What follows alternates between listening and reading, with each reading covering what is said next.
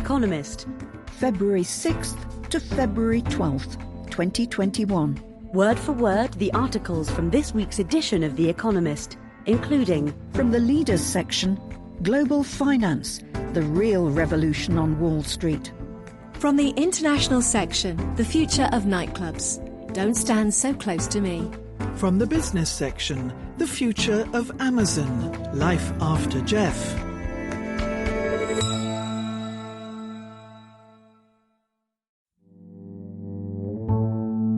The World This Week. Politics. The army seized power in a coup in Myanmar and arrested Aung San Suu Kyi, the leader of the ruling party, the National League for Democracy. It claimed that elections the NLD won by a landslide in November were fraudulent and that it had to intervene to ensure a fair poll could be conducted. The army said it would return power to civilians within a year. The military authorities indicted Ms Suu Kyi with the bizarre charge of importing some walkie-talkies without the proper paperwork, and the president, Win Myint, also from the NLD, with violating social distancing rules. Mori Yoshiro, a former prime minister and the head of the organising committee for the Tokyo Olympics, which are scheduled to start in July, complained about how long women talk at board meetings. The comments prompted widespread calls for his resignation.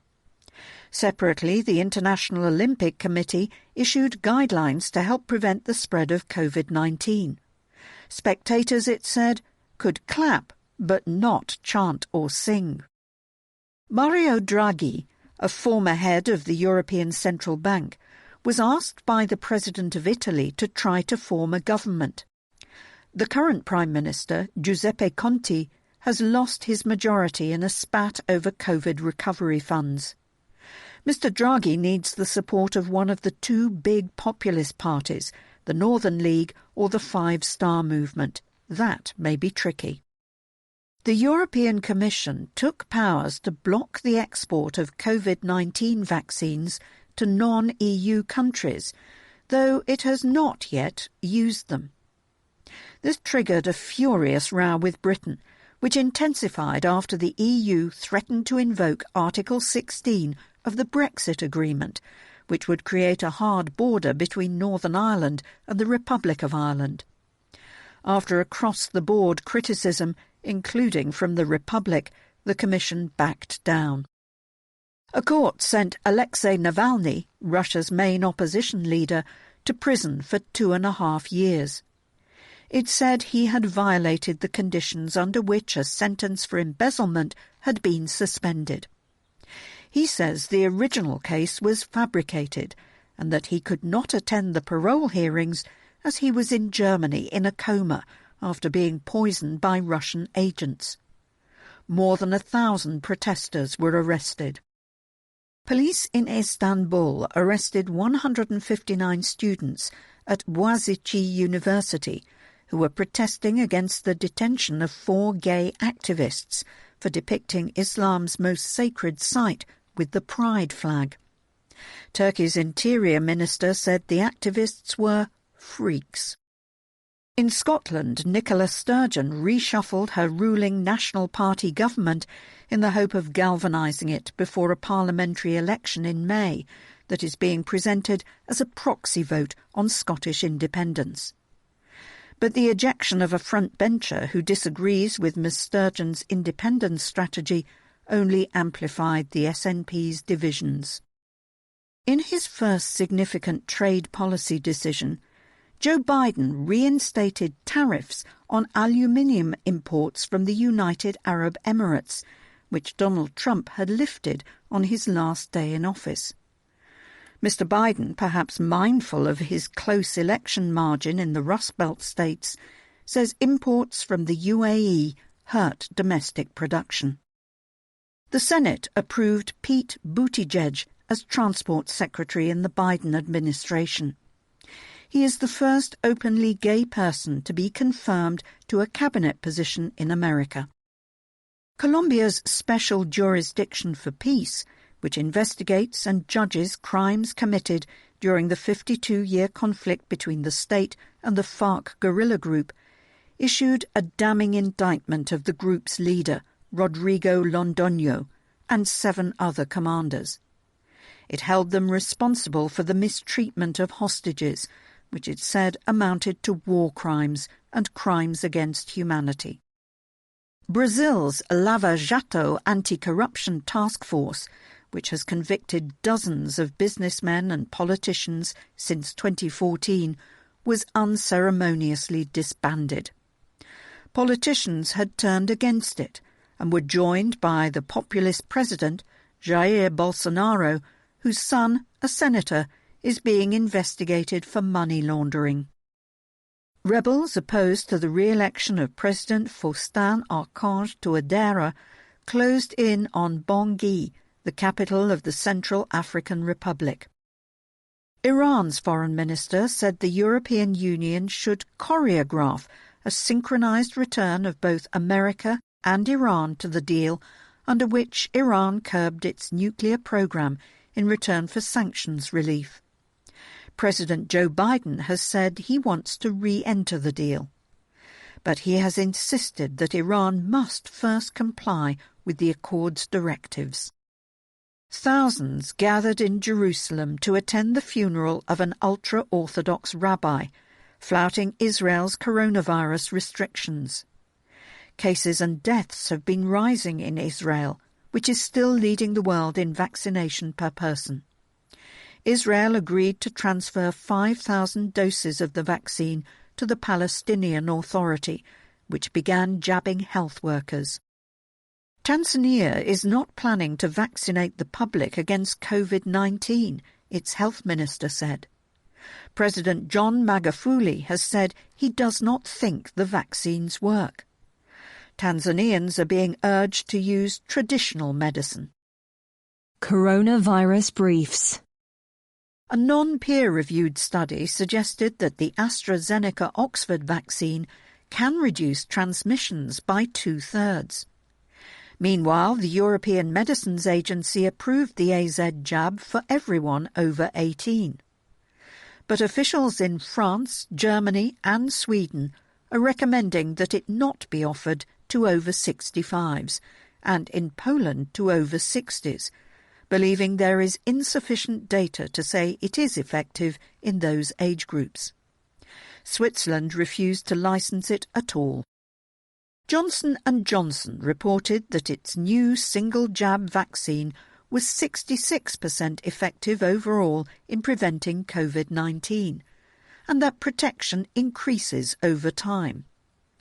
As with other vaccines, J&J's trials showed its jab has lower efficacy in South Africa, where a particularly pernicious strain of COVID-19 has been observed.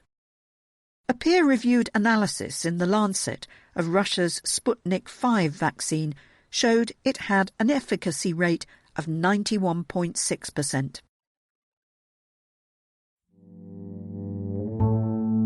The World This Week. Business. Taking markets by surprise, Jeff Bezos said he would stand down as Amazon's chief executive later this year, telling his fellow Amazonians in a letter that he wants to devote more time to his climate change project, The Washington Post and other business and charity interests. Mr. Bezos, who has led the company he founded since 1994, will become executive chairman. The new CEO will be Andy Jassy, who heads Amazon's cloud computing division, the most profitable part of the company. Amazon's quarterly sales passed $125 billion for the first time in the final 3 months of 2020. For the year as a whole, revenues were up by more than a third to $386 billion, almost $100 billion more than Apple's revenues for last year. Google's parent company, Alphabet, also surpassed expectations in the fourth quarter, as sales from advertising jumped by more than a fifth year-on-year. Its cloud services division, however, made an operating loss for the quarter and for the whole year. Following a bout of volatile trading in which the S&P 500 had its worst week since October, stock markets quietened down. Investors remain nervous about the coordinated action of a group of retail traders through message boards such as Reddit to drive up some share prices which hedge funds were betting would fall. Those hedge funds have incurred losses worth billions of dollars. There were other casualties from the stock war battlefield. The share price of GameStop, one of the stocks defended by the day traders, has lost more than 80% of its value since the end of the market skirmish. The effect of lower oil prices was laid bare in the annual earnings of oil and gas companies. ExxonMobil and Shell each recorded annual net losses of around $22 billion last year. BP's loss, its first in a decade, was $20.3 billion. Chevron's second weakest year for revenue since 2000 pushed it to a loss of $5.5 billion. The Eurozone's economy shrank by 6.8% last year. Germany's GDP contracted by 5%, France's by 8.3%, and Spain's by 11%, the worst economic performance for all three countries since the Second World War. The currency bloc's annual rate of inflation jumped to 0.9% in January, ending 5 months of deflation. With activity curtailed by lockdown, the rise in consumer prices reflected factors such as higher shipping costs and a revision to the index's weightings. America's economy was 3.5% smaller in 2020 than in 2019, though it is growing again at a faster rate than many had expected.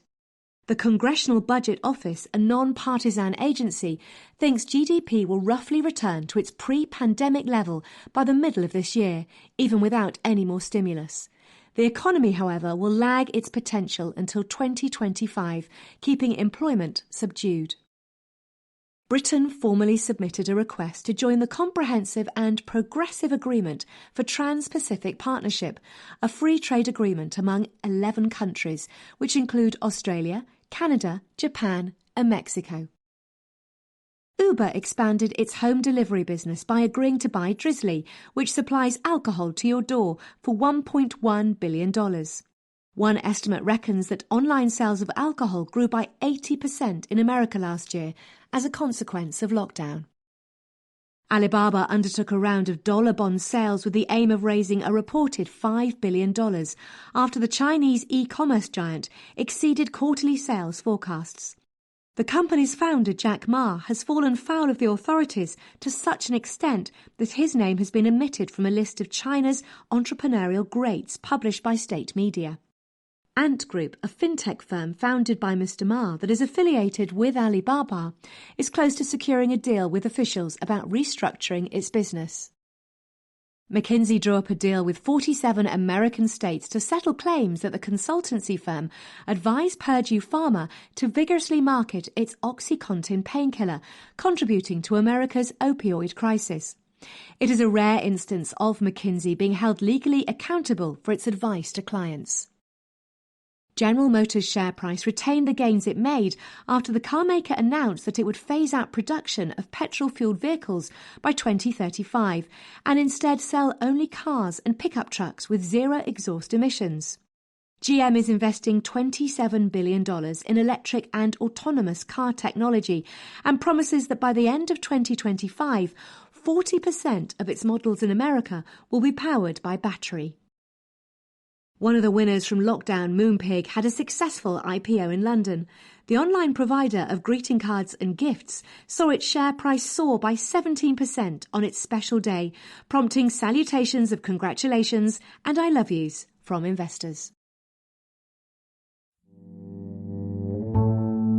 Leaders.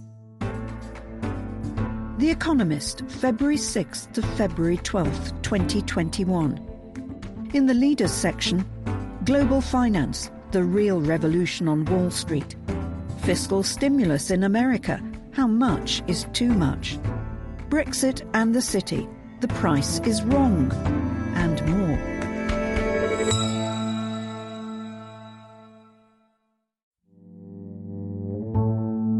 Leaders. The real revolution on Wall Street. High tech meets high finance. It is a promising but volatile combination. Events on Wall Street have become so strange that Netflix is said to be planning a show to immortalize them. But what should be the plot? One story is of an anti-establishment movement causing chaos in high finance, just as it has in politics. Another is how volatile shares, strutting online traders and cash crunches at brokerage firms signal that a toppy market is poised to crash. Both gloss over what is really going on. Information technology is being used to make trading free, shift information flows, and catalyse new business models, transforming how markets work. And despite the clamour of recent weeks, this promises to bring big, long-term benefits. Don't expect screenwriters to dwell on that, obviously. Their focus will be the 8 million followers of Wall Street Bets, an investment forum on Reddit, who have invented a new financial adventurism. Call it swarm trading. Together they bid up the prices of some obscure firms in late January. This triggered vast losses at hedge funds that had bet on share prices falling. And it led to a cash squeeze at online brokers, which must post collateral if volatility rises. Since January 28th, the most prominent, Robinhood, has raised $3.4 billion to shore itself up. The swarm seems to have moved on. This week the price of some favoured shares sank and silver leapt. Meanwhile, in many markets, the normal rules of play have been suspended. Almost 300 SPACs listed last year, raising over $80 billion and allowing firms to float without the hassle of an initial public offering, or IPO. Tesla has become America's 5th most valuable firm. Bitcoin, having gone from the fringe to the mainstream, has a total value of $680 billion. Trading volumes for shares are at their highest in at least a decade, and those for some derivatives are off the charts.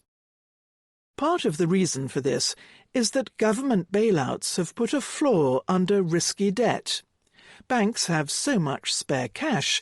JP Morgan Chase's pile has risen by $580 billion in the pandemic that they are turning depositors away. Instead of using the lockdown to learn Mandarin and discover Tolstoy, some people have used their stimulus checks to day trade. Although the whiff of mania is alarming, you can find reasons to support today's prices. When interest rates are so low, other assets look relatively attractive.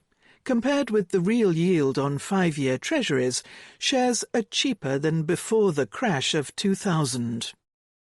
Yet the excitement also reflects a fundamental shift in finance. In recent decades, trading costs for shares have collapsed to roughly zero. The first to benefit were quantitative funds and big asset managers, such as BlackRock. Now retail investors are included, which is why they accounted for a quarter of all trading in January. Meanwhile, information flows, the lifeblood of markets, are being disaggregated. News about firms and the economy used to come from reports and meetings governed by insider trading and market manipulation laws. Now a vast pool of instant data from scraping websites, tracking industrial sensors and monitoring social media chatter is available to those with a screen and the time to spare. Last, new business models are passing Wall Street by. SPACs are a Silicon Valley rebellion against the cost and rigidity of IPOs. Robinhood, a tech platform from California, executes trades through Citadel, a broker in Chicago. In return for free trading, users' trades are directed to brokers who, as on Facebook, pay to harvest the data from them. Far from being a passing fad, the disruption of markets will intensify. Computers can aggregate baskets of illiquid assets and deploy algorithms to price similar but not identical assets, expanding the universe of assets that can be traded easily. A sharply rising proportion of bonds is being traded through liquid exchange-traded funds, intermediated by a new breed of market makers, such as Jane Street. Contenders such as Zillow are trying to make housing sales quick and cheap, and in time, commercial property and private equity stakes may follow. On paper, this digitization holds huge promise. More people will be able to gain access to markets cheaply, participate directly in the ownership of a broader range of assets, and vote over how they're run. The cost of capital for today's illiquid assets will fall. It will be easier to match your exposure to your appetite for risk. But financial progress is often chaotic. First time around, innovations can cause crises, as the structured credit boom did in 2007 to 2009. The capacity of social media to spread misinformation and contagion is a worry. It is hard to see how some underlying assets justify the price rises of the past few weeks. Some fear that powerful firms hoarding the data of individual investors will exploit them.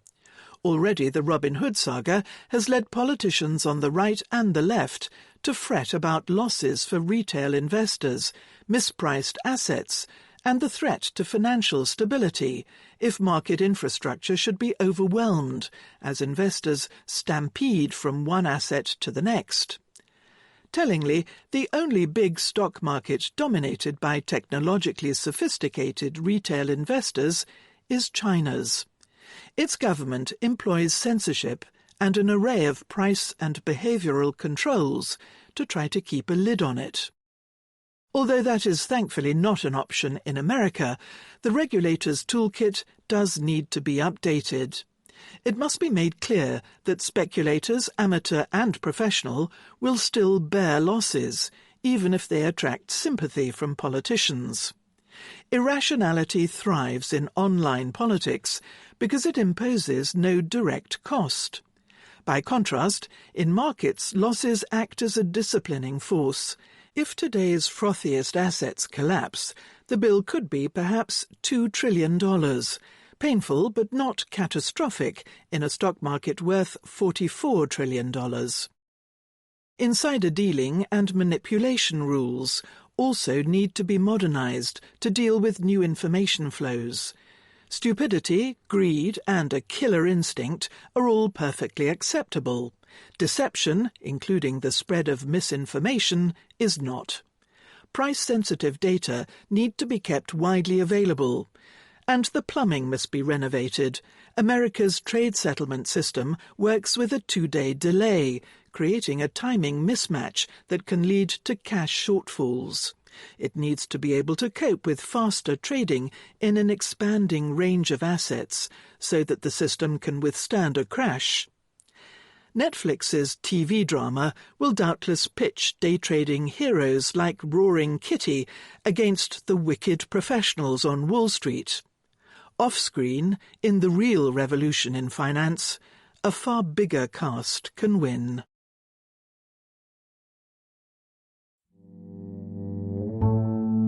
Leaders. Fiscal stimulus in America. How much is too much? Targeted relief would be better than indiscriminate spending. America's economy will recover faster from the pandemic than its rich world peers, the IMF predicts. Not because it has controlled the spread of disease, it hasn't, but mostly because of its enormous economic stimulus, which boosted household incomes by more than 6% in 2020, even as the unemployment rate peaked near 15%. Before Joe Biden became president, Congress had already spent $4 trillion fighting the crisis. Now he proposes $1.9 trillion more emergency spending, which would take the total to over 25% of GDP in 2019. Republicans think that it is too much. A group of the party's senators has made a counter-offer of a plan worth about $600 billion. The right size for the bill is not best judged from the top down. America is not in a normal recession that is best solved by a calibrated slug of government spending. No amount of pump priming will fully reopen restaurants, nightclubs and offices while the virus remains prevalent, nor would that be desirable. The government must instead fight the crisis from the bottom up. Congress should spend whatever is needed on vaccinations and on replenishing the incomes of workers bearing the brunt of the crisis. They have lost their jobs through no fault of their own, and if their incomes collapsed, they would slash their spending, spreading the pain to the rest of the economy. Extending a generous top-up to unemployment insurance benefits beyond its expiry in March should be a priority. Nobody should fret about the cost of providing what is in effect disaster relief. Prolonging vast deficits, however, does carry a risk. According to official projections released on February 1st, without more stimulus, America's GDP would lag behind its potential by only 1.3% at the end of 2021. Mr. Biden's proposed spending is 6 times bigger than the shortfall. The multiplier effect of government spending on output is hard to estimate, but is small today because many households are saving stimulus money. Yet should vaccinations let the economy reopen fully in the second half of 2021, the pent-up effects of stimulus may cause the economy to overheat, leading to a burst of inflation. Higher inflation would be tolerable, welcome even, up to a point. But it would mean any further deficit spending, for example on Mr. Biden's infrastructure plan, would further stoke the fire. Better to preserve fiscal fuel by avoiding unnecessary largesse. Democrats want to send checks worth $1,400 to most individuals, adding to the $600 they recently received.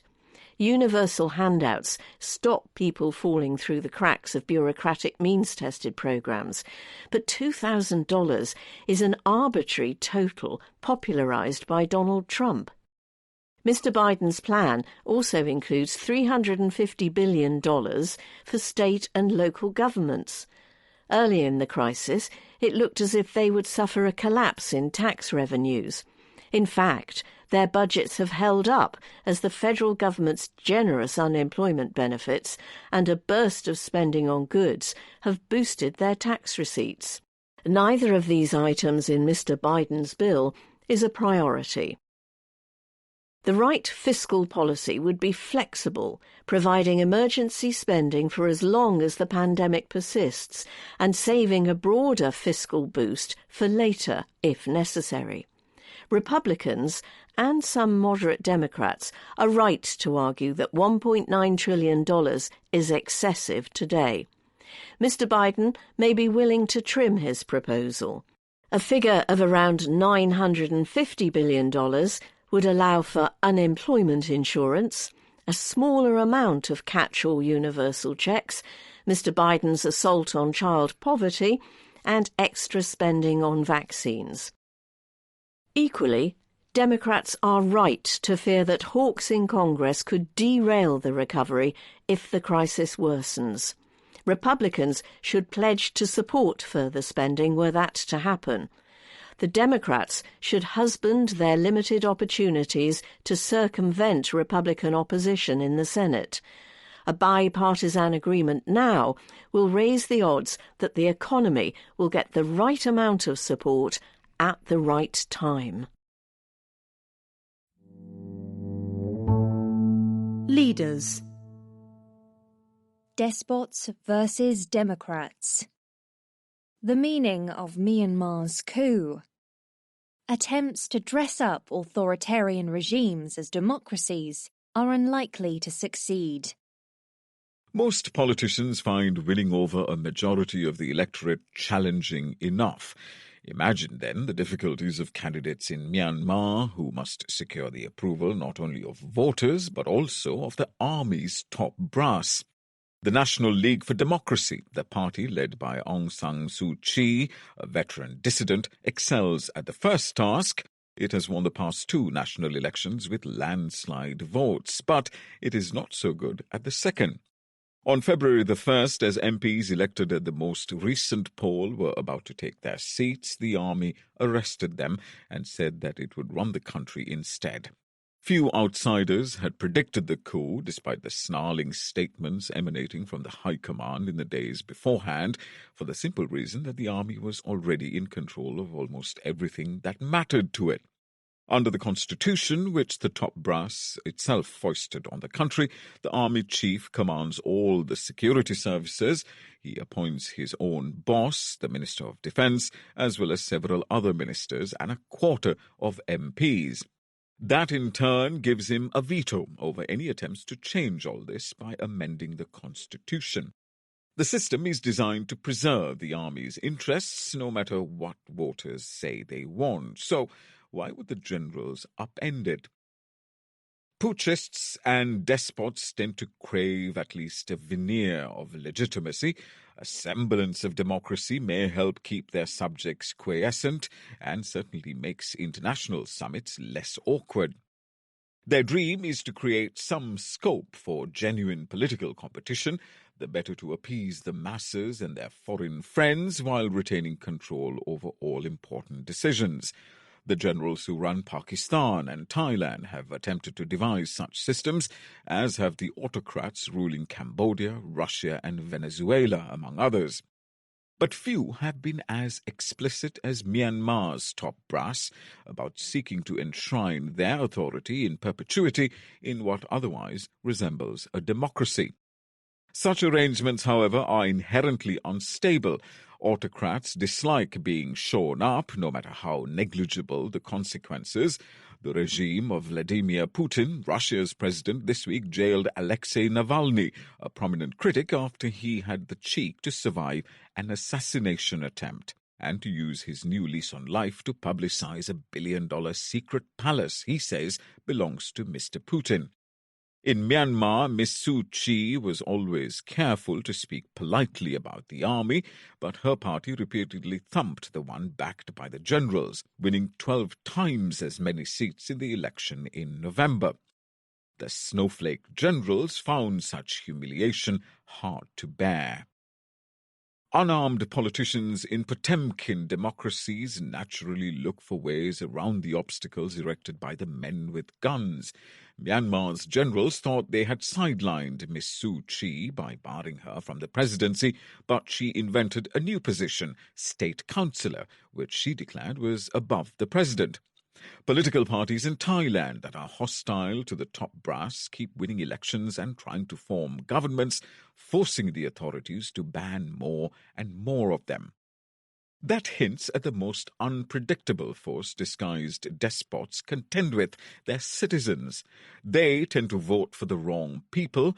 Witness how often the Pakistani army has had to see off tiresome prime ministers. The people can also take to the streets if the system is a hollow pretense. In Belarus, after 40 elections, thousands have been braving brutal repression. So too in Russia, where, as Mr. Navalny said this week, lawlessness and tyranny pose as state prosecutors and dress in judges' robes.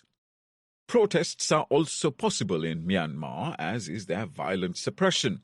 The army, after all, has quelled peaceful demonstrations by force plenty of times over the years, but the pariah status that comes with naked repression is precisely what the army was hoping to escape when it concocted the constitution it had just violated. In that sense, the coup, although crushing to Myanmar's democrats, is a defeat for the generals too.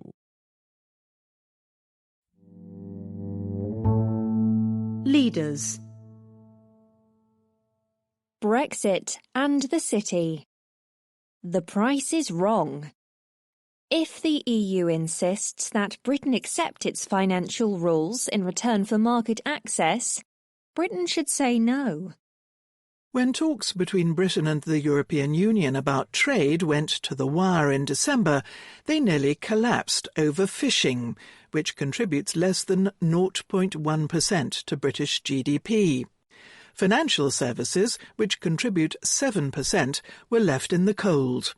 As far as banks, insurance firms and the like are concerned, there might just as well have been no deal at all. American firms now trade with the EU on better terms than British ones do. Britain's financial services industry is already counting the cost of the government's negligence. Between the referendum in June 2016 and the end of 2020, around 7,500 jobs and over £1.2 trillion, that's $1.6 trillion of assets, moved from Britain to various European capitals.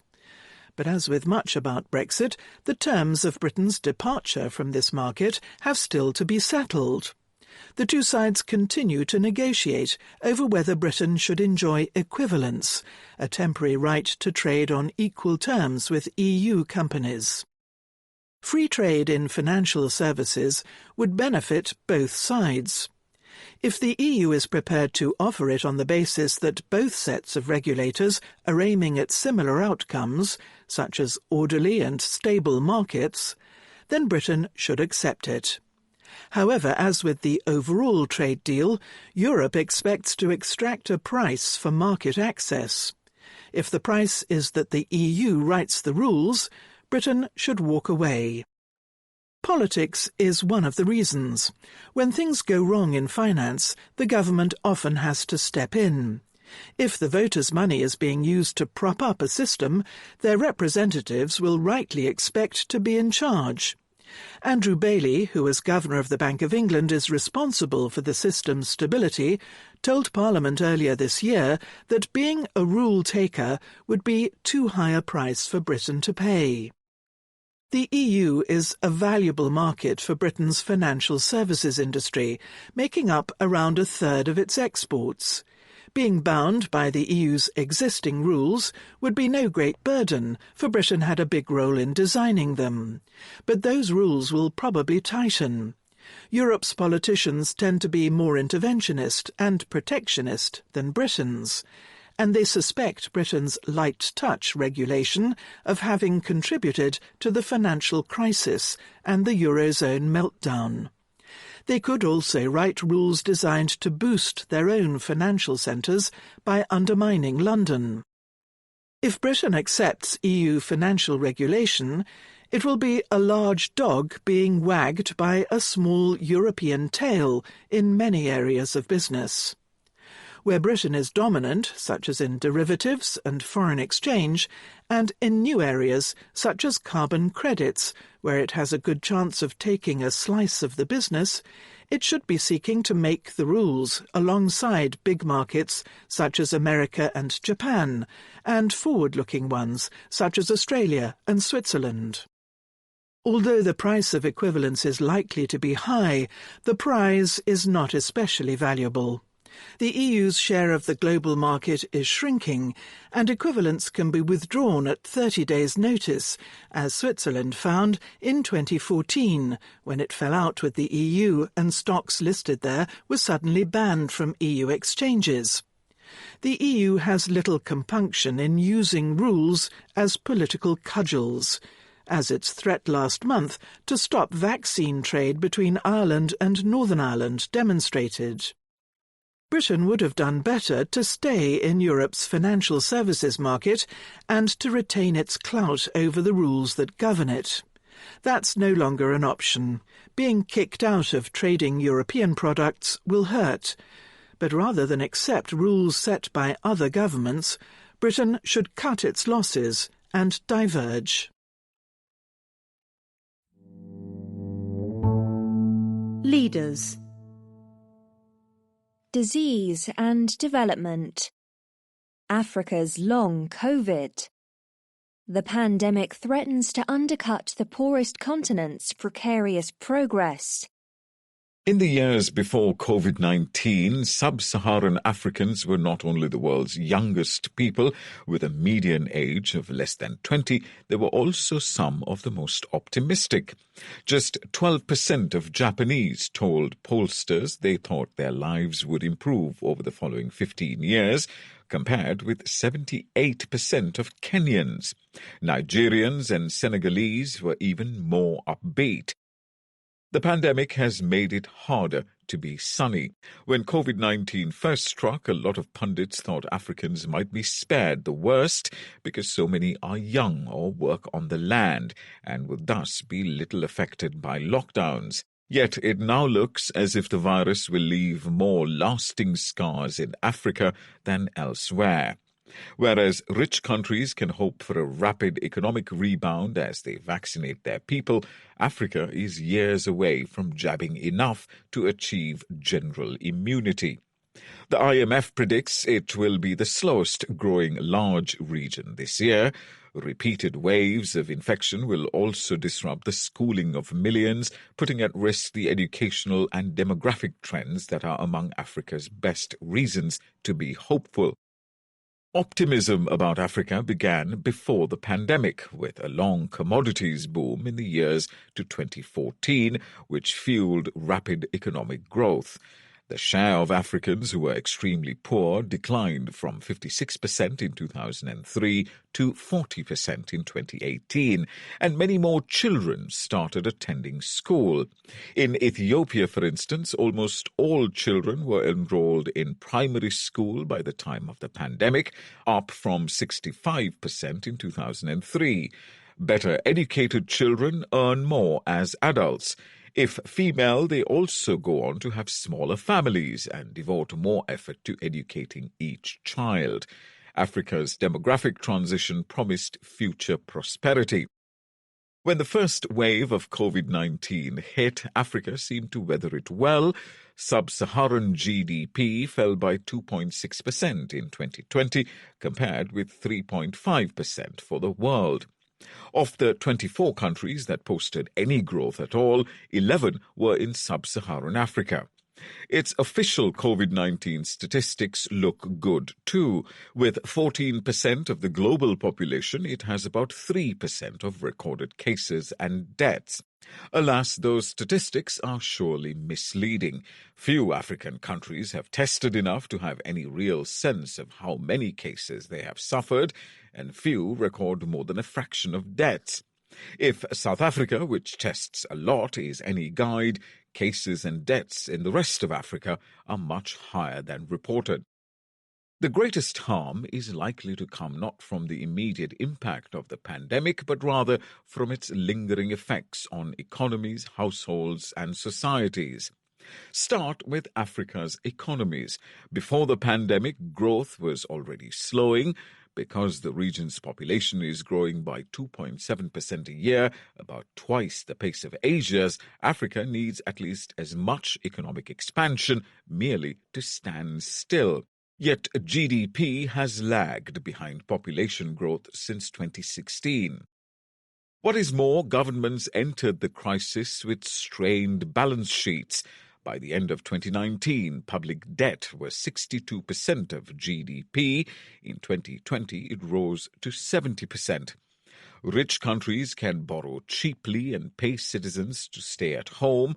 On average, they have spent more than 7% of GDP cushioning the shock of COVID-19. African governments have spent only 3% of GDP, and even that was a burden. Fully 46 introduced social welfare grants, but they did not stop 32 million people falling into extreme poverty. To avoid debt crises, many African governments may curtail spending on infrastructure too. This will stymie growth. Without better ports, roads, and power supplies, Africa will reap fewer benefits from a continental free trade deal that came into effect last month. Africa is at the back of the queue for vaccines, alas. The Economist Intelligence Unit, our sister organization, predicts the region will struggle to obtain enough doses to reach herd immunity before 2024. As much of the rest of the world gets back to work, travel and play, Africa could find that COVID-19 is in effect endemic. The travellers and tourists who help generate almost 9% of GDP will stay away. Lockdowns and curfews will choke markets and bars. Most worrying, schools could close again.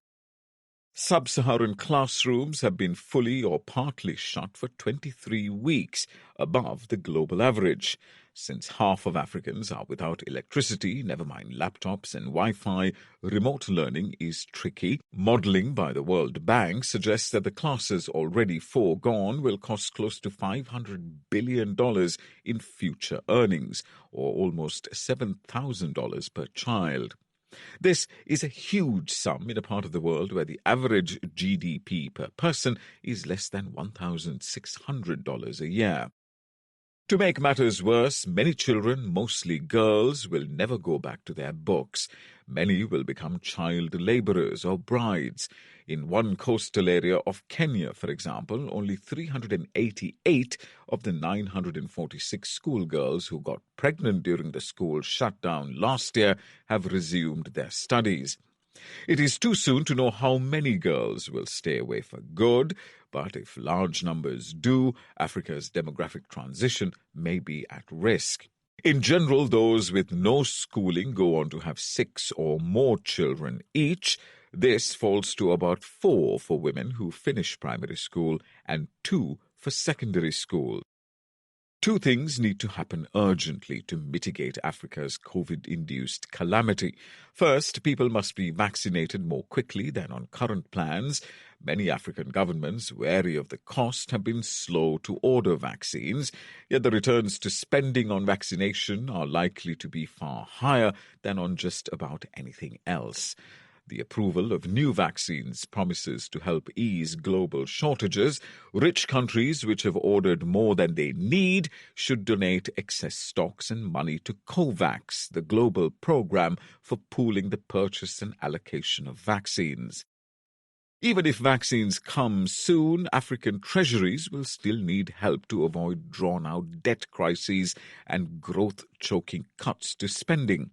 Lenders such as the World Bank and IMF should offer more cheap loans and support proposals by the African Development Bank and others to woo more private capital.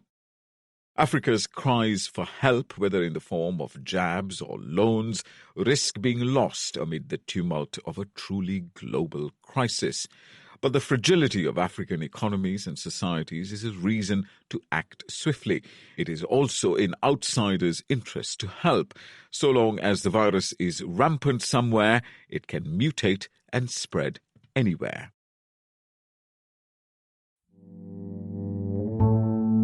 Letters. On Ethiopia, vaccine passports, space debris, and Wikipedia.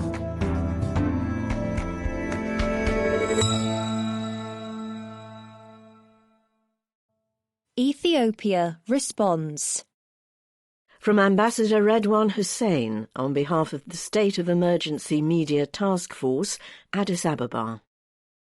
The government of Ethiopia condemns in the strongest terms the accusation that it is wielding hunger as a weapon, Article January 23rd. Your claim is based on unknown accounts and frettings. In fact, the government has mobilised and delivered more than 31,000 tonnes of food, non-food items and medical supplies to Tigray in the past month. There is a delicate balance between guaranteeing basic necessities and maintaining security in the Tigray region. The defence forces and other security institutions have demonstrated exceptional courage and skill in this regard. Utility companies and other service providers are working at full speed to restore amenities in Tigray. They are doing so in the wake of acts of vandalism against infrastructure carried out by the Tigray People's Liberation Front. Reconstruction will take time. The people of Ethiopia want peace and the rule of law. The TPLF has been the sponsor of destabilization, terror and massacres over the past 3 decades. It has not eased its thirst for power, even after it was unseated through protests and the electoral rules it had itself helped engineer. The gravest error, the article made, was its short-sightedness. The past 2 years have been profoundly painful for all Ethiopians, but the government believes we are heading the right way. Magnifying troubles and echoing accusations of past regimes is a distraction. Ethiopia is reforming and entering a new era. The law enforcement operation in Tigray is a costly but necessary step in that direction. In this complicated and high-stakes operation, humanitarian, diplomatic and media agencies will have to endure the inconvenience of heeding to the direction of the government. The success of this operation necessitates that, as Tigray transitions to rebuilding and recovery. It is regrettable that The Economist assumes that leaders in Africa are either evil or incompetent.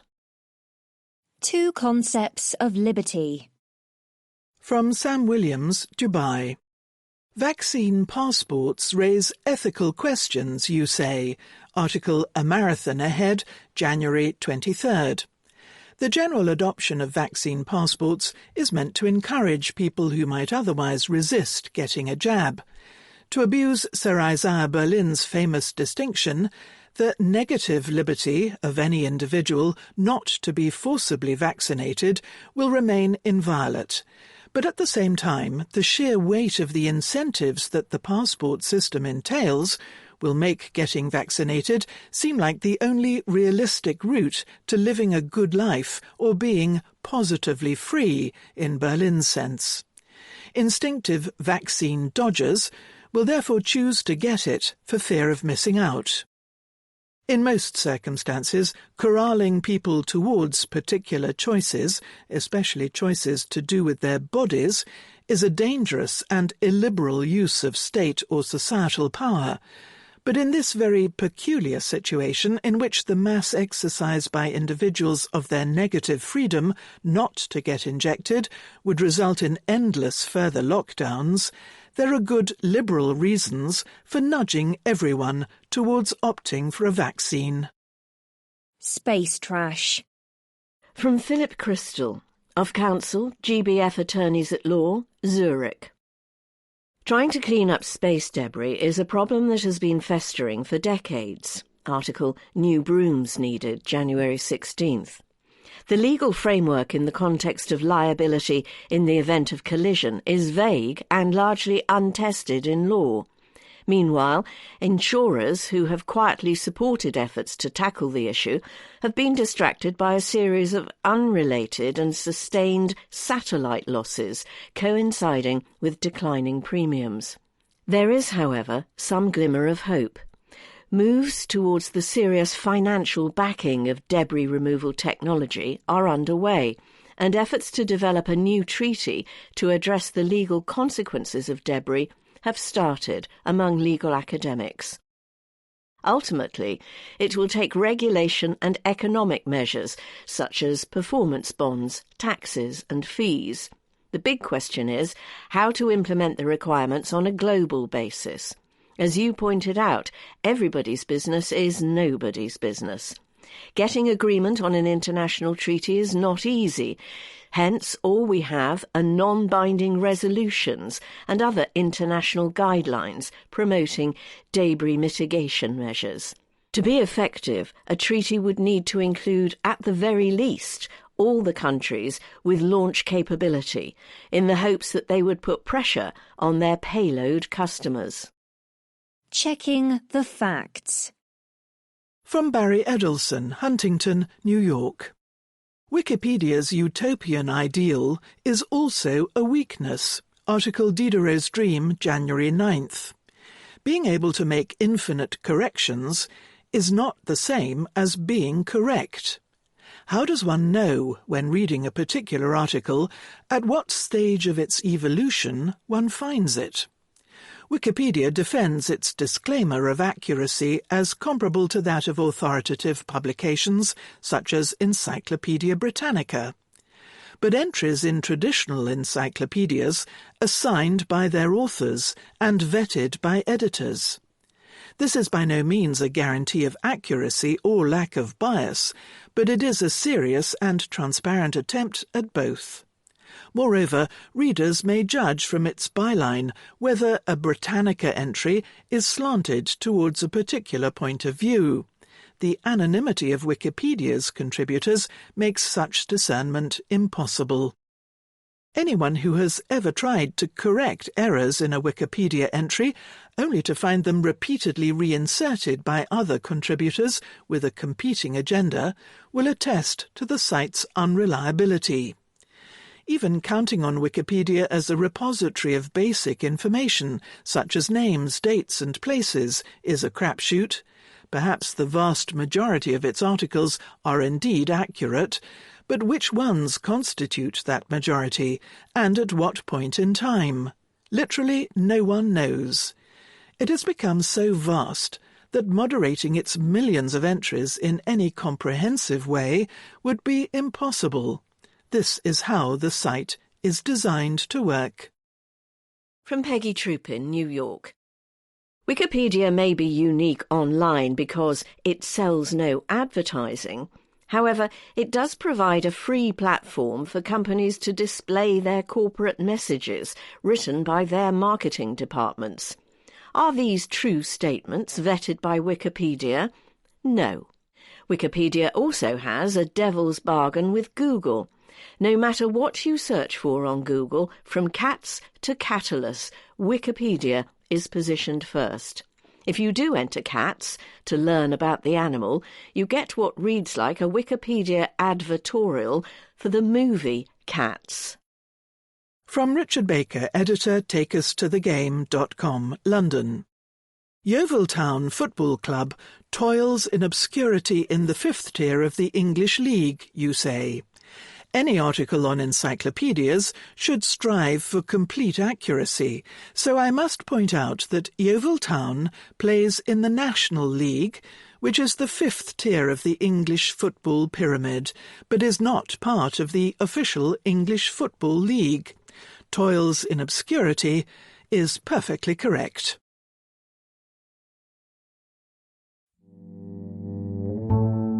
Briefing. The Economist, February 6th to February 12th, 2021. In the briefing section, Myanmar's coup, reversion to type.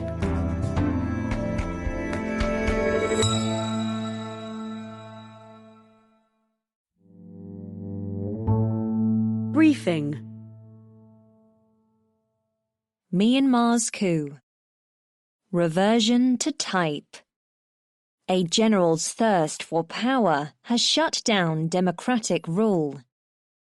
Myawaddy, a television station owned by the Burmese army, is normally so bad as to be unwatchable.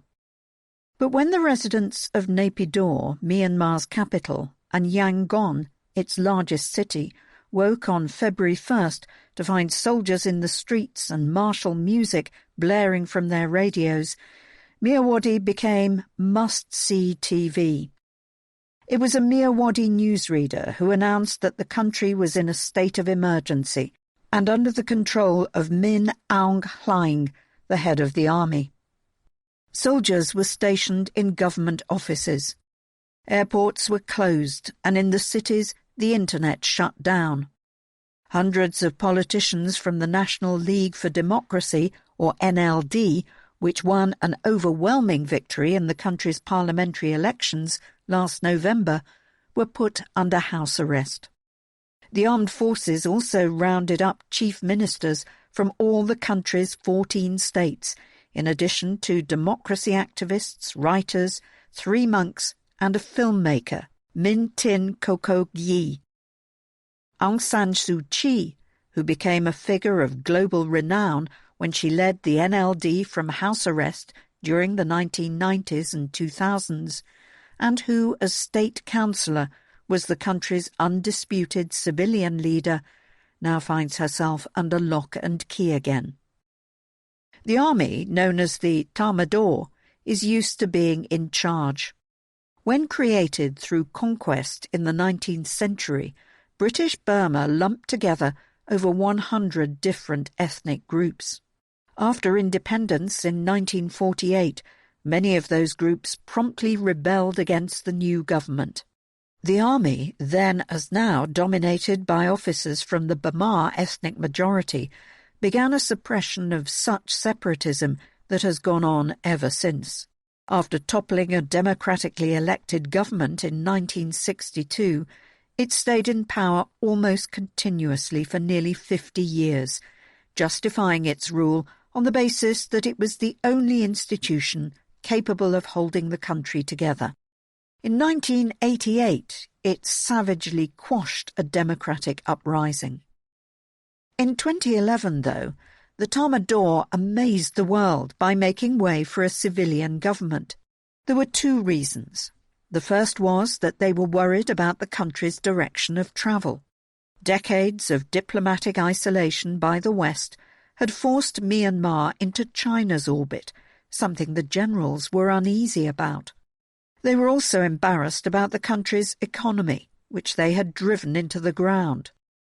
In 1962, Burma had been one of Asia's richest countries. 50 years later, it was one of the poorest. In 2008, the regime's woeful response to Cyclone Nargis, which killed 140,000 people, destroyed any vestiges of credibility it might still have had. The second reason for allowing a civilian government was that the Thermidor thought it could do so without really losing power. The generals painstakingly designed a hybrid political system that entrusted the thankless task of governance to civilians, but enshrined the Thermidor's independence and many of its powers. In the constitution for this discipline-flourishing democracy, as they memorably called it, the Commander-in-Chief of the Army appoints the man who is notionally his boss, the Minister of Defence, as well as the Ministers of the Interior and Border Control. He thus commands all the organs of state security. A quarter of the seats in Parliament are reserved for serving military officers appointed to them, which gives the army an effective veto over all constitutional change. Even as tensions rose over the past few weeks, many believed a coup unlikely simply because the constitution already protects the Thermidor's interests so well. Ms. Suu Kyi's NLD boycotted the first elections held under this new constitution in 2010, ushering in 5 years of rule by Thein Sein, an ex-general, and his Union Solidarity and Development Party, or USDP, a proxy for the Thermidor. But in 2011, following talks with Mr. Thein Sein, Ms. Suu Kyi engaged in the process. After success in by-elections, the NLD won a landslide victory in the general election of 2015. The army had tried to ensure that even if her party won at the polls, Ms. Suu Kyi could not herself wield power. The framers of its constitution included a novel clause that bars anyone with foreign relatives from the presidency. It is in no way a coincidence that Ms. Suu Kyi has 2 British sons. It was to circumvent this obstacle that, after the NLD took office in 2016, Parliament created the new position of State Councillor. The generals were able to take some consolation from the fact that, having achieved power, Ms. Suu Kyi did not use it very well. A lacklustre performance was to some extent unavoidable, given the constitutional constraints that stopped her from exerting power over the army and the weakness of all other governmental institutions. But the State Councillor added unforced errors. At first, she surrounded herself with ministers whose only credentials were loyalty and grey hair, and though some of the duffers were later replaced with technocrats, her management wasted their potential. She brooked no dissent and refused to delegate. The economy was sluggish. The country's precariat grew. Though Ms. Suu Kyi continued peace talks with various separatist factions begun under Mr. Thein Sein, she alienated many minorities by refusing to take their grievances seriously or to include their representatives in government. General Min Aung Hlaing had particular reason to hope that this poor record would be reflected in November's vote. He was due to retire from the armed forces this coming July, and appears to have harboured hopes of becoming president. He has a hunger for raw power, says David Matheson, an analyst based in Thailand. With a quarter of the seats in Parliament occupied by loyal officers come what may, a reasonable showing by the USDP would have produced a legislature happy to vote him into office, even if NLD was the biggest party. It was not to be. Myanmar's system of first-past-the-post constituencies gave the NLD 83% of the elected seats in Parliament. The USDP got just 7%. The USDP promptly made allegations of fraud to the Electoral Commission, which administered the poll. The Commission denied them. There were some problems with the election, and the government refused to allow any voting in some places, citing fears of violence. The same had been done in 2010 and 2015. But this time the no-vote zones in the states of Bago, Kachin, Karen, Mon, Rakhine and Shan were significantly larger. Nonetheless, independent election observers, including those from overseas, agreed that there was no proof of fraud on a scale sufficient to overturn the NLD's landslide victory. The army, which thought its handcrafted constitution would never see it in the minority, faced the prospect of taking up permanent residence there. And General Min Aung Hling's personal ambitions were dashed. He still needed something to guarantee his legacy, his liberty, and his family wealth, says a Western diplomat based in Yangon. But denied the presidency, he didn't have a plan B. In a conscious or unconscious echo of what was going on in Washington, D.C., the Thermidor took up the USDP's cry of terrible fraud. By January 26th, its spokesman was refusing to rule out the possibility of a coup. At crisis talks on January 28th, the army demanded that the new session of Parliament, scheduled to start on February 1st, be delayed while a nationwide recount of the vote took place. The government refused, and over the weekend parliamentarians duly gathered in Naypyidaw to get on with things, which made it easy for the armed forces to gather them all up at once. In many ways, post-coup Myanmar looks familiar. The army is again in charge, but the reasons it had for stepping aside persist. Ms. Suu Kyi is again under house arrest, but remains by far the most popular politician in the country. Her international standing, admittedly, is not what it was. In 2017, insurgents from the Muslim Rohingya minority attacked an army base in Rakhine.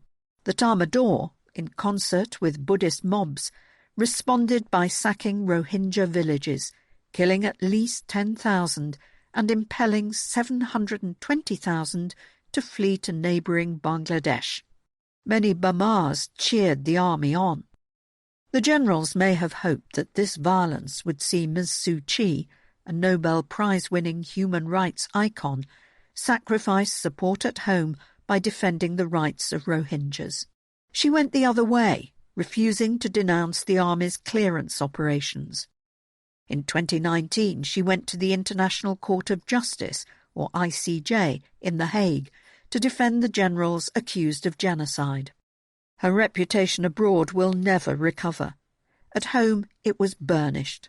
Her performance at the ICJ probably helped win the NLD their massive majority in November.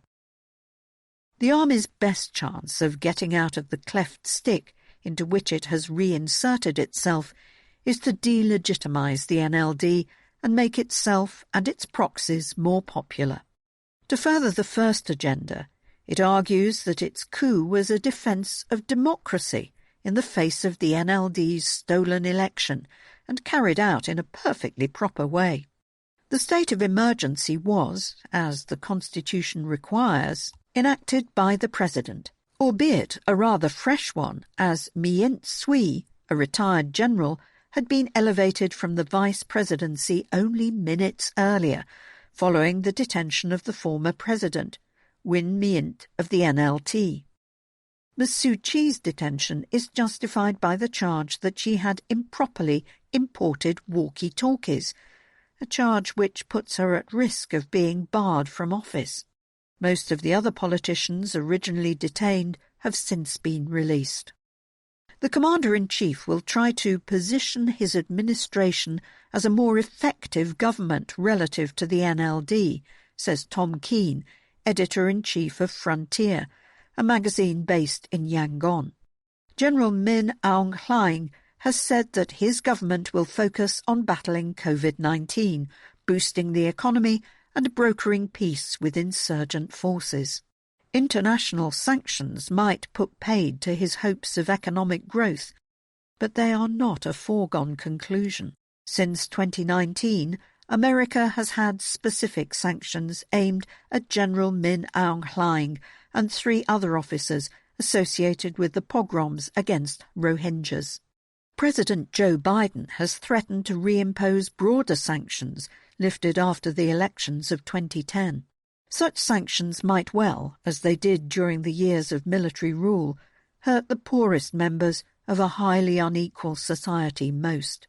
Myanmar's army rulers and the business networks and smuggling rackets they patronise, used to such constraints, would be much less affected. One of those sceptical about a policy of isolation may well be the Indo-Pacific Czar in Mr. Biden's National Security Council, Kurt Campbell, who from 2000 on orchestrated America's rapprochement with Myanmar under Barack Obama. On past form, he will argue that engagement with Myanmar is the only hope of getting the democratic process back on track. Part of Mr. Campbell's strategy in the 2010s was to play on the Thermidor's worries about China's power over their isolated country. Those fears, like the other drivers behind that opening up, are still apparent today. The army is wary of Chinese support for insurgencies along their shared border. Chinese interests are deeply embedded in the country's dysfunctional economy, easily discerned in arms sales, infrastructure projects, an army of small traders and border enclaves that are havens for gambling, smuggling and money laundering. The fact that Chinese state media described the coup as no more than a major cabinet reshuffle suggests that the Chinese government, which had been wooing Ms. Suu Kyi, is keen to be on good terms with the new regime. Myanmar offers it a strategically crucial direct route to the Bay of Bengal and the Indian Ocean beyond, a way for China's imports of oil and gas to bypass the potential chokehold of the Malacca Straits and for exports to be shipped out of its inner provinces. In time, it could be a military foothold too. The physical manifestation of these strategic desires is the China-Myanmar Economic Corridor, over $21 billion worth of country-spanning projects, including a railway, oil and gas pipelines, and a deep-water port at Chaoshu. These projects were troubled even before the uncertainty injected by the coup. It is far from clear how Myanmar can pay for them all, and the links run through the territories of various ethnic minorities, including, in Rakhine, the territory where the ethnic cleansing of Rohingyas took place. Chinese-backed construction is more likely to inflame existing ethnic conflicts in such places than to bring peace and development. While outsiders vie for favour and seek to engineer an outcome they prefer, political opposition inside Myanmar may be weak. On February 3rd, staff at 70 hospitals in 30 towns went on strike. The following day, a small demonstration took place in Mandalay, Myanmar's second city. The All Burma Federation of Student Unions, which played a role in the seminal protest movement which saw Ms. Suu Kyi emerge as a leader in 1988, is planning protests across the country, according to Wei Yan Pyo Mo, the organisation's vice-chair.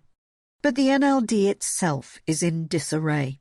Without Ms. Suu Kyi's leadership in the short term, I think it will be difficult for the NLD to respond cohesively to this challenge it now faces, says Mr. Keane. Naporn Lat, an activist and political prisoner under the last junta, suspects that at least for the moment people would prefer to express their dissent on social media rather than in the streets, daunted as they are by the twin risks of catching COVID-19 and provoking the army. We saw such brutal crackdowns in the past, he says. After the coup's initial restrictions on internet use were eased, they were too disruptive to business, criticism flooded social media, leading the regime to order internet providers to block Facebook, widely used in Myanmar, for 4 days from February 4th. In the longer term, the Tatmadaw has other weapons at its disposal, like disinformation. Mr. Wei Yan Pyo Mo alleges that the army is already trying to sow doubt about the true identities of protesters in order to foment instability. As these fights continue online, others will be fought on the ground. General Min Aung Hlaing's talk of reinvigorating peace talks needs to be read in the context of the army's belief that negotiation works best from a position of strength. The coup is a precursor to a much more aggressive military approach, says Avinash Paliwal of the School of Oriental and African Studies in London. He believes that the Kachin Independence Army, one of the more powerful armed groups, has privately warned its rank and file to prepare for the worst. It may not escape the junta's notice that more intense fighting could offer a pretext for extending the state of emergency. Attending to health and the economy while refraining from violence in the Bamar heartland may win the new regime the support it needs for the next election to produce a parliament more to the Tatmadaw's liking. To help things along, it has already appointed loyalists to a new election commission, and Ian Holliday of the University of Hong Kong suspects that it may seek a way to ditch the first-past-the-post system which has amplified the NLD's parliamentary majorities. Their aim is not inconceivable. Most Burmese adore Ms Suu Kyi, but their views on democracy are ambivalent. Although 87% of those surveyed in 2019 by the Asian Barometer Survey say that they support democracy, 2/3 believe it neither promotes economic growth nor maintains order. Nearly half support a role for the Tatmadaw in politics, more than in 2015. But having had a taste of democracy for the past 5 years, many Burmese will be loath to give it up. We are afraid of being beaten or killed or shot, says Mr. Wei Yan Pyo Mo. But we have also seen that many people have sacrificed their lives fighting injustice during the military dictatorship in past decades. This time, it is our duty to end the injustice.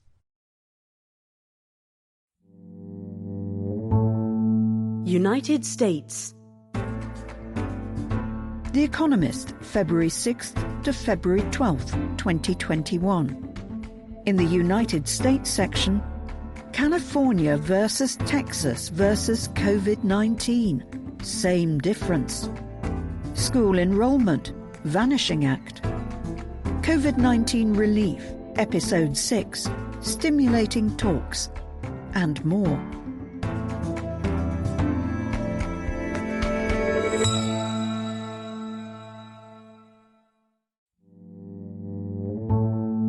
United States. California versus Texas versus COVID-19. Life, liberty. America's 2 largest states have taken opposite approaches to fighting COVID-19. The results are not as different as might be expected. If crisis reveals character, as the saying goes, it can also reveal contrast. In America, the 2 most populous states, California, the largest Democratic state, and Texas, its Republican rival, have adopted strikingly different approaches to managing the pandemic. How well they have fared is significant to the health of the nation, since 1/5 of Americans live in the 2 states. Their relative fortunes also show how hard it is for states, which are in charge of America's response to COVID-19, to get the trade-offs right between lockdowns, economic damage and the spread of the virus, and show the limits of public policy when state borders are porous. Texas, ever sceptical of government, has taken a lighter touch approach to public health measures. Last year, Greg Abbott, the governor, was slow to issue a mask mandate and fought cities and counties that wanted to implement stricter rules. Texas did issue a stay-at-home order, but it was one of the first states to reopen, doing so even earlier than Donald Trump's White House suggested. Cases spiked. In Texas, the trade-off between public health and economic health largely played out in favour of business interests. Last year, during lockdown, Dan Patrick, the histrionic lieutenant governor, summed up this philosophy by arguing that there are more important things than living, and claiming lots of grandparents were willing to die to save the economy. Underscoring the state's view of business, on February 1st, Mr. Abbott used his State of the State address to declare 5 emergency items. The only one, related to COVID-19, had nothing to do with stopping deaths, but instead was aimed at helping businesses, healthcare providers and individuals to avoid COVID-related lawsuits. California, in contrast, has taken a more activist role in responding to the pandemic, says Jennifer Tolbert of the Kaiser Family Foundation, a non-profit. This reflects the state's philosophy that government intervention can be a force for good. It was the first state to impose a shelter-in-place order last year, and still has some of the strictest guidelines in the country. Until recently, the state banned even outdoor restaurant dining as it grappled with a winter surge of cases, prompting complaints and lawsuits from businesses. Not until January 25th did Governor Gavin Newsom announce that the state would lift, again, its stay-at-home order. Public schools have mostly remained closed for in-person learning, while those in Texas have been open since last autumn by state decree. Despite their contrasting approaches, the results have not been as different as expected. Texas has a higher death rate per person. Only Arizona and South Carolina have fared worse, according to the CDC. But the gap is not as great as you might expect. Texas has had 127 deaths per 100,000, compared with 104 per 100,000 in California. People in California are frustrated because they feel like they are experiencing the worst of both worlds, says Ken Miller of Claremont McKenna College and author of the book Texas versus California. They have endured never-ending lockdowns, and yet deaths are currently higher than ever. Meanwhile, in Texas, the economic benefits of a more libertarian approach are hard to discern. The unemployment rate in both states is higher than the national average. It is still too early to issue a post-mortem on why this is, but there are several factors that may help explain the state's different experiences. First is the role of more infectious mutations. Anne Remoyne, a professor of epidemiology at UCLA School of Public Health, describes variants as the big X factor. She thinks a variant may be one cause of the spike Southern California saw in cases this winter, but it is too early to say so conclusively because so little genomic sequencing and surveillance have been done. As has been shown from the recent surge in California, the virus often wins no matter what you try to do as a government, says Larry Levitt of the Kaiser Family Foundation. A second factor is the length of lockdowns people can tolerate before the policy becomes counterproductive. Most public health experts believe that Texas was too quick to come out of its lockdown and paid the price with thousands of lives. Yet California has shown the limitations of long-lasting intermittent lockdowns. The Golden State's most recent ban on outdoor dining in the winter may have simply pushed private gatherings indoors, causing the virus to spread. Jay Bhattacharya, a professor of medicine at Stanford University, calls lockdowns trickle-down epidemiology policy because they gave an advantage to the wealthy who could work from home, whereas poorer Californians had to go to work, thereby running the risk of bringing the virus back to their families. That is a strange outcome for America's most progressive state. Even Mr. Newsom got pandemic fatigue, dining indoors at the French Laundry, one of the country's most expensive restaurants, with acquaintances in November, after urging Californians to practice social distancing. Disapproval of his action has been mounting, and he is facing a recall campaign, which, if it gathers enough signatures, will go on the ballot and could remove him from office. His Texan counterpart has also seen his approval ratings drop, but is not facing a political crisis. A third factor explaining the pandemic's toll in these two states is access to health care. Texas chose not to expand health care coverage under the Affordable Care Act. Its share of uninsured adults and children, 18%, is the highest in the country and twice the national average. In California, the figure is 8%.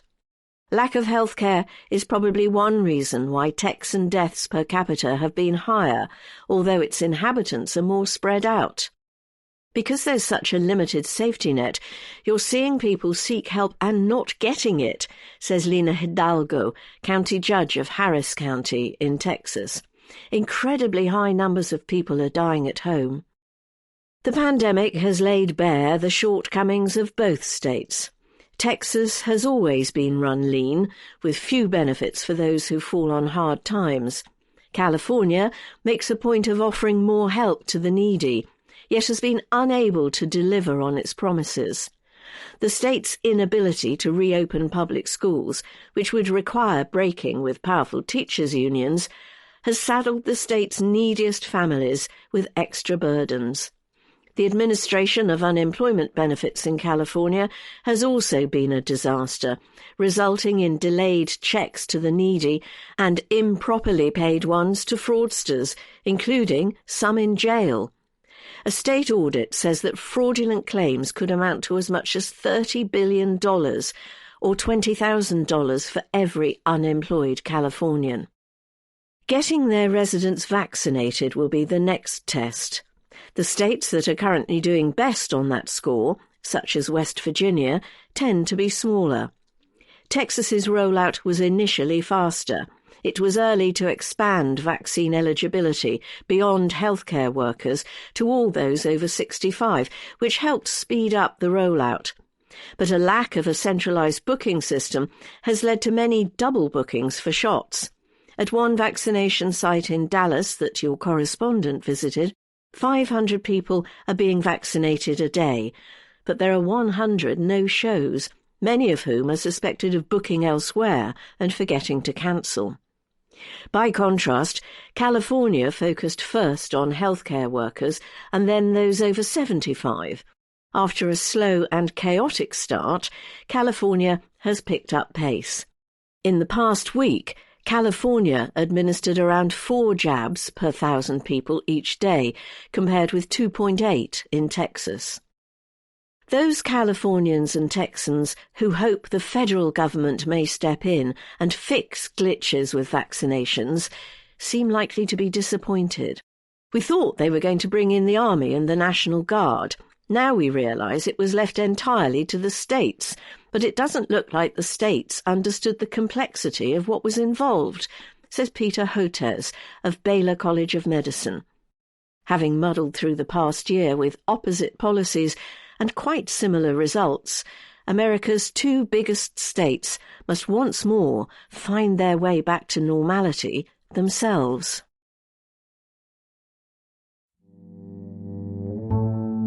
United States.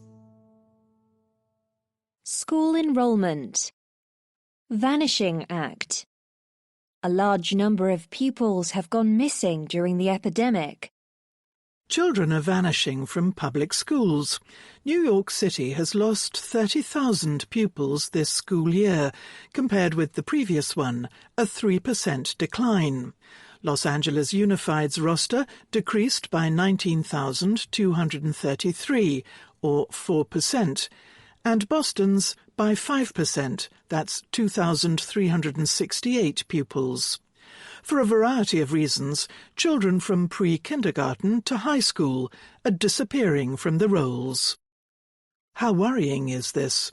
Analyses are limited, but a deep dive into preliminary data from Massachusetts public schools by Thomas Dee of Stanford University and Mark Murphy of the University of Hawaii at Manoa shows that most traditional public districts in the state, 274 out of 289, had enrollment declines this year in comparison with last year. Massachusetts experienced a 4% statewide loss in this academic year, 37,363 pupils, compared with the year before. Not all districts lost pupils, however. Charter, vocational and virtual, completely online districts, saw increases. 2 virtual districts gained 611 pupils, a 21% increase over the past year, and charter districts gained 1,277 pupils, a 3% increase over 78 districts. Some of the decline is no cause for concern. A portion of Massachusetts public school pupils are probably attending classes out of state, while others are leaving for charter schools, private schools, or homeschooling. Some families may also leave districts to move to second homes, explains Mr. Dee. He found that some holiday spots, like Martha's Vineyard and Provincetown, grew by 2 to 3%. Other pupils are simply missing school, however.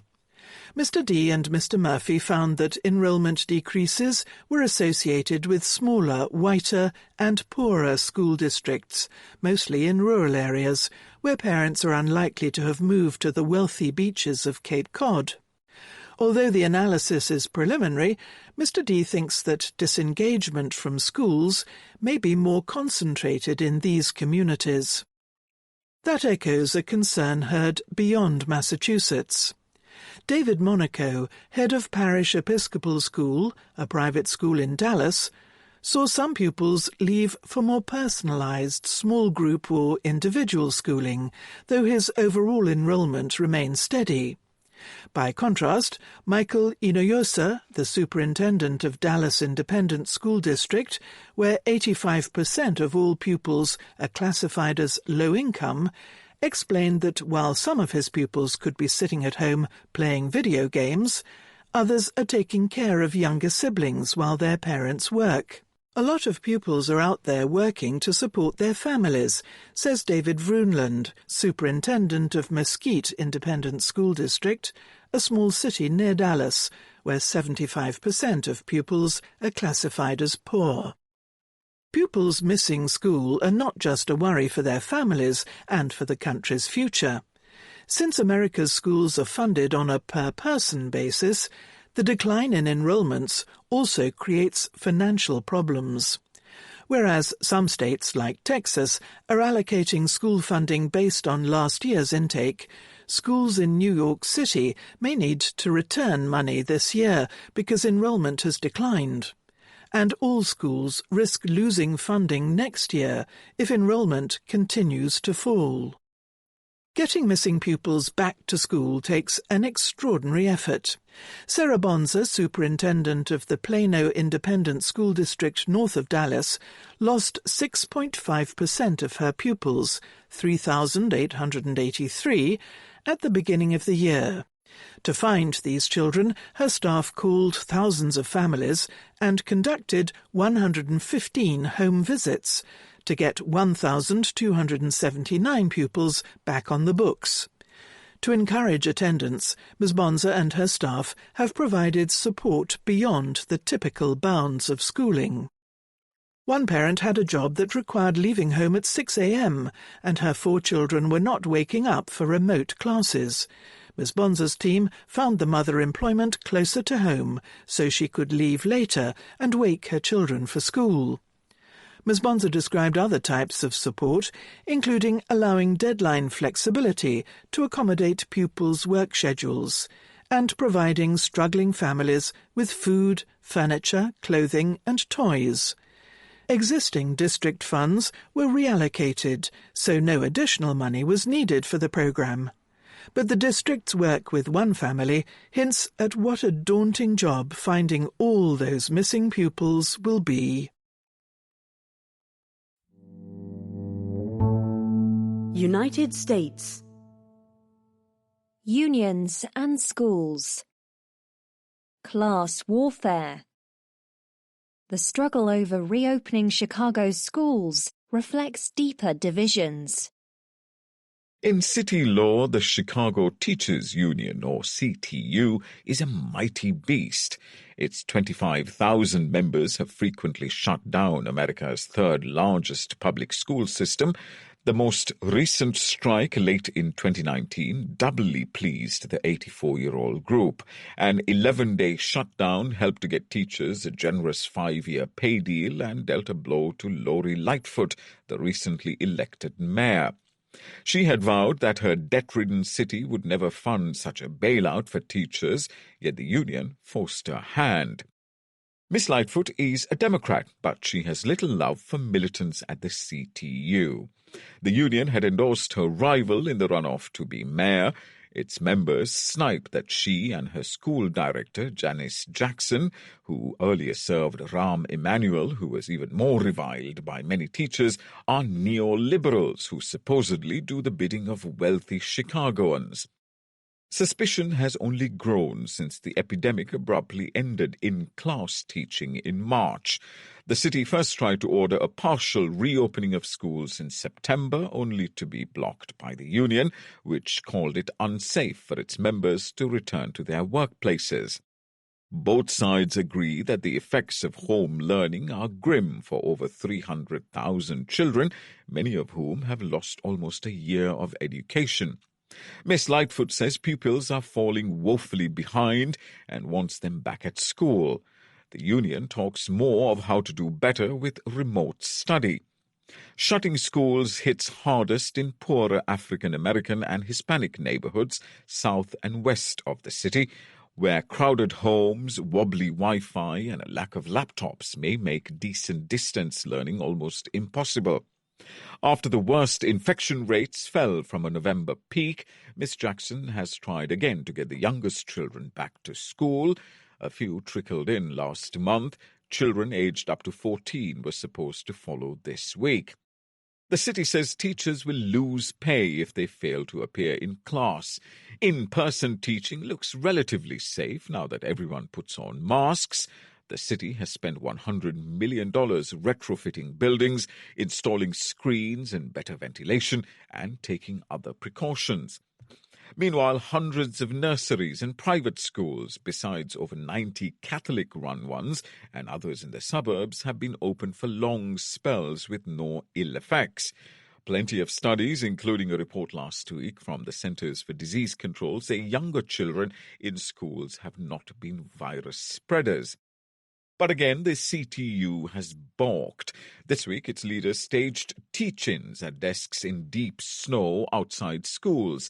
It wants all teachers vaccinated first, which could take months, and says the city's protective gear, promises of tests and other resources are not up to scratch. It worries that schools lack space for social distancing and wants committees with powers to quickly close them again if local infection rates rise. It fears new strains of the virus too. In late January, 71% of its members, urged by its leaders, voted to walk off the job rather than be forced back in. A strike would look awful both for the union and the city, so negotiations to avert one have gone on all week. CTU intransigence looks mostly to blame for the prospect of closure, but as Harry Katz, an expert in labor disputes at Cornell University, points out, some teachers are genuinely fearful, and the union's job is to give them a voice. It's a mess. Health and safety are really difficult to get right, he says. It is notable, too, how parents shape the debate. The union, called Local One at its founding in the 1930s, has repeatedly disrupted school life over generations, yet remains broadly supported in an overwhelmingly democratic city. That may reflect class solidarity. Racial and social divisions also play a part. A survey of parents in December found only around 1/3 of Hispanics and African Americans, who together account for the vast majority of all pupils, were ready to send their children back. In contrast, some 2/3 of white ones would do so. What explains the gap? Non-whites may have been likelier to have seen COVID-19 deaths at close hand, so perhaps fear health risks more. Wealthier whites, in turn, may be more anxious about the long-term costs of missed education, especially if they see others at private schools already back in class. United States. COVID-19 Relief, Episode 6. Stimulating Talks. Republicans test the precise meaning of Joe Biden's talk of unity. The symmetry is fearful. 12 years ago, another freshly elected Democratic president faced an economic crisis and was forced to devote the first month of his term to crafting a stimulus measure to cushion the blow. Joe Biden's experience then as Barack Obama's lieutenant informs his calculation now.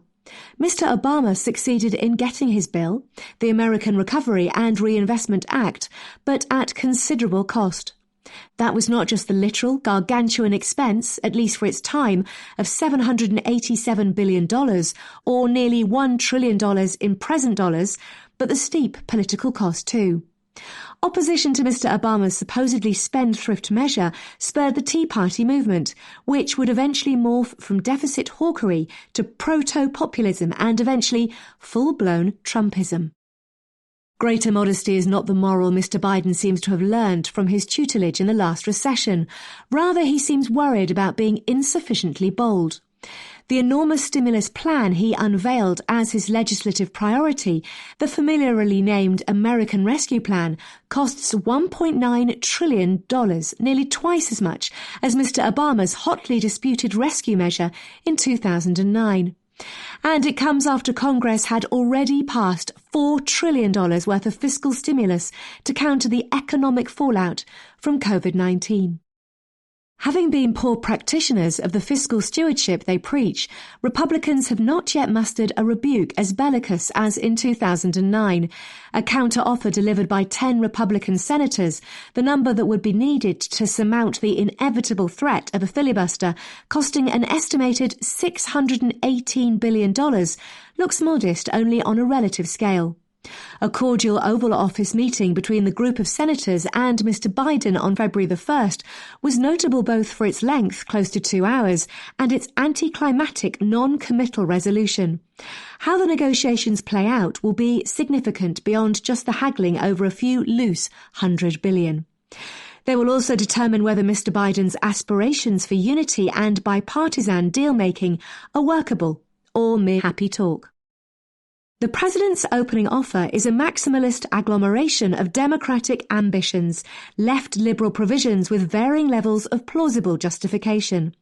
Some, like the $160 billion to accelerate vaccine manufacturing and distribution, are plainly needed. So too is an extension of the federal top-ups to unemployment benefits, which would otherwise expire in March.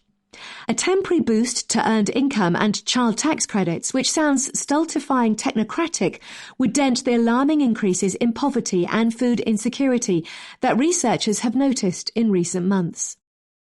Some of the administration's other priorities are harder to justify. About a quarter of the fiscal fire hose, that's $463 billion, would be aimed at disbursing a third round of direct checks to most American households. The promised amount, $1,400, is of dubious provenance. In the waning days of his presidency, Donald Trump briefly flirted with rejecting the previous stimulus bill, worth $900 billion, because its $600 checks were too small. He favoured the bigger, rounder number of $2,000, which his own Republican allies in Congress resoundingly rejected. Seeking to make much of this own goal ahead of critical Senate elections in Georgia, Mr. Biden embraced the promise of $2,000 in total, hence a new $1,400 check. The president's own economic advisers are reported to be doubtful of its merits.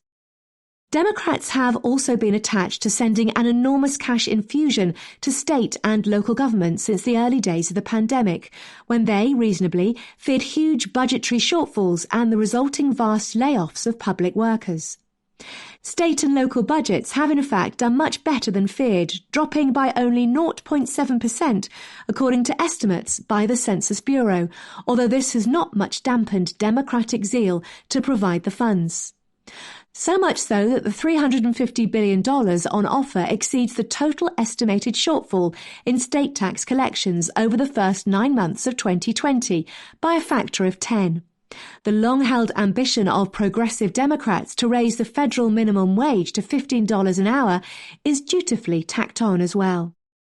The Republican counter-offer treats many of these additions as an editor might treat the flabby copy of a correspondent. There is no proposed rise in the minimum wage and no bailout for state budgets in more or less fine shape. The proposed spending on vaccinations remains the same, but the direct checks would be more modest, only $1,000, and somewhat unusually for Republicans, more aggressively means-tested, limited to people making less than $50,000. The plan discards Democratic proposals for more generous means-tested tax credits that are proven anti-poverty policies.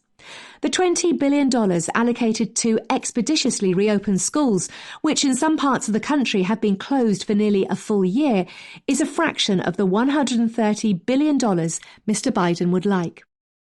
Precisely how much stimulus the economy needs after the extraordinary measures taken in 2020 remains difficult to determine.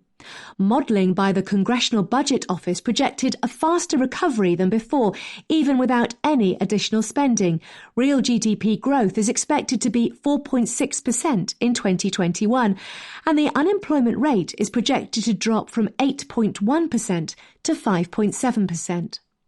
Given that rosier trajectory and the general oddities of a pandemic-driven economic slump, the benefits of another large stimulus measure are difficult to predict.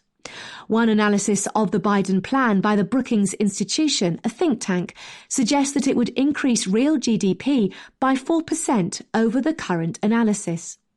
Another respected macroeconomic modeller, the Penn-Wharton budget model, estimates that it would contribute a mere 0.6% of growth. Unlike Mr. Obama, Mr. Biden has never been mistaken for a remarkable orator. His choice of one particular word, unity, as the opening theme of his administration is imprecise. Mr. Biden seems to mean not a return to the era of good feelings, but a lower temperature politics where the party in charge still leads, but compromise is to be pursued. Some Republicans, tripping over the imprecision, have professed anger and confusion that Mr. Biden is in fact pursuing conventional Democratic policies. Yet for all that, a compromise is now discernible. Senate Democrats have already voted to start debate on a budget resolution, which would allow them to pass a compromise-free stimulus bill through a parliamentary procedure called reconciliation, by which budget bills can pass with 51 votes, avoiding a filibuster. But Mr. Biden's team appears open to accept means testing the $1,400 checks, which would bring the overall cost of the package down significantly. Mr. Obama mustered only 3 Republican votes for his stimulus. Mr. Biden could well improve on that.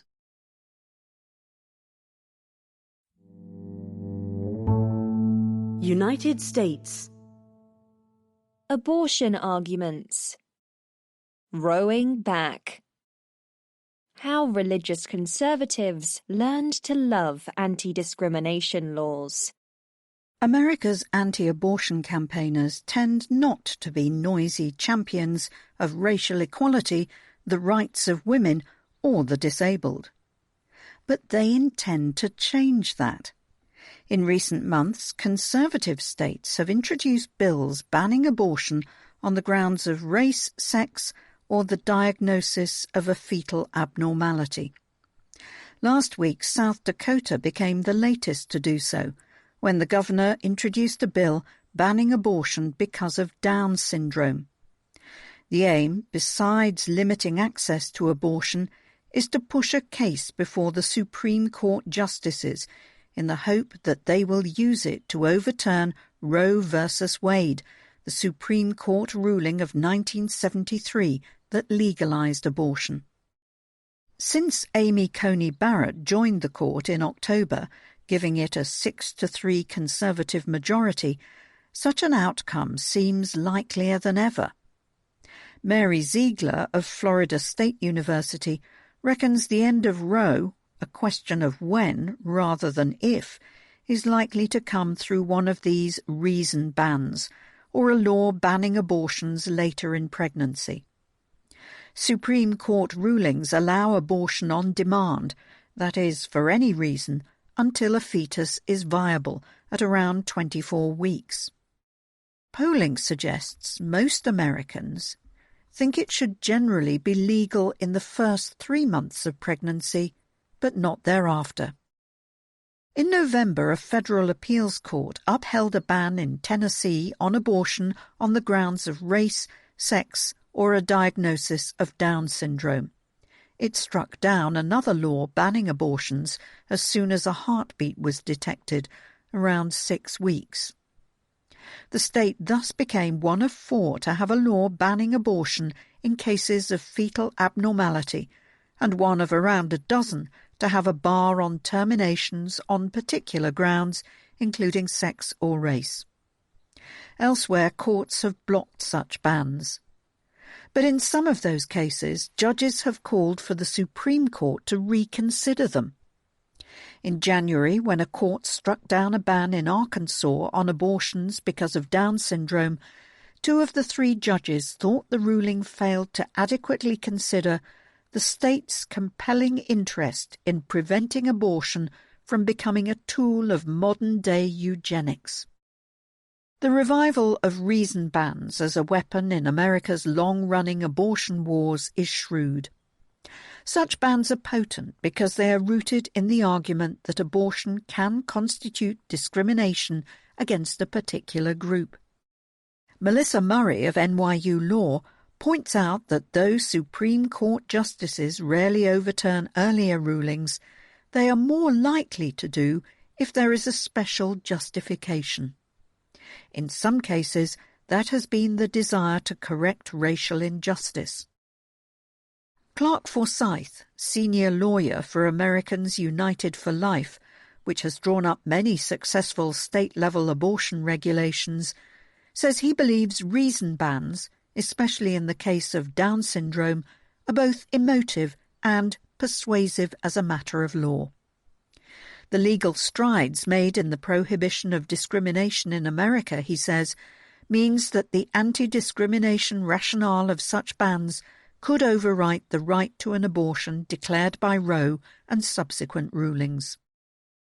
There is no evidence that women in America have abortions because their babies would be black, Asian or female, as the race and sex bans imply. There is evidence that they do so when the fetus they are carrying is found to have a genetic abnormality. A majority of diagnoses of Down syndrome result in an abortion. But even if it was decided a woman should be deprived of the ability to end a pregnancy for this reason, such bans are impracticable. It is ridiculous and impossible, says Kiara Bridges, a professor at University of California, Berkeley School of Law, to try to determine the reason for an abortion, even if a woman has received a particular prenatal diagnosis. She may have also lost her job. there is rarely a single reason a woman has an abortion. State-level bans may also lead to more abortions later in pregnancy, as women are forced to look and then travel further afield for providers. Ellen Clayton, a professor of pediatrics, law and health policy at Vanderbilt Law School in Tennessee, says one of the arguments increasingly advanced by anti-abortionists, that abortion of Down syndrome babies fosters a wider atmosphere of discrimination, is flat out wrong. She points out that even as prenatal diagnostic tests have improved, increasing the number of such abortions, other medical advances and changing attitudes have meant people born with Down syndrome live longer, have more opportunities, and are more integrated into society than in the past. Abortion providers, meanwhile, are concerned that the proliferation of such bans will have deleterious effects on women's prenatal health care.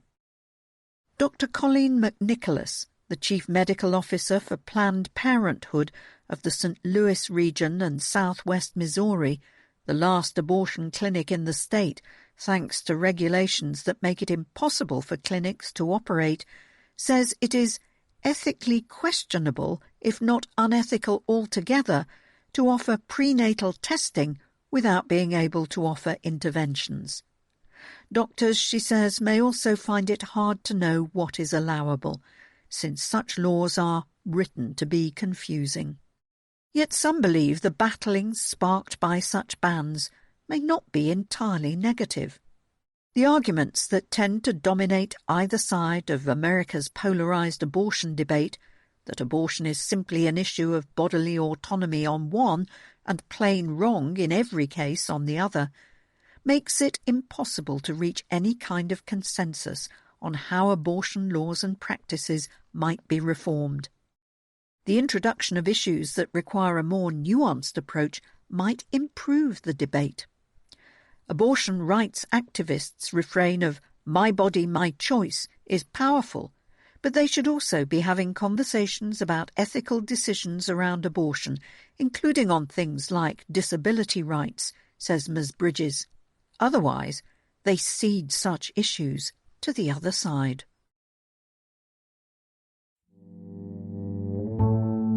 United States.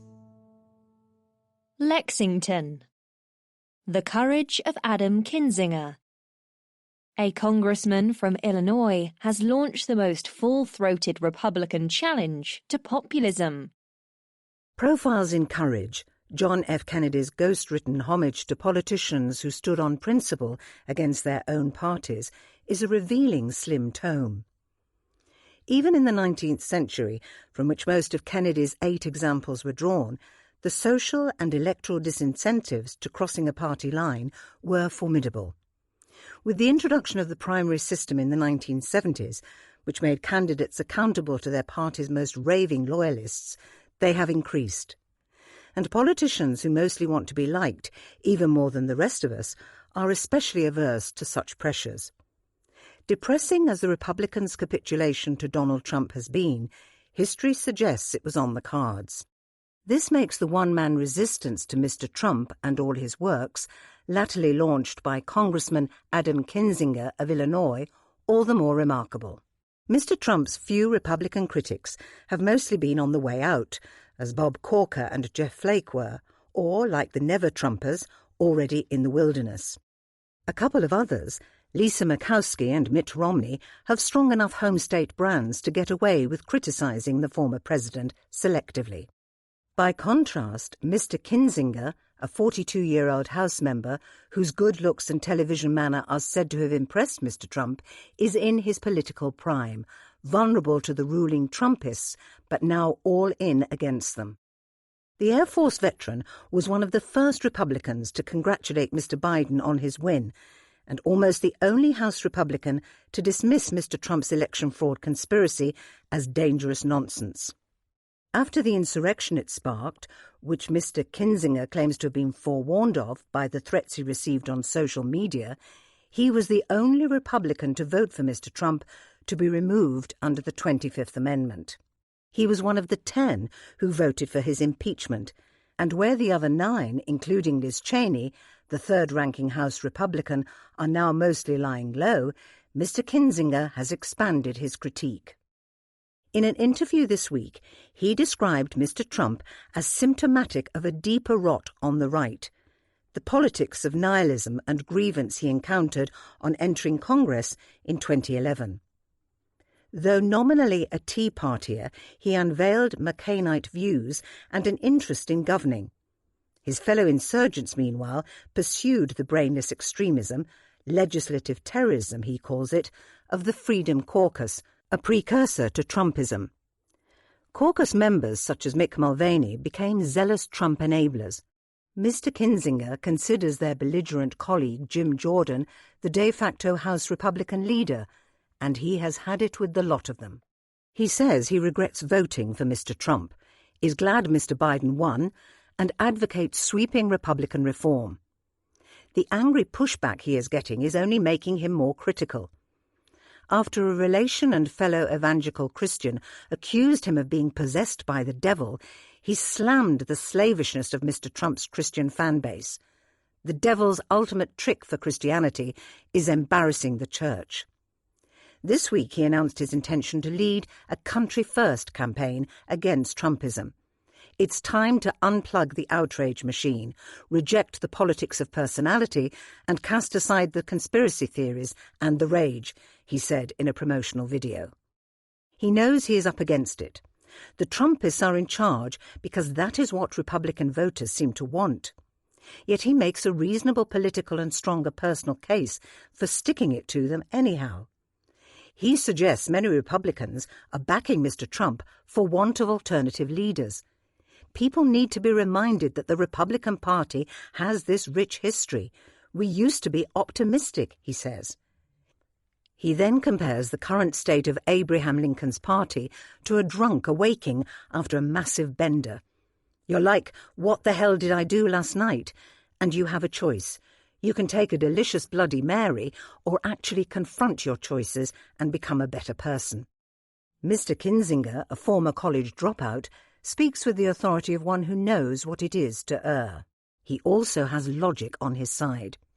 Republicans need to expand their support, which post-insurrection Trumpism cannot do.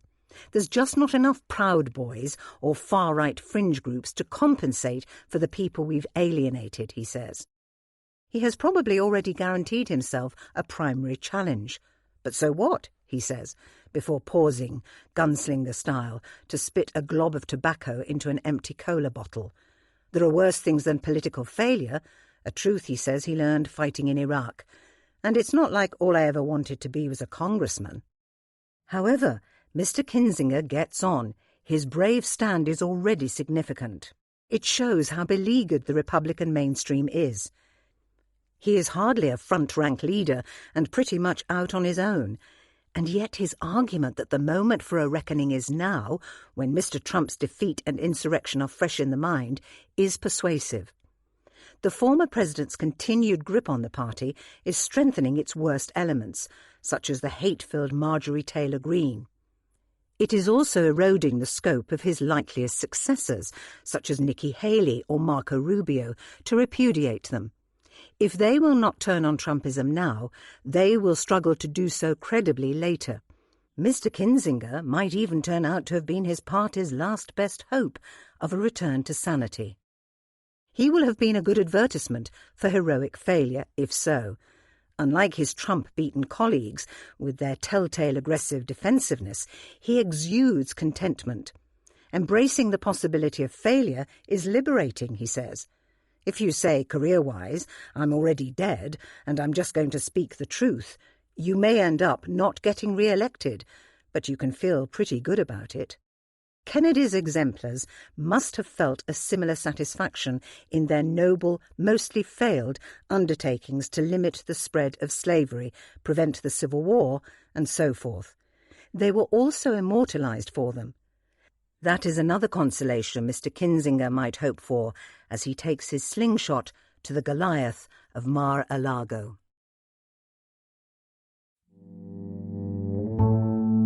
The Americas.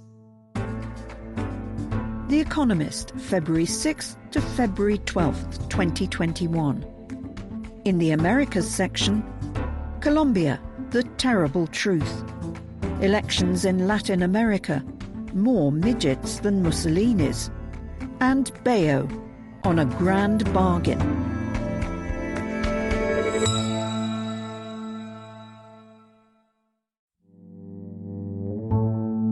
The Americas.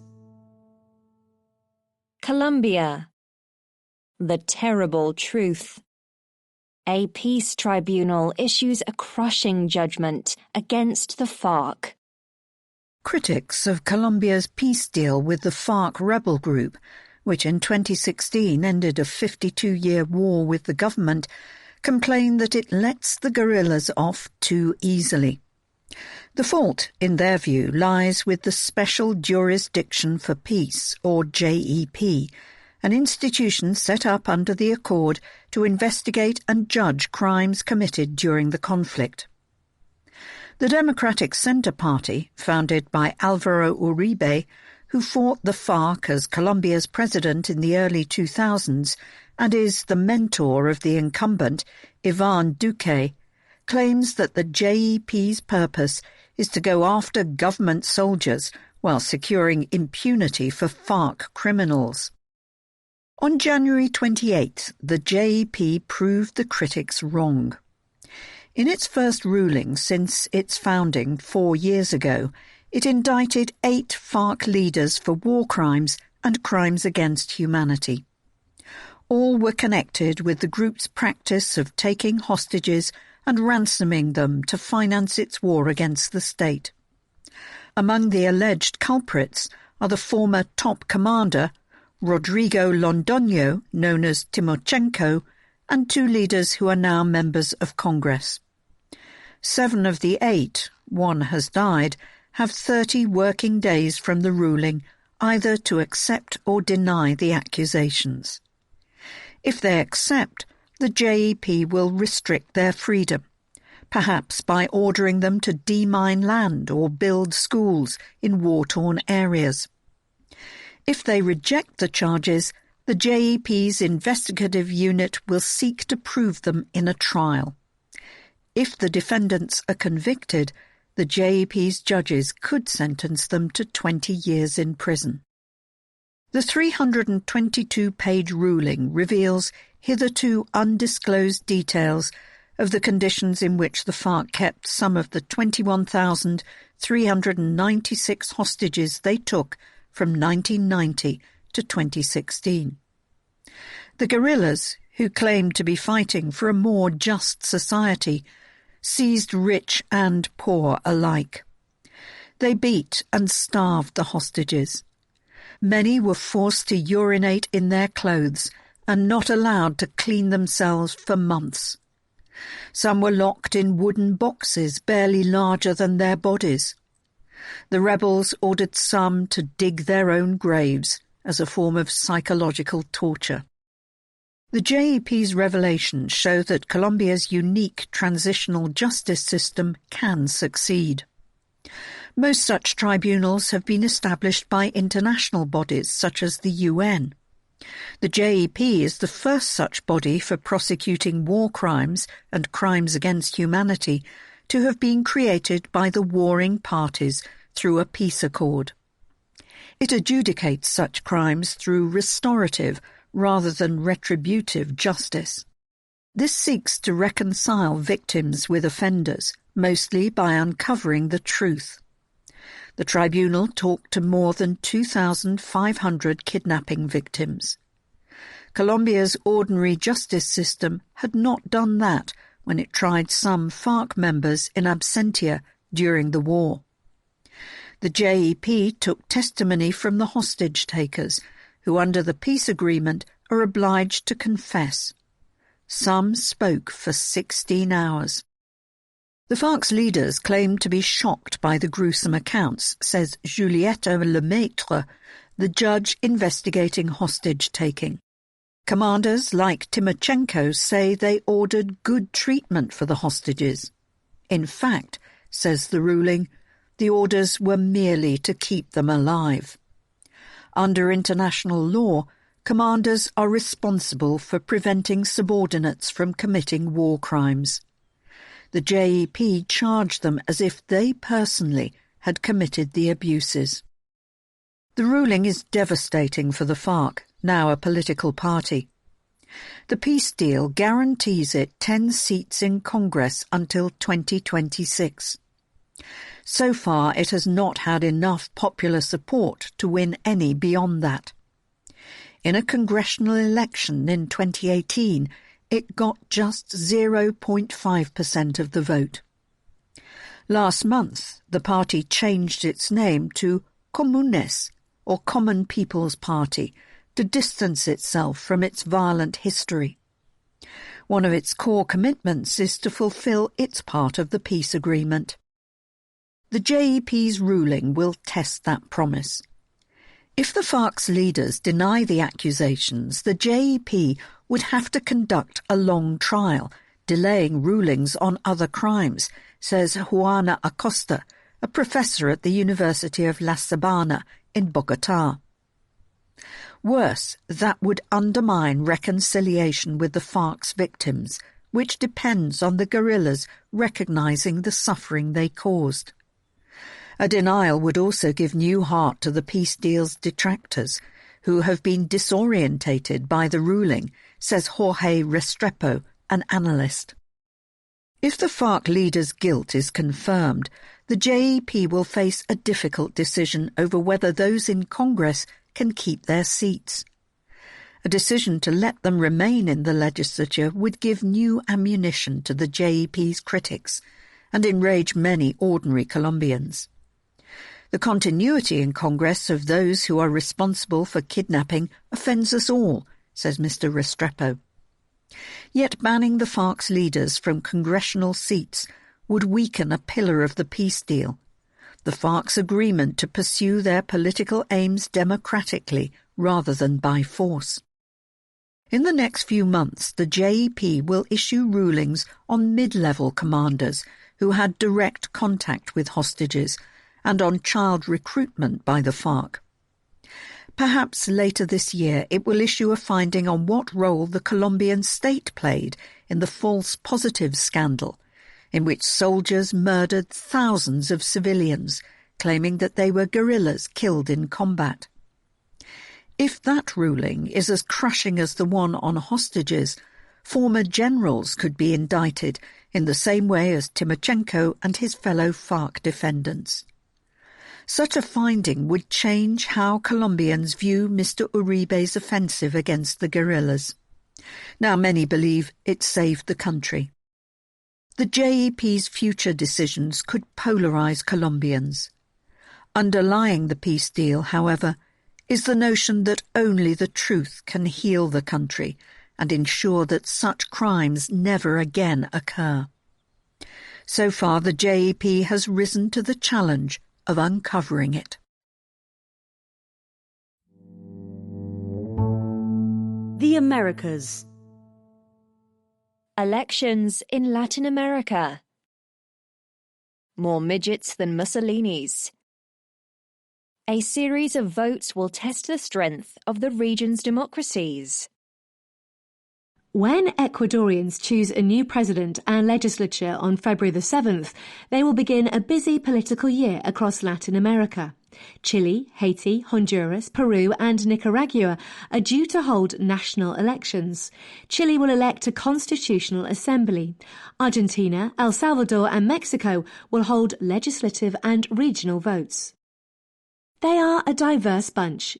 Chile is a mature democracy. Ecuador and Peru are rowdier ones, and Haiti is dysfunctional. Nicaragua's strongman, Daniel Ortega, has stamped out democracy. Nayib Bukele may be doing so in El Salvador. Chile and Peru have managed their economies well. Argentina and Ecuador have recently defaulted on their debts. Common factors cut across these distinctions. Corruption, inequality, poor public services and price rises provoked mass protests in 2019 and 2020 in Chile, Ecuador, Haiti and Peru. The pandemic quieted the streets but raised the stress. Economies contracted and poverty rose. Recovery is expected to be slow. Parties are weak and discredited almost everywhere. Elections in Central America will strain democracy. In South America, though there are worries about Ecuador, they will probably affirm it. Who will take charge is more of a mystery than usual. There is a plethora of presidential candidates, a disturbing number of whom have criminal records. Ecuador has 16 presidential aspirants. Peru has 17. In Chile, where two people have alternated in the presidency since 2006, the race is open. Looming over Ecuador's election is Rafael Correa, the authoritarian left-wing president from 2007 to 2017, who last year was convicted in absentia of corruption. He is making a second attempt to install a puppet in the Carondelet Palace. Lenin Moreno, the current occupant, disappointed him by abandoning his populist economic policies and pursuing corruption cases against members of Mr. Correa's regime. Now Mr. Correa is backing Andrés Arauz, a little-known economist who has said that Mr. Correa will be his main advisor. Mr. Arauz frightens business folk, for example, by questioning Ecuador's use of the dollar as its currency. On the left, Mr. Arauz faces competition from Yaku Perez of Pachakutik, a party that represents mainly indigenous Ecuadorians. The split helps Guillermo Lasso, a conservative businessman who is making his third run for the presidency. Though likelier to continue economic reforms than Mr. Arauz, he too has bowed to Ecuadorians' anti-austerity mood, promising to raise the minimum wage to $500 a month from $400. Peruvians face greater uncertainty. The current president, Francisco Sagasti, is the fourth to hold the office since March 2018. His three predecessors were forced out either by scandals or by protests. Peru needs stability, but the aspirants to succeed Mr. Sagasti, who is not running, seem unlikely to provide it. The early leader is George Forsyth, a former football goalkeeper and one-time mayor. He has made corruption his main issue, but showed his inexperience by proposing that graft cases be decided by juries, like in the movies, which would require an overhaul of the justice system. Mr. Forsyth's 12% support leaves room for rivals. Keiko Fujimori, the daughter of a former president now serving a prison sentence for human rights crimes, has spent time in jail while prosecutors investigated corruption charges against her. Daniel Uresti, a nationalist, is on trial for the murder in 1988 of a journalist, Hugo Bustillos, near an army base he commanded. Candidates with less checkered pasts include Veronica Mendoza, the left's standard-bearer, and Hernando de Soto, an economist who advocates strengthening property rights as a way to reduce poverty. Chile's presidential field looks less colourful. It is likely to narrow after primaries in July. The frontrunners are mayors of districts of Santiago, the capital, on opposite ends of the spectrum. Joaquin Lavín of the right-wing Independent Democratic Union, and Danielle Hadway, a communist.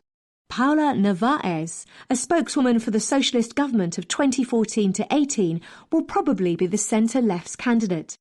In April, Chileans will for the first time vote for regional governors and for members of a constitutional convention. Chile's temperate political culture and the need for compromise in the Constitutional Convention will push candidates in the later national elections towards the centre, says Kenneth Bunker of Tres Quintos, a political analysis platform. Mr. Lavín aspires to lead a national unity government. Mr. Hadway would have to strike deals with centre-left parties. Central America is more worrying. Mr. Ortega, though unpopular in Nicaragua, is not budging. A victory by Mr. Bukele's New Ideas Party in a congressional election will tighten his grip. The probable candidates to succeed Juan Orlando Hernández, whose re-election as Honduras's president in 2017 is widely thought to have been unfair, offer little prospect of improvement. He is likely to back Nasri Esfura, the mayor of Tegucigalpa, the capital. In October, prosecutors accused Mr. Esfura of embezzling $1 million of the city's money. Yanni Rosenthal, who may run for the opposition Liberal Party, was serving a sentence for money laundering in an American prison until August. In the messiness, there are also reasons for hope. Outside Central America, there are few budding strongmen. Elections channel discontent, which is better than violent protest. They offer somewhat of a safety valve, says Christopher Sabatini of Chatham House, a think tank in London. But massive problems await the winners. Honeymoons will be short.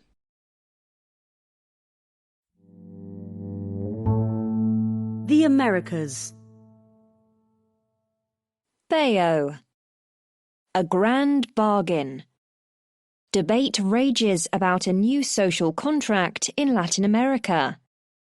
In Mexico City and Lima, COVID-19 patients are once again being turned away from hospitals with no beds to spare, while in Manaus, in northern Brazil, a new variant of the virus is killing 100 people a day.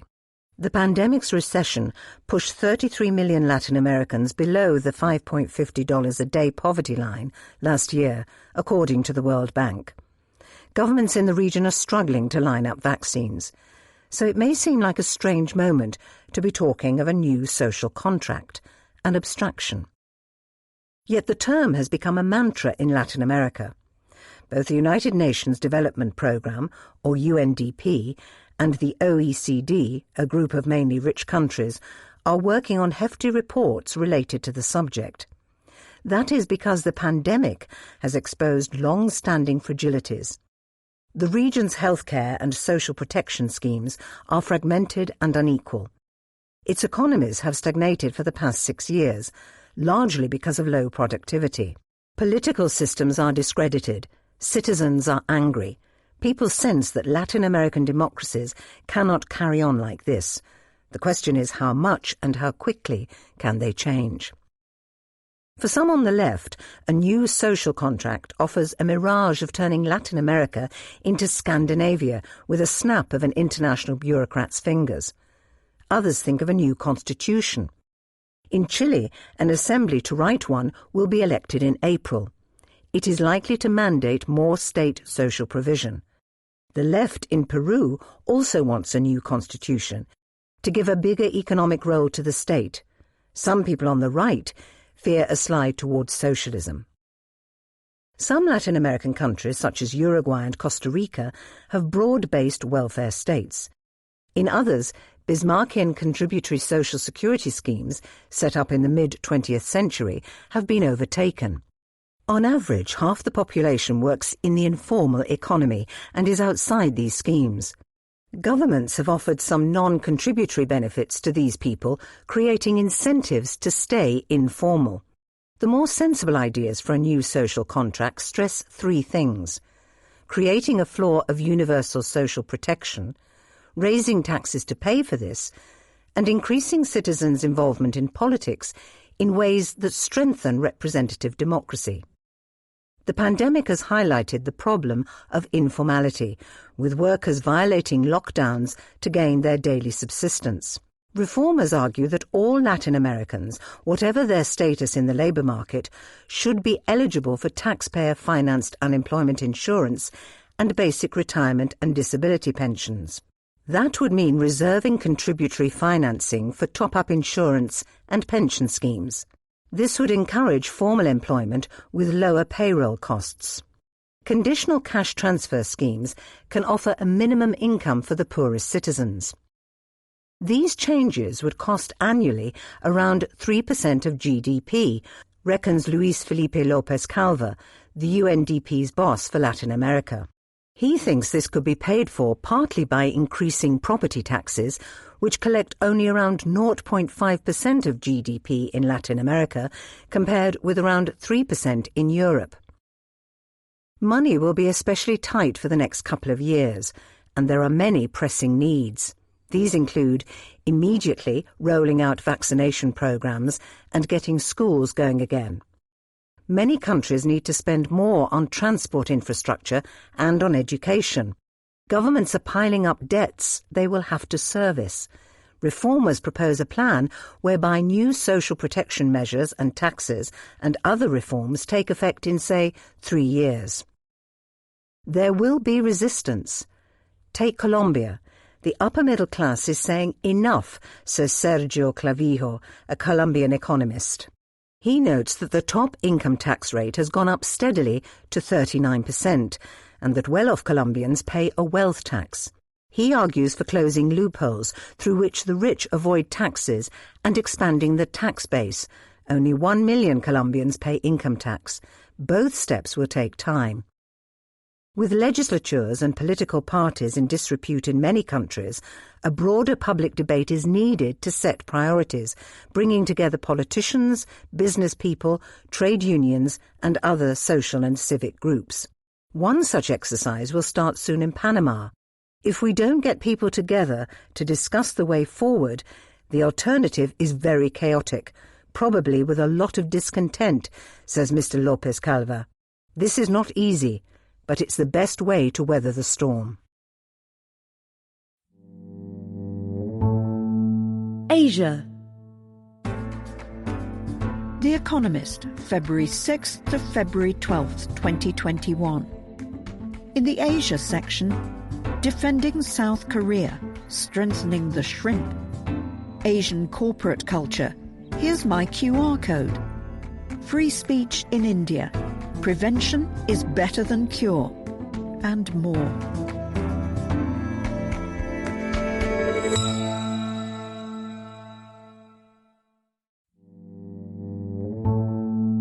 Asia. Defending South Korea. Strengthening the shrimp. The armed forces are preparing for a lonelier future in scarier surroundings. When he did his basic military training in 2009, Lee Joo-min was so disconnected from the world for 4 months that he forgot how to use a computer. Josh Yang got 3 minutes of phone time during his first 6 weeks in training in 2016. But by the time Chon Dong-yong joined the South Korean Army in 2019, he was allowed to use his mobile phone every evening, from the end of drilling until lights out. My experience in the Army was very different from that of my friends, even those who started a year earlier, he says. The easing of restrictions on soldiers has been one of the more visible changes in South Korea's armed forces in recent years. But it is only one of many. The government wants to make the army smaller, more efficient, and better able to deal with the changing threats the country faces. At the same time, politicians want it to become more attuned to the increasingly liberal society that it is there to defend. The reforms are driven partly by demography. South Korea is ageing faster than any other country in the world. Last year, the population shrank for the first time since records began. That makes the past reliance on a big army manned by conscripts impossible to sustain, says Shin Seon-ho of Seoul National University. It therefore provides an impetus to overhaul the command structure, to beef up the Navy and Air Force, and to acquire more advanced weapons. More modern forces are seen as all the more important because South Korea finds itself in an increasingly alarming geopolitical environment. Security types like to refer to it as a shrimp among whales. China has shown itself to be hostile. In 2017, after South Korea allowed the deployment of an American anti-missile system intended chiefly as a defense against North Korea, China punished it with a painful economic boycott. Relations with Japan, a fellow American ally, continue to be disrupted by a simmering argument over Japan's obligations to elderly Koreans forced to work in factories and brothels by the Japanese army during the Second World War. North Korea, though a fellow shrimp, is still technically at war with the South and is continuing to build up its arsenal of both nuclear and conventional weapons. The shifting dynamics of the alliance with America are of particular concern. Donald Trump kept demanding that South Korea cover more of the cost of keeping 28,500 American troops in the country and muttered about withdrawing them altogether. In 2019, he called off joint exercises that had been held with South Korea every year since 1961. Even with a new president in the White House, America will expect South Korea to take on more responsibility and develop its capabilities in areas such as intelligence gathering, planning, and naval and air defense, says a military officer involved in the defense reforms. The new administration is going to be more diplomatic and polite about it, so I expect we'll get on better, but their objectives will not change fundamentally, he says. To some degree, America's aims match those of the South Korean government, which would like more say in the alliance. At present, command of all South Korean forces would be handed to an American in the event of a war on the peninsula. This arrangement dates back to the origins of the alliance during the Korean War, when the South was considered unable to defend itself alone against an assault from the North. But in the early 2000s, the left-of-centre government of Roh Moo-hyun began trying to build the capacity to take back control of the country's own forces. The current government, which is led by Moon Jae-in, who was Roh's chief of staff, had hoped to complete the transfer by the end of Mr. Moon's term next year, but it looks unlikely that the armed forces' capabilities will have improved to the degree required in time. Other aspects of the reforms are progressing faster. The number of troops declined to 555,000 at the end of last year, down from 600,000 in 2018. It is supposed to fall below 500,000 by the end of this year, with the bulk of the cuts made to the army. Mandatory military service is being shortened to 18 months. Wages for conscripts are rising sharply. The government aims to hire more women and more civilians to work for the armed forces to help bridge the gap between soldiers and the rest of society. Last summer, the country launched its first military communications satellite. It also secured America's approval to modify past agreements to permit it to use solid fuel in missiles, which allows them to be launched more quickly and easily. That should pave the way for better deterrence against the North, although the South says it plans mainly to launch satellites this way. Defence spending rose by 8.2% in 2019 and by 7.4% in 2020. This year's budget envisages an increase of 5%, despite the intense competition for funds created by the COVID-19 pandemic. Some of the money will be misspent. Last year, for instance, the Navy announced that it would soon build an aircraft carrier, a pointless trophy in the eyes of many. It's like having a golden gun, says the defence planning officer. But the armed forces are also stocking up on drones, submarines and anti-submarine defences, among other sensible purchases. In public, Mr. Moon's administration insists that it is committed to peace with North Korea and does not expect fundamental changes to the alliance with America. The cheery language, however, masks quiet but elaborate contingency planning in case either expectation is dashed.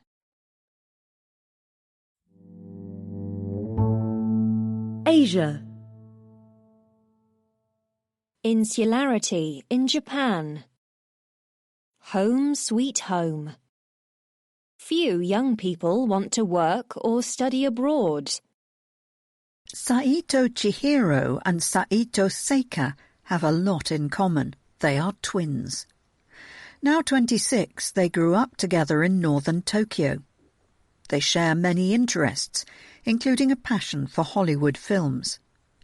But their paths diverged when Chihiro moved to Hungary to study medicine and Seika enrolled in a Japanese university to pursue art.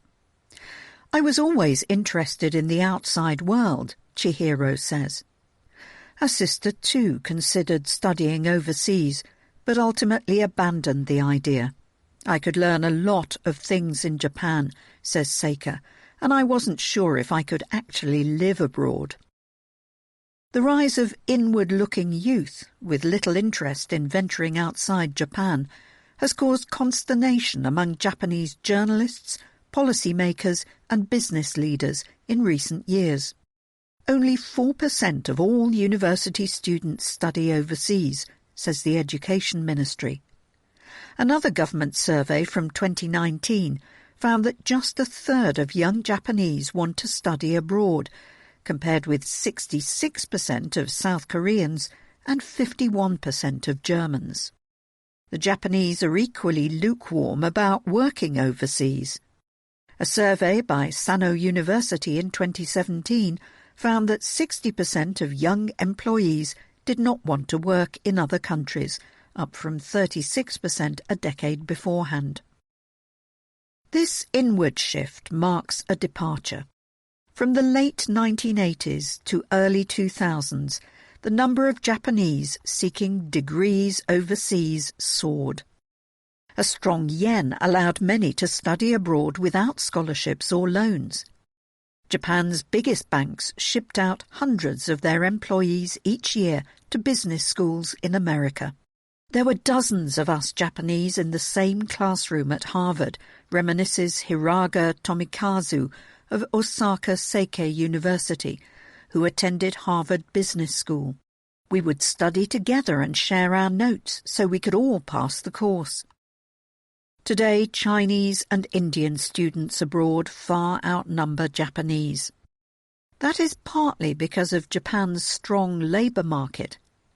The unemployment rate hovered below 3% for the 3 years until the COVID-19 pandemic began, when working or studying overseas became impractical anyway.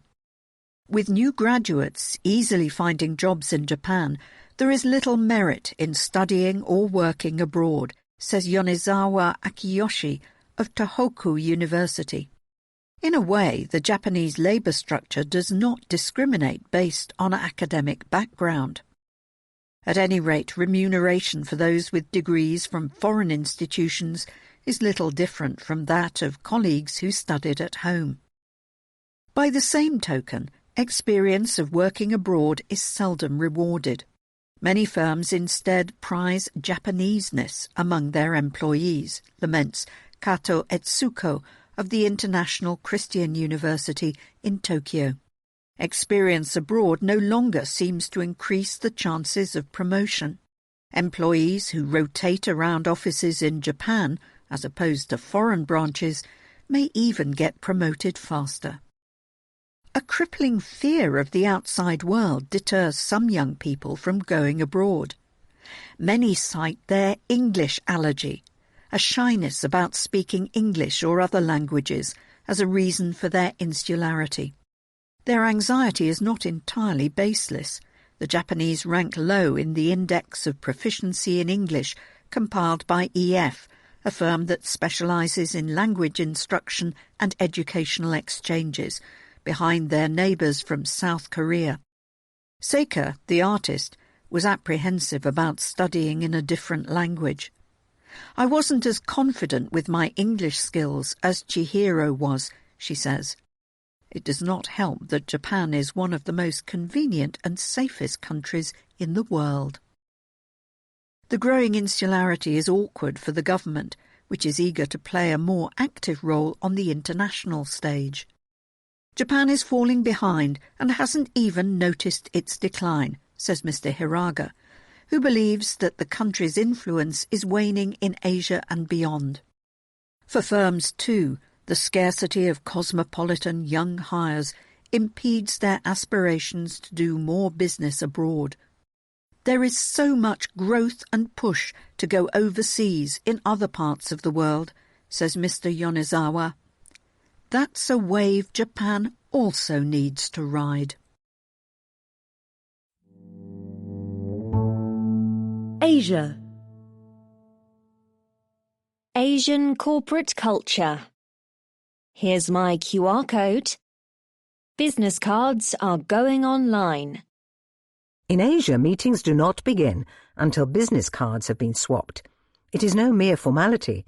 Accept the card with 2 hands and carefully examine it, noting the giver's title and other indicators of rank, essential information in any strongly hierarchical business culture. It is so important to master this ritual in Japan, just how deep does one bow, that numerous books and courses promise to transform bumbling novices into Meishiko-kan, card-swapping virtuosos. If a new acquaintance fails to give a card to Glenn Lim of CEO Asia, a Singaporean business networking company, it makes me forget them, he says. Yet the pandemic has put the business card on life support. Networking is difficult when white-collar workers have fled to home offices, business lunches have been cancelled, and conferences have migrated online. Orders for business cards from Vistaprint, a multinational printing company, plummeted by 70% in late March and early April and have yet to recover fully. Mr. Lim normally hands out about 200 cards a month. In the 6 months following Singapore's lockdown in March, he reckons he dispensed about 5. "I've forgotten what business cards look like," remarks a British banker based in Singapore. "How do you sanitize them?" But it is still helpful to know who is who at meetings, even when they take place on Zoom. Companies are therefore reimagining the business card for the era of social distancing. Nagea, a Japanese firm, prints them on face masks, a literal interpretation of a Japanese metaphor that likens business cards to one's face. After the launch of the Meishi mask, traffic to Nagea's website surged by 65,000%. Sansan, another Japanese firm, allows companies to sort scanned business cards so bosses can see which employees have made new contacts. It also offers virtual cards. Users receive QR codes, which they display as virtual backgrounds on video conferencing apps. Scanning the code with a phone camera will summon the user's digital business card. Some 4,300 companies have begun using Sansan's virtual cards since they launched in June. But Mr. Lim, who uses Sansan's virtual cards, does not plan on binning the paper version just yet. People tend to exchange virtual cards after meetings have started or as they end, forcing participants to ask who does what during the meeting itself. That's sometimes a little bit rude, he says. Many others in Singapore are evidently fond of paper cards too. Sales at Express Print, a printing company, have picked up in the past 2 months as more people resume in-person meetings. Stephen Forshaw, head of public affairs at Temasek, Singapore's sovereign wealth fund, says that he recently topped up his supply of cards for the first time in a long time. Even Edward Senju, the head of Sansan's operations in Southeast Asia, still keeps some in his wallet, just in case.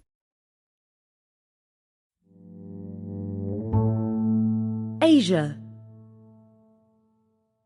Free speech in India. Prevention is better than cure. The government has taken to censoring people before they comment. Idi Amin, the late Ugandan dictator, once declared that he respected freedom of speech, but could not guarantee freedom after speech.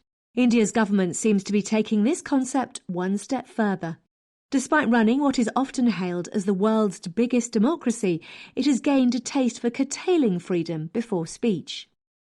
Just ask Siddique Kappan, a journalist who has been detained since October under the Unlawful Activities Prevention Act. His sin was to have been caught driving towards Hathras, a district in the state of Uttar Pradesh. Other reporters had gathered there to cover the alleged gang rape and murder of a Dulit woman by upper-caste men. Mr. Kappan never reached the village of the 19-year-old victim, whose family assert that state police sided with her alleged killers to the point of seizing and cremating her brutalised corpse to conceal the evidence. On the defensive, police have claimed a wider conspiracy to cause caste conflict. They accuse Mr. Kappan, arrested at a highway toll booth, of intent to stir up trouble of this sort. Someone else familiar with such intent is Munawar Faruqi. A popular young stand-up comedian, Mr. Faruqi is also now behind bars. Along with 5 associates, he was arrested in the city of Indore in central India on January the 1st after the son of a politician from the ruling Buru Tu Janutu party, that's BJP, complained about the content of their show, or rather, content that the plaintiff believed might appear in the show. In fact, there is no evidence that the show did include derogatory remarks about Hindu gods or government ministers, as alleged. Nevertheless, Mr. Faruqi and his friends have repeatedly been denied bail, with one judge commenting that such people must not be spared. These may look like isolated cases, but they reflect a wider trend. In anticipation of popular protests, the government reflexively pulls the plug on internet service, particularly via smartphone. Such shutdowns were pioneered in Restive Kashmir, where the revocation of local autonomy and statehood in 2019 was accompanied by preemptive arrests and a 213-day internet blockade. Ostensibly for security reasons, mobile connections in much of the former state, now run directly by the national government, remain limited to lumbering 2G service. The authorities now deploy internet muting as a crowd control tactic across India, including the capital. During the ongoing standoff between protesting farmers and police on the borders of Delhi, mobile networks have been shut down for hours at a time to discourage flash mobs. A recent report estimates that the 8,927 hours of internet restrictions imposed by the government during 2020 cost the country $2.8 billion in foregone economic activity. In addition to this scattershot approach, the government is also targeting individuals. One new initiative invites cyber volunteers to join police in hunting anti-national content on the internet. Twitter reports that during the first 6 months of 2020, the number of official demands to remove content swelled by 254% to more than 2,700. On February the 1st, users of the service erupted in protest after it blocked some 250 accounts, including those of prominent journalists, at the government's request. When it hastily unblocked them, citing freedom of speech, the government replied with a threat to sue it for disobedience to legal blocking orders. The fingered accounts had shared a provocative hashtag regarding the farmers' protest, but its use in most cases appeared inadvertent. It does not help the government's case that several of the journalists, all among its critics, found themselves charged by police with sedition in multiple BJP-ruled states in similarly worded rap sheets. Their crime was to have raised questions regarding whether one farm protester had been killed in a road accident, as police claim, or by police gunfire, as his family and independent medical experts reportedly believe. In another move to preempt open discussion of touchy issues, the Foreign Ministry has imposed new rules on academic conferences. In addition to the existing stringent scrutiny of foreigners invited to conventional events, it will now require state-run institutes and universities to seek prior permission from the ministry for any online conference or seminar clearly related to India's internal matters. Professors may soon find it harder to travel abroad too. Police in the state of Uttarakhand have announced that henceforth anyone they deem to have posted anti-national content on the internet will not get a passport. Not to be outdone, police in Bihar say that anyone who joins a protest can forget ever having a government job or contract, a jarring rule in a country that won independence through peaceful protest. Asia. Banyan. The shock of the old. The new General Secretary of the Vietnamese Communist Party is a surprise. When compared with the vibrant bustle and chaos in the rest of Hanoi, where drag queens perform for rapturous audiences and breakdancers throw down moves on the city's pavements, the 5-yearly Congress of the Communist Party of Vietnam could not have stood in starker contrast. The exactly spaced potted palms and bouquets, the serried ranks of 1,600-odd delegates, few of them women, all dutifully raising red cards to vote, even the ban on delegates meeting to chat in the evening.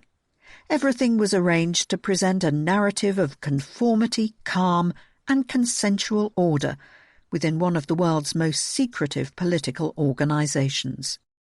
And yet the main outcome of the Congress appears, on the face of things, anything but orthodox.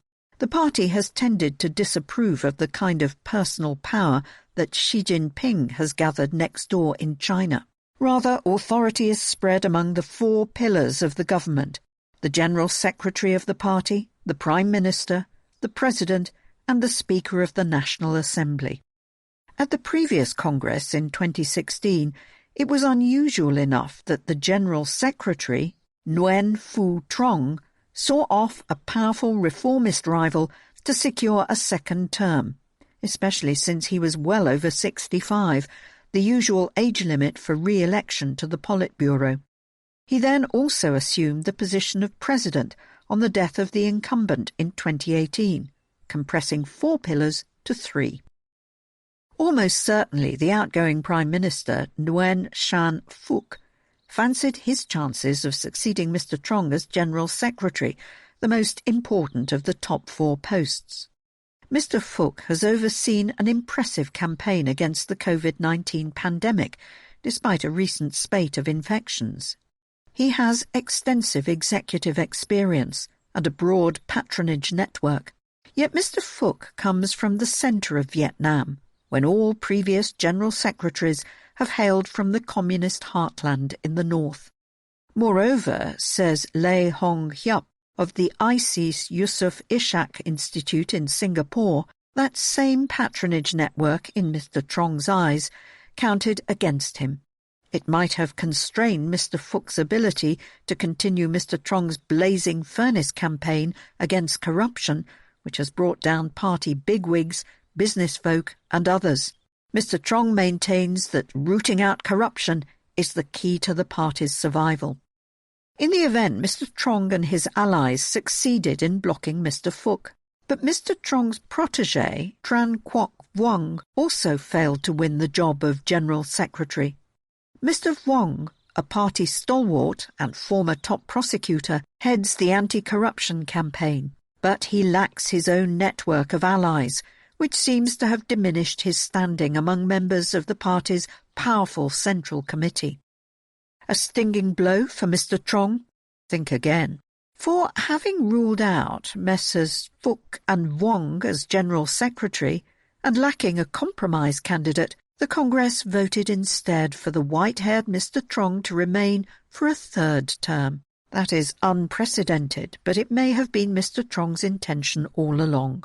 His ability to stay in power is all the more remarkable, given that he is thought to have suffered a stroke in 2019. Never, says Tuong Vu of the University of Oregon, make the mistake of underestimating Mr Trong. Even so, he was no blazing furnace at the Congress, appearing frail. Speculation is swirling about whether he might step down midway through his new term. If so, his successor is likely to be either the new Speaker of the National Assembly, Vuong Dinh Hue, an economics professor and former finance minister, or the new Prime Minister, Pham Minh Chinh.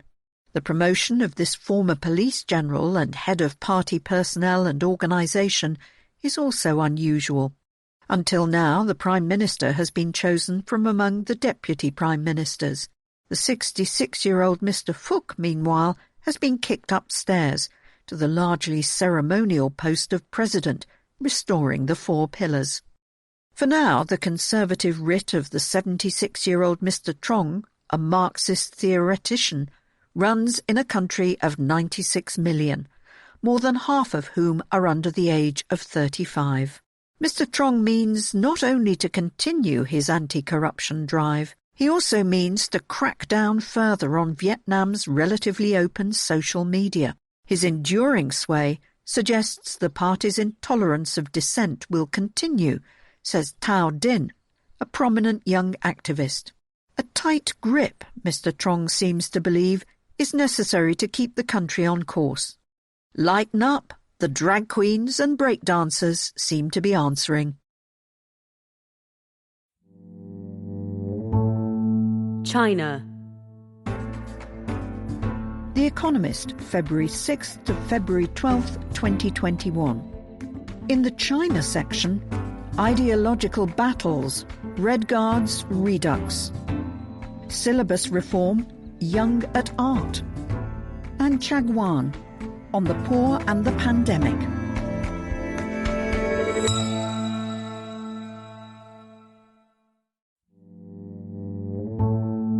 China. Ideological battles. Red Guards, Redux.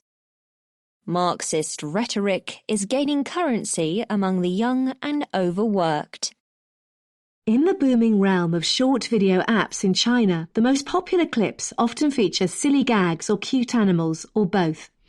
Recently, however, a different genre has climbed the charts: criticism of capitalism. In December, a user going by the name Zhongxi Ku posted a video on Douyin, the Inside China version of TikTok. In it, he lambasted Jack Ma, an e-commerce tycoon, for being a selfish capitalist. These big shots are trampling on small merchants, he said in the amateurish production. Just a city scene with a voiceover. It used to be about serving people and making life more convenient. Now they're causing financial trouble and harming society. Mr. Ma's business has been in the government sights too.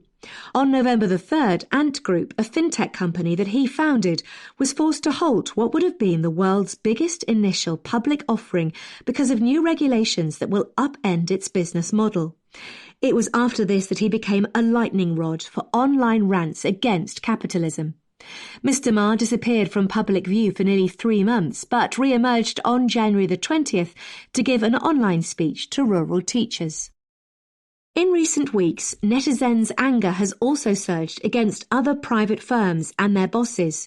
Jude Blanchette, whose book China's New Red Guards describes a revival of Maoism among Chinese people since the 1990s, argues that opposition to big non-state businesses has long been evident in the margins of public sentiment. The government normally supports firms such as Mr. Ma's and tries to dampen neo-Maoist suggestions that China is capitulating to capitalism. But sometimes it gives Maoists more freedom to air their grievances. That appears to be happening now. Officials are targeting China's big tech firms with new antitrust rules aimed at curbing their power.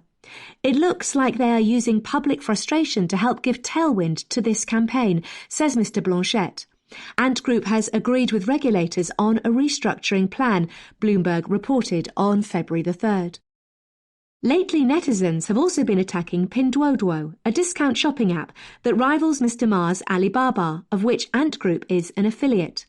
On January the 4th, it was revealed that one of Pinduoduo's employees, a 23-year-old woman, had collapsed while walking home after an overtime shift. She died later in hospital. A national debate ensued, focused mainly on the culture of overwork in China. Some pointed to what they saw as a more basic problem. In China's speed-obsessed tech world, the labour law is treated like a tablecloth or toilet paper. It is never respected, said the narrator of one video about capitalist Pinduoduo. It has been watched more than 500,000 times. In another video, a young man in a black hoodie calls on consumers to stop spending money on the company's app. The capitalists are just squeezing us. They don't see us as people. Even Huawei, a telecom giant much loved by the government, has not been immune. Specifically, critics have focused on Annabelle Yeo, the youngest daughter of Run Jungfei, the firm's founder. On January the 14th, Miss Yeo released a 17-minute documentary to announce the start of a hoped-for career as an entertainer. She was greeted with scorn. Controlling our material life is not enough. Capitalists also want to control our cultural life, read the most liked comment on her account on Weibo, a microblog platform. A flood of short videos derided her claim to be self-made. But the videos go beyond mockeries of this or that wealthy person. One piece about how capitalism works explains that dairy farmers, in order to keep prices high, would rather dump excess milk than give it to poor people. In another, a young presenter, hat on backwards, praises Mao for arguing in 1972 that turning China capitalist would allow global firms to take control and make the country a semi-colony. This great man's vision has carried through the ages, he says, with a thumbs up. Many of the videos lack revolutionary punch. Renditions of the Internationale, a socialist anthem, garner many clicks but seem more like kitschy nostalgia or funny memes than calls to action. The young people drawn to them are nothing like the Red Guards of Mao's day, who used horrific violence against those branded as capitalist roaders. Yet their resentment of the business elite appears genuine. A rough indicator is the torrent of comments overlaid on videos carried by Bilibili, another popular app. Videos showing Mr. Ma once inspired both respect and humour, with some viewers praising his business acumen and others sarcastically asking for money. Recently the tone has darkened, with comments such as "Down with Jack Ma" and "Workers of the world, unite." The anger is easy to explain. Inequality has soared in China over the decades. The proliferation of social media has made people more aware of the obscene wealth of some of their compatriots. After Miss Yeo, the daughter of Huawei's founder, released her documentary, one short video analysed her backdrop to draw viewers' attention to the value of her luxurious home. Coupled with a sense of unfairness is bitterness about unreasonable work demands. Employees of tech firms complain about what they call the 996 culture, an expectation that they should be in the office from 9 a.m. to 9 p.m. 6 days a week. Migrant workers from rural areas have it worse, whether grinding it out in factory jobs or rushing around as food delivery workers. But overworked young professionals have started referring to themselves as Dagongrun, a term that used to describe those who do menial jobs. Yan Fei, a sociologist at Tsinghua University, describes an emerging class identity among people who are struggling to get ahead. It embraces both white-collar and blue-collar workers. The attacks on capitalism are, in a narrow sense, consistent with official rhetoric that still describes China's economy as socialist, even though private business generates 80% of urban employment and 60% of GDP. But why let tech titans be described as money-grubbing capitalists when they are often also hailed as leaders of China's drive to become more innovative? In part, this reflects the Communist Party's ideological ambiguity. It sees big private firms as national champions, but it also regards the preservation of Mao's sanctity as essential to its grip on power. De-Stalinization was the start of a slide towards the Soviet Union's ruin, say party historians. That gives a bit of leeway to people who wave the banner of Maoism, even if what they say is not entirely in line with the party's current thinking. Having let the anti-capitalist fires burn brightly for a time, censors will douse the flames. China. Syllabus reform. Young at art. Officials make pupils take sport and art seriously, with exams. In exam-obsessed China, educators have long struggled with the problem of overworked schoolchildren. Attempts to do away with some test-oriented teaching often face resistance from parents who worry that their offspring could lose out in the race to get into a good university.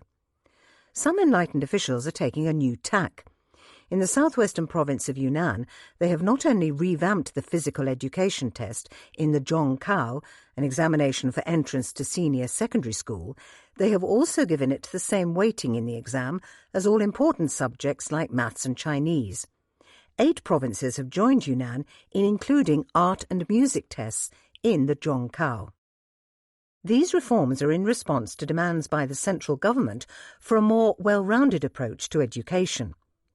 In 2017, primary and secondary schools were ordered to hire only specialists to teach PE and art. In October, they were directed to organise daily gym classes, to include PE and art in the Zhongkao, and to make pupils' graduation conditional on their fitness. It did not say how to assess this. The government says it wants to foster a lifelong habit of exercise and, through art, noble sentiments. The government worries about how many youngsters are in poor shape. In 2017, officials in the southern city of Guangzhou found that only 2.6% of local children were in excellent health. Half of pupils surveyed there had myopia.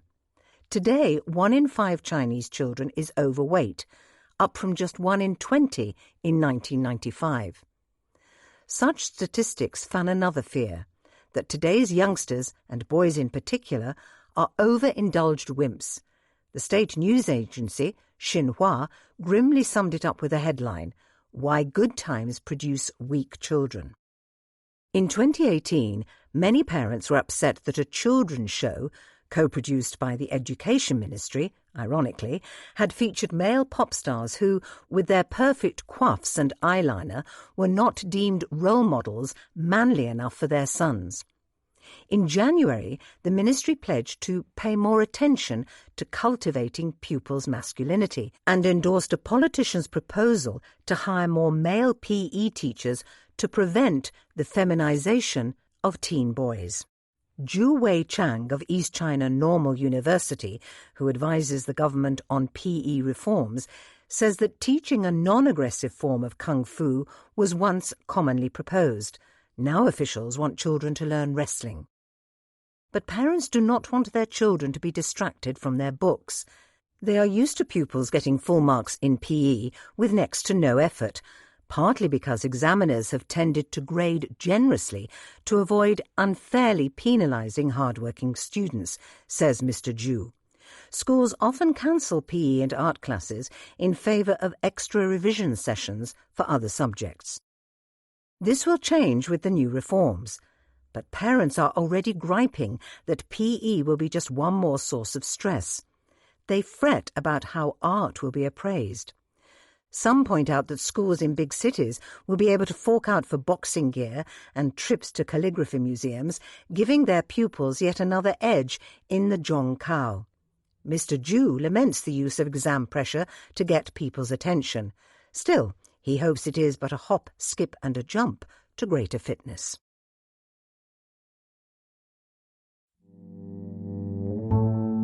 China. Chagwan. Of sickness and homesickness. To fight COVID-19, migrants are being asked to miss the biggest holiday of the year. No crowd in China is truly anonymous. Subtle badges of class, income, and even region mark out individuals in the densest throngs, such as those seen at Lunar New Year, when hundreds of millions of migrant labourers, white-collar workers and students cram into trains, buses, aeroplanes or cars to visit faraway relatives. China is a country in constant, restless motion. But even in a normal year, it is also a place of hard-to-shed social distinctions. This is not a normal year. In line with China's ambition of keeping COVID-19 infections as close to zero as possible, national health authorities have asked the public to avoid non-essential travel to see in the Year of the Ox. That is a reasonable request, but the burden falls heavily on those 300 million migrant workers for whom the holiday is often a rare chance to see children and aged parents. China's Transport Ministry predicts that a total of 1.7 billion journeys will be made during the travel surge either side of New Year, which this year falls on February 12th. That is down from about 3 billion journeys in 2019 before the pandemic. Millions employed by the government or state-owned enterprises have simply been ordered to stay put. Workers in the private sector being harder to boss about, several wealthy regions are offering bonuses to migrants who abandon plans to return home. These range from cash payments of up to 1,000 yuan, that's $155, to extra points to help migrants apply for school places or residence papers in the city where they work. Travellers to rural areas with weak health services must take tests for COVID-19 and self-isolate on arrival for a week or two. These various nudges and prods are having a visible impact. On a recent weekday, there was only a thin crowd outside the main railway station in Guangzhou, a southern boomtown of 13 million people. Travellers were almost outnumbered by steel-helmeted police officers and guards, as well as health inspectors in protective suits. Talking to that crowd, it becomes clear that this is no monolithic mass of people. Instead, each individual's decision to return home is shaped by employment status and regional background. Several migrants explain that they are taking off as much as a week earlier than usual. Many private employers have granted flexible holiday dates this year, enabling staff to stagger their departures. That allows all to enjoy emptier trains and roads, and some to get home before the strictest travel rules bite. A fortunate few locals need not worry about interprovincial controls. Chagwan meets one selling noodles part-time outside the station. A university student, she hails from Shantou, a city in the same province of Guangzhou, and plans to pop home by bus. She concedes that classmates from provinces which have seen recent outbreaks in China's icy northeast are forbidden to leave college over the holidays. Still, she backs restrictions. It's best if you stay home and don't cause trouble for the country. A married couple from Dangzhou County in Henan Province are found waiting for their train on a low wall. Fearing infection, they paid for a ride-sharing car to the station to avoid crowded public transport. Both work for the same plastic tubing manufacturer and are spurning an offer by bosses to pay 1,000 yuan to workers who skip holiday travel. Employees' movements can be verified with the help of smartphone health apps that are now ubiquitous in China. Extra money would help. The couple was stuck in their home village for a month on minimum pay when the virus hit around the Lunar New Year in 2020. But they long to see their daughter, 15, and son, 12, who live in Henan with grandparents. My parents are getting old. My kids are still young. If we didn't go back, my heart wouldn't be at ease, says the husband. A group of older workers from Lingbao County, a poor region of Henan, are bracing themselves for 25 hours on hard seats on a slow train home. Earning just 107 yuan a day at a hardware factory, they have brought buckets of steamed buns and fruit to avoid expensive train food. They each paid 75 yuan for a COVID test and will need another after self-isolating for a week in their mountain homes. Making money is hard, sighs one. Yet their precarious status gives them some autonomy too. Their short-term contracts expired before the holiday, so no boss can make them stay. At one point, Chaguan hears conflicting views. You in the West call China's travel curbs mandatory, but they are just advisory, insists a hotel tout. He asserts that China's Confucian culture means that people like to agree with the government. Another man weighs in, declaring that migrant workers are treated worse than city folk. Moreover, he says, once advice from national leaders is enforced by grassroots officials, it turns into an order. Abruptly, his indignation subsides. He is going home, unable to bear missing New Year with his wife and children. I have to go back. They are waiting for me to set off the firecrackers, he says simply. The Communist Party seems wary of public anger. On February 3rd, it warned local officials not to over-egg virus controls.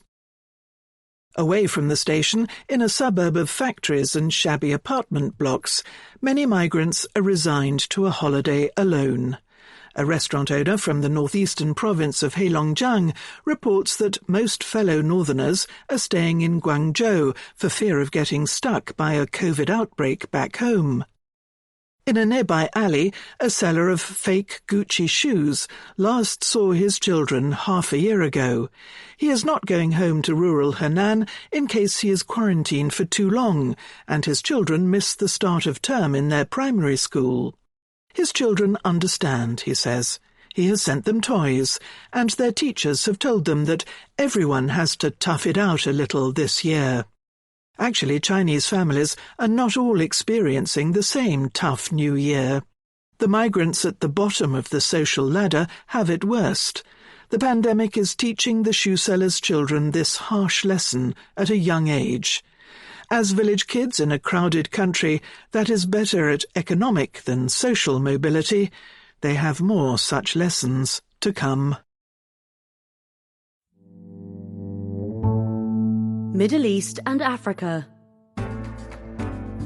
The Economist, February 6th to February 12th, 2021. In the Middle East and Africa section, Africa and COVID-19 at the end of the line.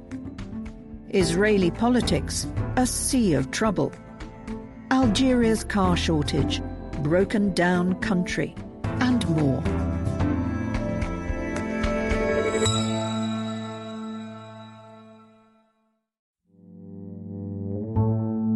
Middle East and Africa. Africa and COVID-19. At the end of the line. Africa's recovery from the pandemic will be slow and leave deep scars. At first glance, sub-Saharan Africa appears to have avoided the worst of the pandemic. It has 14% of the world's population, but even as it is drenched by a second wave, just 3% of known cases and deaths. In 2020, its economy shrank by less than the global average, estimates the IMF. 11 of the 24 countries that grew at all last year were in the region. But try telling the finance minister of one of those, Ghana, that African countries have had it easy. Ken Ofori-Atta worries that Africa is going to lose a decade if nothing is done to respond to the pandemic's economic shock. He admits to a vertiginous feeling. It's like sailing down Niagara Falls in an African canoe. Mr. Ofori-Atta has reason to worry. The rich world is expecting a rapid vaccine-fueled recovery, but in sub-Saharan Africa, the damaging effects of the pandemic will drag on, causing harm in the short, medium, and long term. The IMF forecasts that in 2021 it will be the slowest growing major region. In many countries, it will take several years for GDP per person to get back to where it was before COVID-19. Governments face the challenge of procuring scarce vaccines and, in many cases, dealing with financing crises that threaten basic services. All of this, as well as widespread school closures, will leave lasting scars. Africa has a young and fast-growing population. The median age is 19.5. By 2035, it will be adding more people of working age to the global population than everywhere else put together. A long, sluggish recovery would make it harder for the largest ever generation of young Africans to find jobs, heaping pressure on aging leaders.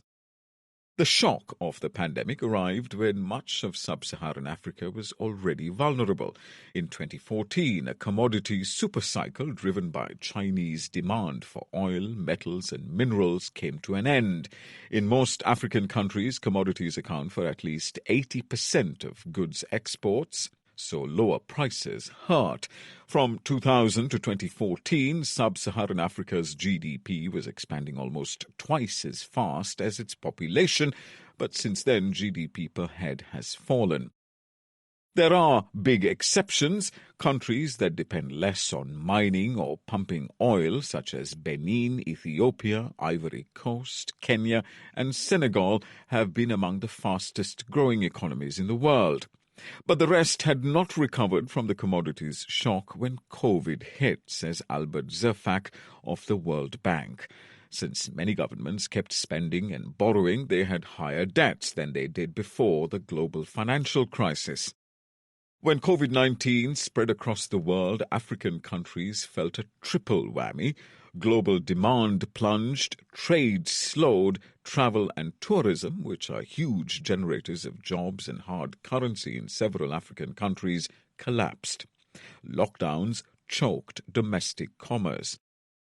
Having a young population has somewhat protected the continent from the virus. Officially, fewer Africans have died of it than Americans or Europeans. The true scale, however, is hard to gauge. In South Africa, one of a few African countries that track whether more people are dying than would be expected, there have been 132,000 excess deaths since May, a higher rate per person than that recorded in countries in Western Europe. Even countries that dealt with the first wave are struggling with the second. In Senegal, for instance, the main public hospital in Dakar, the capital, is asking NGOs for basic items such as masks and gloves. Doctors believe that the case count is many times higher than the official tally. We are afraid, says a clinician. The economic impact is also worse than it looks. Because sub-Saharan Africa's population is growing at 2.7% a year, GDP needs to grow at least as fast or people will become poorer. Last year, the area's economy shrank for the first time in 25 years. Some 32 million people fell into extreme poverty, earning below $1.90 a day. erasing 5 years of progress against want, says the World Bank. Millions more may have lost their place in the nascent middle class. Countries that rely on tourism were devastated. GDP fell by 12.9% in Mauritius and 15.9% in the Seychelles last year as beach lovers stayed at home. Botswana's economy contracted by almost 10% as foreigners went without diamonds or safaris. International bookings at camps in the Okavango Delta fell by 95%. Game poaching is rising as locals struggle to get by. Oil-exporting countries were walloped too. In 2020, their economies shrank by an average of 4% versus 0.4% among oil importers, excluding South Africa. In Angola, sub-Saharan Africa's second-largest oil producer, bottles of Chateau Petrus costing $3,000 can still be found in supermarkets, relics of the 2000 when high oil prices made Luanda one of the world's most expensive cities. But in 2020, Angola's economy slumped for a fifth year in a row. COVID-19 has exposed the weakness of Africa's biggest economies, Nigeria and South Africa, which generate almost half of sub-Saharan GDP. Nigeria, the continent's largest oil producer and home to 1/5 of sub-Saharan Africans, faces an unprecedented crisis, says the World Bank, which seldom uses such blunt language. More than 2 in 3 households are poorer than a year ago. By 2022, the number of Nigerians who are extremely poor is expected to rise by 20 million to 100 million. South Africa was in its second recession in 2 years before the pandemic as a result of low commodity prices, corruption, power cuts and scant investment. In 2020, its GDP shrank by 7.8% as joblessness rose above 30%. The poor, women and the least educated have been worst hit. Letcha Lekota, not her real name, lost her job in March. In her village, she signed up to get government food parcels. They never arrived. She suspects they were stolen, a common problem in a country where even funds for personal protective equipment and tablets to help kids study at home have been looted. What happened to the food parcels, she asks. Councillors tell us a different story every day. Not all the news is bad. Some 46 sub-Saharan countries have introduced a total of 166 social protection policies, such as cash transfers or free electricity, though most are still very small. The pandemic has spurred several to digitize faster. Ethiopia has adopted a law giving electronic documents legal force. Togo has issued welfare payments using mobile money. Another hopeful development is the African Continental Free Trade Area, which was launched on January the 1st. It should eventually ease trade within Africa. That could boost manufacturing, the importance of which the pandemic has stressed. The lack of domestically made surgical masks and drugs made Africa very, very vulnerable, says Akinwumi Adesina, president of the African Development Bank. We must be more self-reliant, says Amadou Hott, Senegal's economy minister. However, when it comes to cushioning the economic shock of COVID-19, sub-Saharan governments have fewer options than rich countries do, mostly because they cannot borrow as cheaply.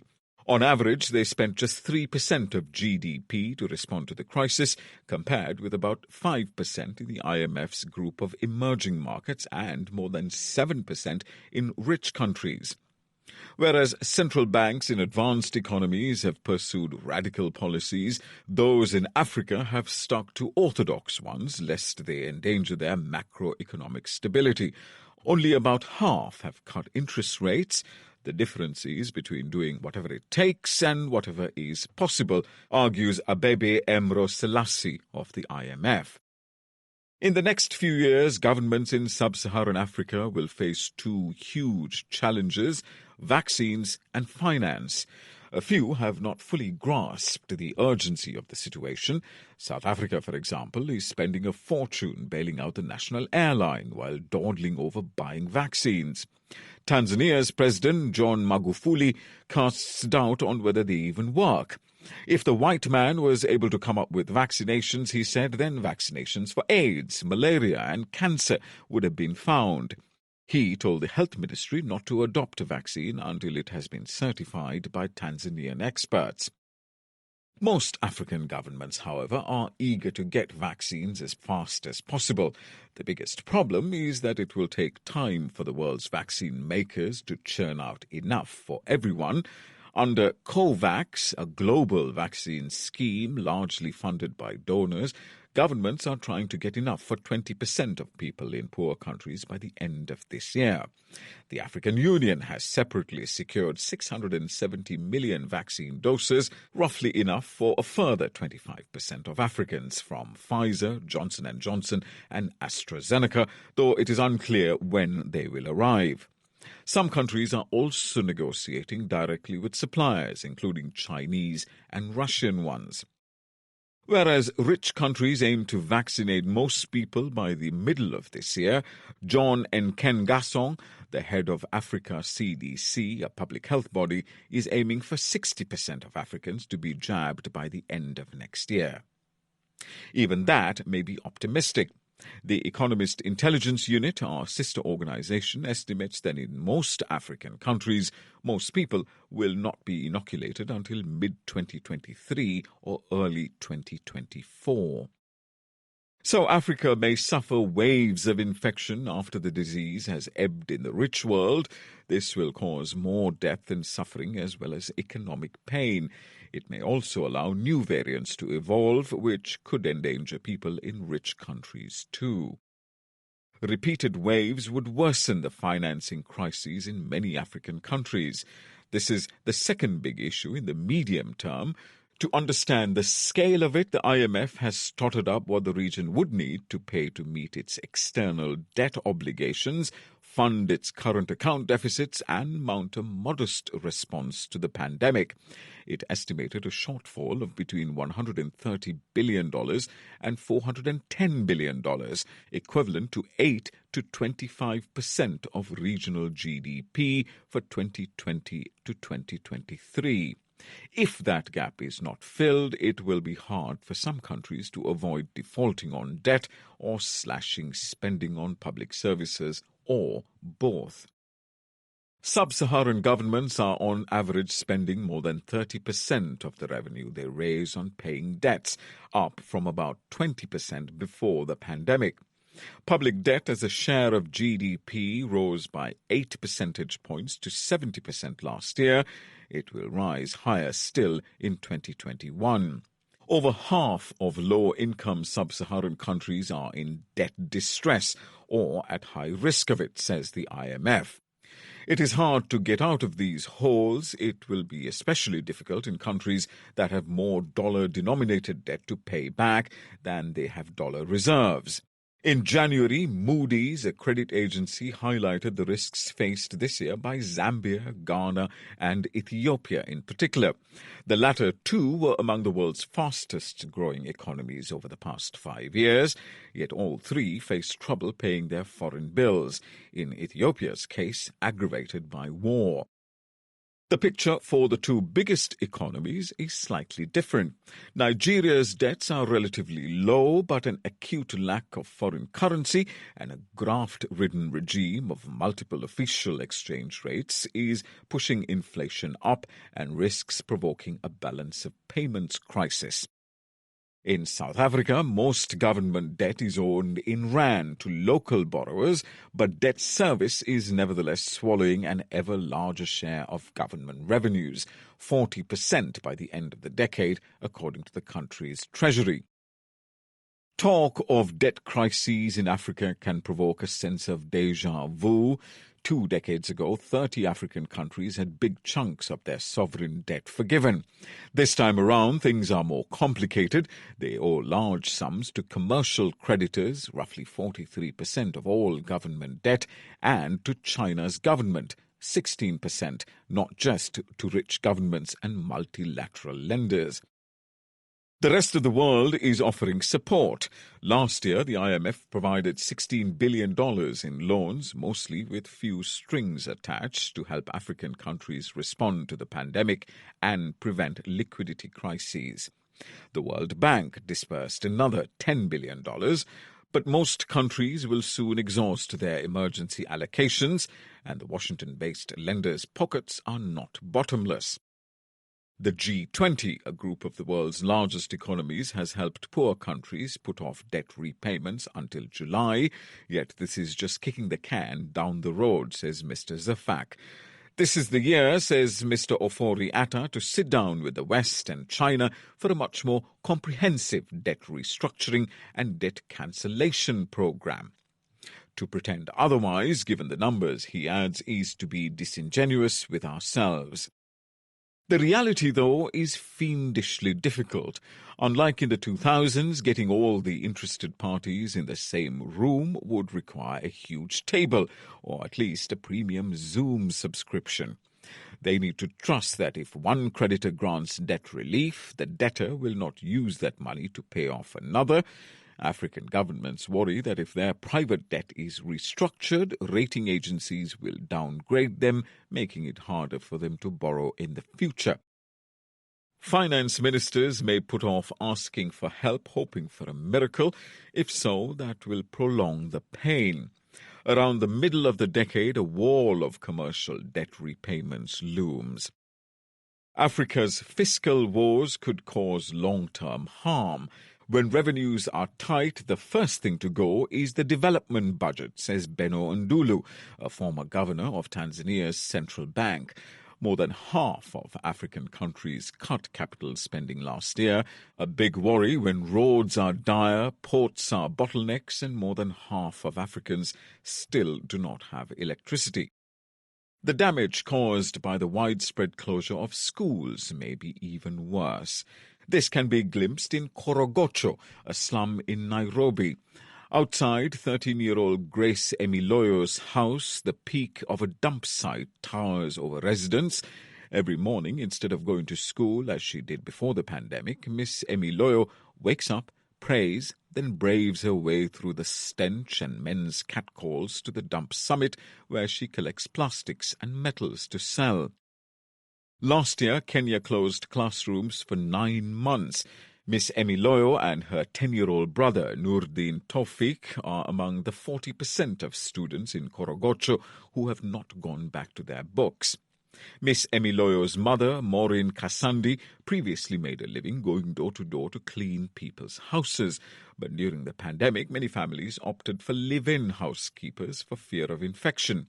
Nobody could take care of Miss Kasandi's children if she went away to work, so she has sent the older ones out to make money. When children drop out of school to work, it helps families put ugali, a starchy staple, on the table in the short term, but it blights those children's future prospects. Without education, they will struggle to escape from a life of drudgery. Similar stories are playing out elsewhere across the continent. Almost all of Africa's 253 million pupils live in countries that at some point closed schools.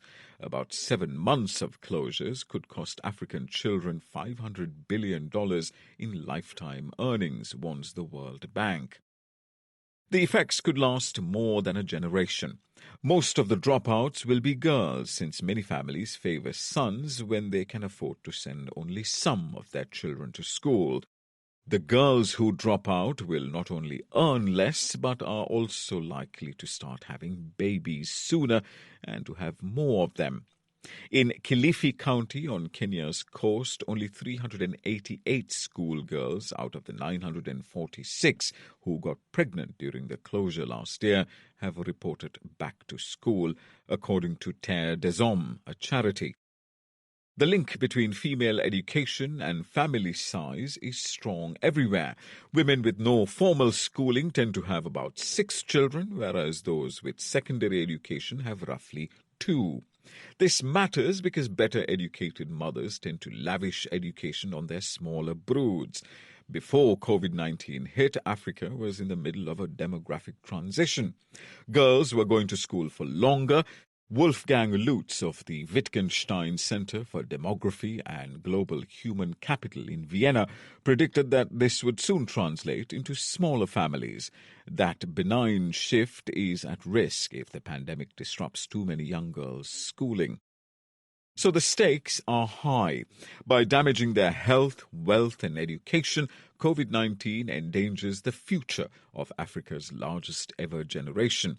On the plus side, vaccine rollouts may accelerate once rich nations have inoculated most of their people. Commodity prices may rise again as the global economy recovers.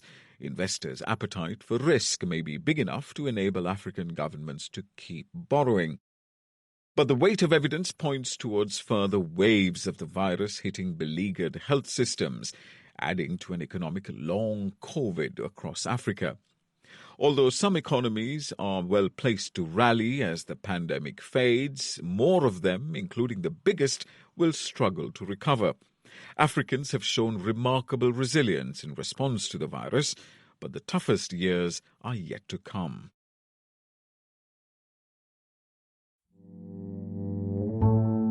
Middle East and Africa. Israeli politics. A sea of trouble. Will his alliance with the ultra-Orthodox doom Benjamin Netanyahu? He was hardly a household name, but the funeral of Rabbi Meshulam Dovid Soloveitchik on January 31st may prove a turning point in Israel's election campaign. The event drew some 20,000 ultra-Orthodox mourners in defiance of a nationwide lockdown to combat COVID-19. It's wrong to break the lockdown, but when a man like this passes, there is an uncontrollable urge to demonstrate our respect for the life he led, says Chaim Walder, an ultra-Orthodox writer. For more secular Israelis, the funeral was yet another reminder of the government's failure to enforce COVID-related restrictions on the ultra-Orthodox, who are 12% of the population. The devout continue to pray in packed synagogues and hold big weddings. Some ultra-Orthodox schools and yeshivas remain open, despite all other schools being closed. Many of those angry about the disparity have blamed Benjamin Netanyahu, the Prime Minister, and thrown their support behind the party of Yair Lapid, a secularist. Mr. Netanyahu's coalition relies on the backing of two ultra-Orthodox parties, so he goes easy on the group. There are gatherings on all sides, in all communities, he said after the funeral. The Prime Minister would rather talk about how Israel leads the world in vaccination per person. Over a third of the population have been jabbed. Still, COVID-19 cases and deaths have been rising. The main reason appears to be the arrival of a more infectious variant. But the ultra-Orthodox account for nearly a quarter of the new cases. In a recent poll, 61% of Israelis said they did not want ultra-Orthodox parties in the next government. Many voters believe Mr. Lapid is the only contender who would definitely leave them out. His own party, Yesh Atid, has moved up to second behind Mr. Netanyahu's Likud in the polls. The vote is on March 23rd. I don't want my campaign to focus on ultra-Orthodox against secular, says Mr. Lapid. It's about a return to normalcy versus a sense of chaos, which is what most Israelis are now feeling. Mr. Lapid, a former television talk show host, created Yesh Atid in 2012. He served as Mr. Netanyahu's finance minister from 2013 to 2014, but for years he was seen as lacking the experience and gravitas to be prime minister. He seemed to acknowledge that in 2019, when he teamed up with Benny Gantz to create the blue and white list of candidates led by Mr. Gantz. It battled to a virtual draw with Likud in an election last year, but split after Mr. Gantz broke his promise not to serve under Mr. Netanyahu, who faces charges of bribery and fraud. Early in this campaign, it seemed as if the main threat to Mr. Netanyahu would come from his right. A former ally, Guido Saar, formed a party for disgruntled Likudniks. But Mr. Saar is also wary of antagonizing the ultra-Orthodox, whom he would like to draw away from Mr. Netanyahu. Mr. Lapid is better placed to capitalize on the prevailing mood and, perhaps, to put together a coalition that does not include Likud or the ultra-Orthodox parties.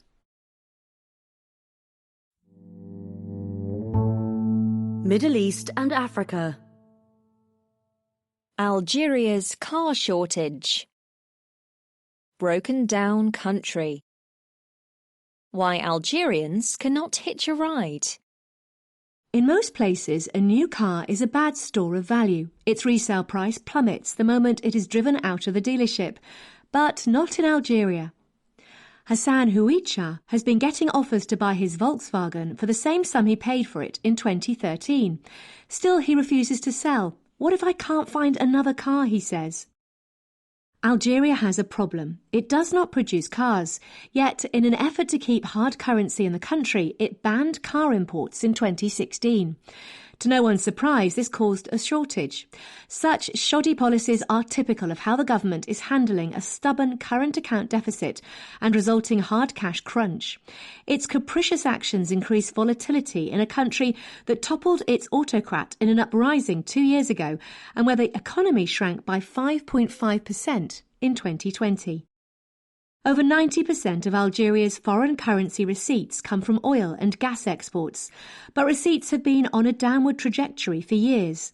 A slump in energy demand because of the pandemic has not helped. Meanwhile, over the past decade, Algeria has spent more than 28% of its GDP each year on imports. As a result, its foreign reserves have fallen from almost $200 billion in 2014 to under $50 billion today. Economists say they could run out in 2 years. So the country has been trying to spend less hard cash. It significantly cut its import bill in 2020. Sonatrach, the state energy firm which does much of its business in foreign currency, has been told to slash spending for this year by half. The government has levied tariffs of up to 200% on everything from chocolate to mobile phones. In January, it suspended the import of red meat. 2 weeks earlier, President Abdelmajid Tebboune sacked the transport minister and the boss of Air Algeria, the national carrier, for using hard currency to buy catering supplies. The ban on foreign cars, though, has proved more controversial. Last year, Ferhat Ait Ali, the Minister of Industry, said they were not a priority, but growing public anger over the shortage has prompted Mr. Ali to change tack. In January, he said that $2 billion would be allocated for car imports by vetted dealerships. The allocation is meant to cover everything from passenger cars to commercial trucks. They're trying to avoid another uprising, says Zain Gebouli, an analyst. But at a certain point, people will recognise that $2 billion is not enough. The car import bill in 2013, when there were no restrictions, topped $6 billion.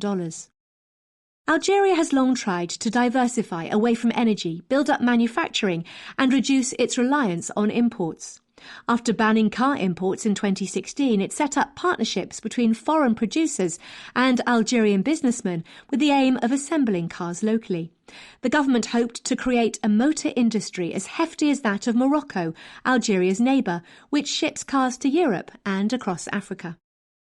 Algeria's plan drew foreign partners such as Renault, Volkswagen, Hyundai and Kia. The partnerships were given free land and subsidised energy for their plants and breaks on taxes and custom duties. In return, they were required gradually to increase their use of local materials.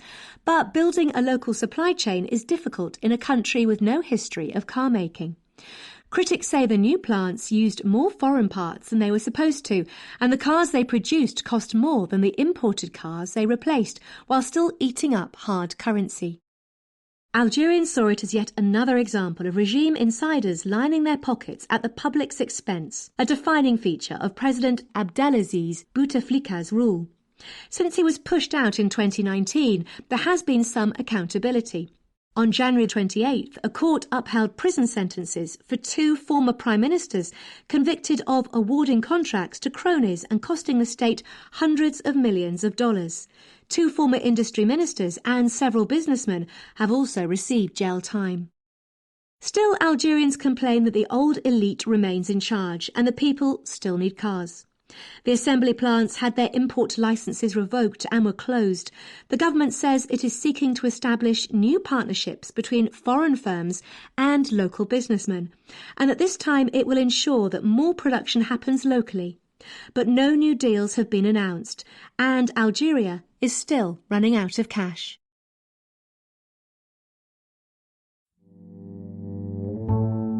Middle East and Africa. Honour killings. Murder, plain and simple. Male-dominated governments are doing little to end the killing of women.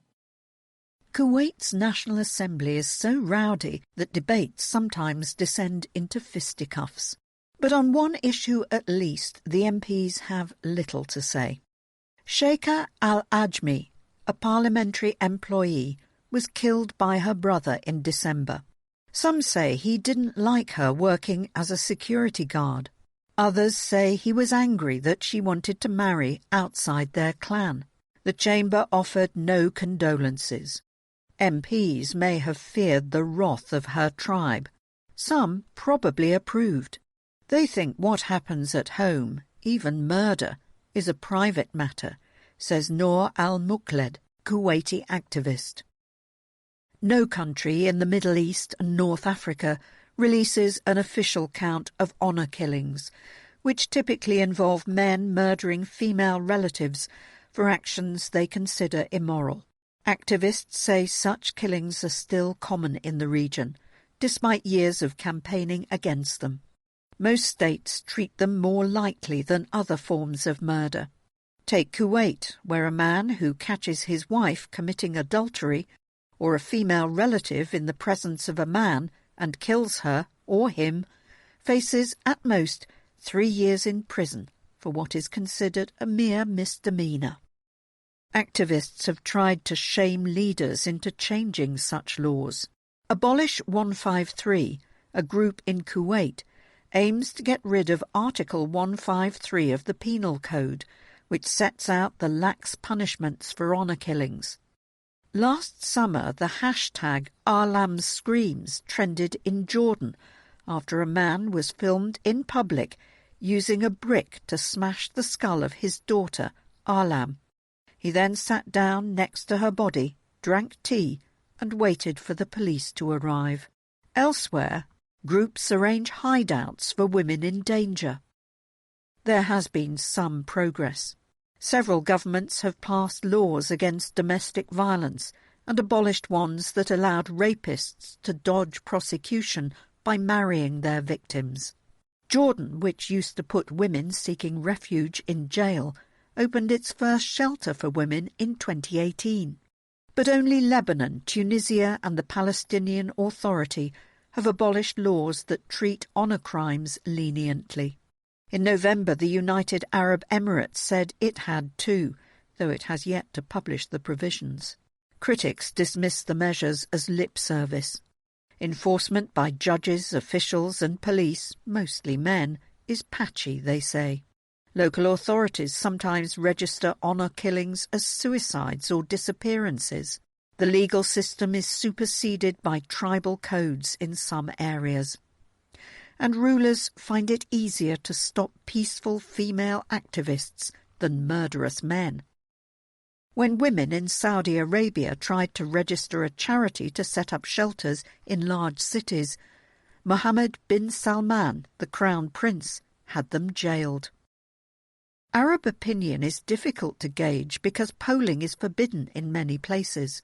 But in 2018 and 2019, a survey of 6 countries in the region and in the Palestinians' West Bank by Arab Barometer, a pollster, found that more people thought honour killings were acceptable than thought so of homosexuality. In most places, young Arabs were more likely than their parents to condone honour killing. The results are reflected on the Arab street and on social media, where opponents of honour killings are accused of promoting adultery and Western norms. A year ago, thousands of protesters rallied in Hebron, the West Bank's largest city, after the Palestinian Authority signed the UN's Convention on the Elimination of All Forms of Discrimination against Women. Worse, the scope of what is deemed a punishable breach of honour is widening. In the past year, women have been murdered for such offences as wearing makeup and chatting online. Last month, a Saudi woman was killed by her brothers for having a Snapchat account. When her sister wrote on social media that her body had been dumped in the desert, the police detained her. More generally, during lockdowns to contain COVID-19, violence against women has increased. No woman feels safe, says Ms. Al-Mukled. Men are getting away with murder. Europe. The Economist, February 6th to February 12th, 2021. In the Europe section, Italy. Send in the technocrats again. Russia, a mockery of justice. Charlemagne, on looking for someone to blame, and more.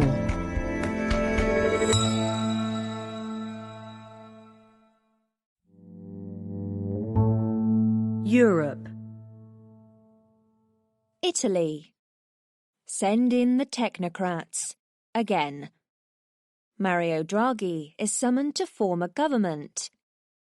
In certain countries, when the politicians are considered to have failed, it is time for an unsmiling general to appear on television to announce he has seized power.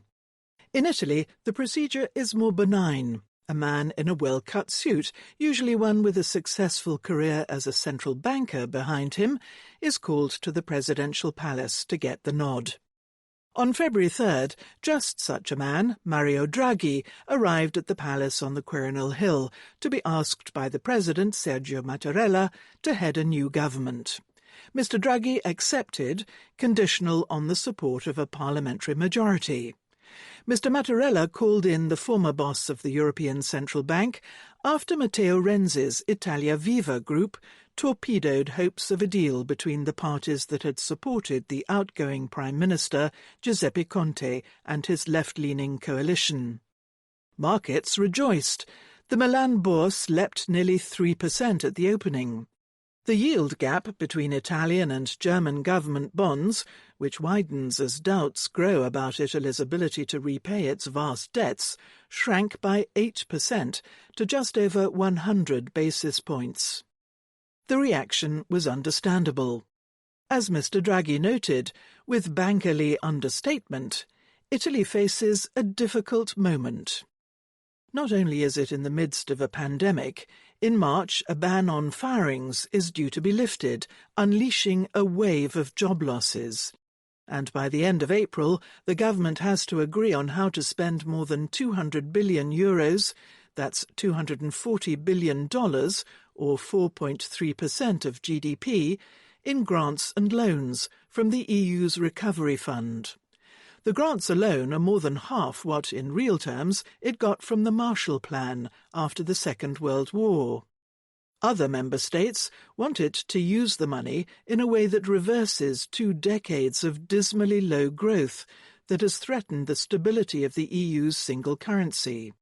Few are better equipped to tackle the economic challenge than Super Mario, the man whose decisive action saved the euro in 2012. The outcome of the crisis that erupted when Mr. Conte resigned on January 26th represents a triumph for Mr. Renzi, himself a former Prime Minister. He has brought down a coalition whose policies, including its plans for the allocation of the EU's funds, he increasingly deplored. He has unseated a popular Prime Minister who threatened to challenge him in the middle ground of politics.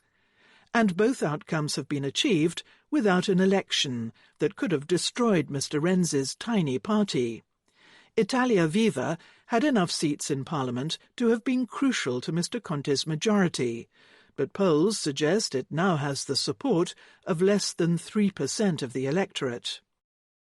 Mr. Renzi's victory was scarcely a win for Italian democracy, however. Something is wrong in a country where a party as tiny as his can oust a government, let alone one that has had as frequent recourse as Italy in the past 30 years to political outsiders.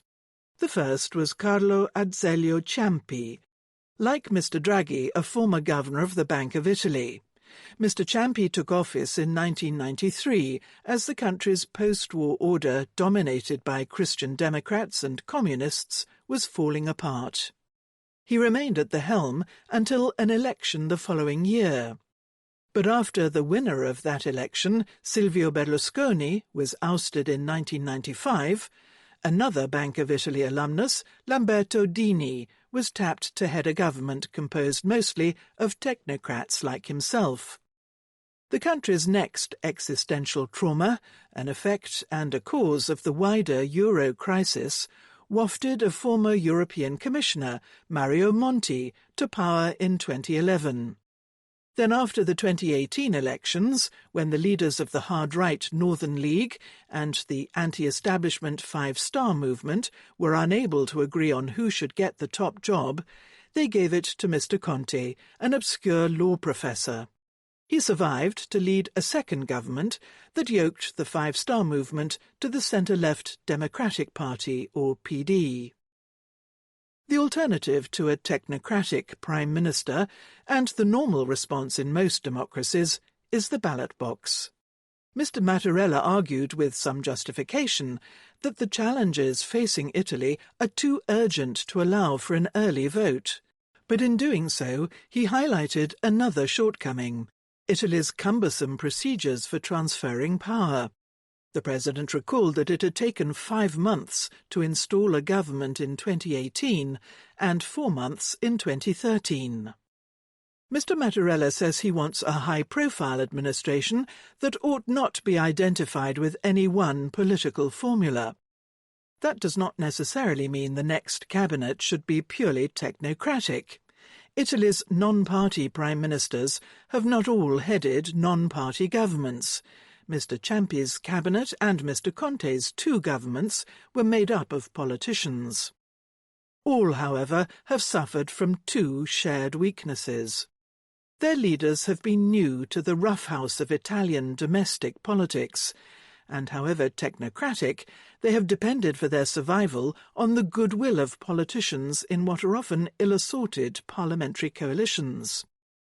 The first signs were that Mr. Draghi could win the support of Italia Viva, the PD, and Mr. Berlusconi's Forza Italia, but that he faced opposition from the Five Star Movement and from the 2 most radical groups in Parliament, the Free and Equal Party on the left and the Brothers of Italy on the right. It was unclear whether the League would back him explicitly or implicitly by means of abstention.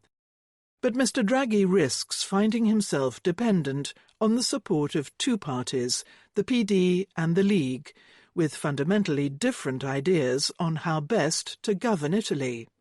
It is a problem with which his technocratic predecessors became wearily familiar, and one that helps to explain the brevity of their governments. On average, they lasted for a year and 4 months. Europe. Russia. A mockery of justice. The sentencing of Alexei Navalny to prison may yet weaken Vladimir Putin. Judging by the security measures, you would have thought Moscow was experiencing a terrorist attack. Police in riot gear surrounded the capital's main court and blocked the approaches. Muscovites suspected of being protesters were whisked away and bundled into police vans. By lunchtime, 350 people, including journalists, had been detained, adding to nearly 2,000 arrested during protests 2 days earlier. Jails and detention centres filled up so fast that many demonstrators were held in police vans in freezing temperatures, without food or water, for up to 40 hours. The reason for the mass arrests was Alexei Navalny, Russia's opposition leader, who had returned last month from Germany, where he had been treated for poisoning, ordered, he says, by President Vladimir Putin himself. On February 2nd, Mr. Navalny was put in a glass cage inside the Moscow court and sentenced to nearly 3 years in prison. This converted the original suspended sentence, handed down in 2014, into a trumped-up case designed to stop him from standing for election. The European Court of Human Rights in Strasbourg had previously exonerated him of that charge and made Russia pay him compensation. The latest proceeding was a mockery of the law. Mr. Navalny denounced it as one man's hatred and fear. I mortally offended Mr. Putin by surviving. And then I committed an even more serious offence. I didn't run and hide. Worse still, Mr. Navalny had revealed that Russia's Federal Security Service, the FSB, had smeared his underpants with Novichok, a toxin. Mr. Putin would go down in history not as a global statesman, but as Vladimir the Underpants Poisoner, said Mr. Navalny. His speech, blanked out by state television, was broadcast by TV Rain, an independent internet channel, and watched by nearly 9 million people on YouTube. Within minutes of the sentencing, Mr. Navalny's team had called people out onto the streets. Taking no chances, riot police closed metro stations and took over the main squares and crossroads. Videos that spread instantly on social media showed small groups of mostly young and peaceful Muscovites walking through the centre, chanting Navalny, and being shoved into side streets where they were beaten. The poisoning of Mr. Navalny made it clear that the FSB, rather than the civilian technocrats who were once responsible for domestic politics, are now dominant, says Alexei Venediktov of Echo Moskvy, an independent radio station. They describe Navalny as the engine and the banner of the protest movement. Locking him up will disable the engine, they reckon. They also plan to sully the banner by portraying Mr. Navalny as a foreign agent planted by the West to overthrow Mr. Putin's regime. They cite the protests by democratic countries, including America, Britain and Germany, and the attendance of their ambassadors at Mr. Navalny's sentencing as proof of its determination to hobble Russia. Mr. Navalny's call for sanctions against Mr. Putin's friends could bring a new charge of treason that carries a sentence of up to 20 years. Prosecutors are also working on a new fraud case alleging that Mr. Navalny has stolen donations to his own anti-corruption foundation. Yet by unleashing violence against peaceful protesters, the Kremlin is helping Mr. Navalny in his main task, undermining Mr. Putin's legitimacy.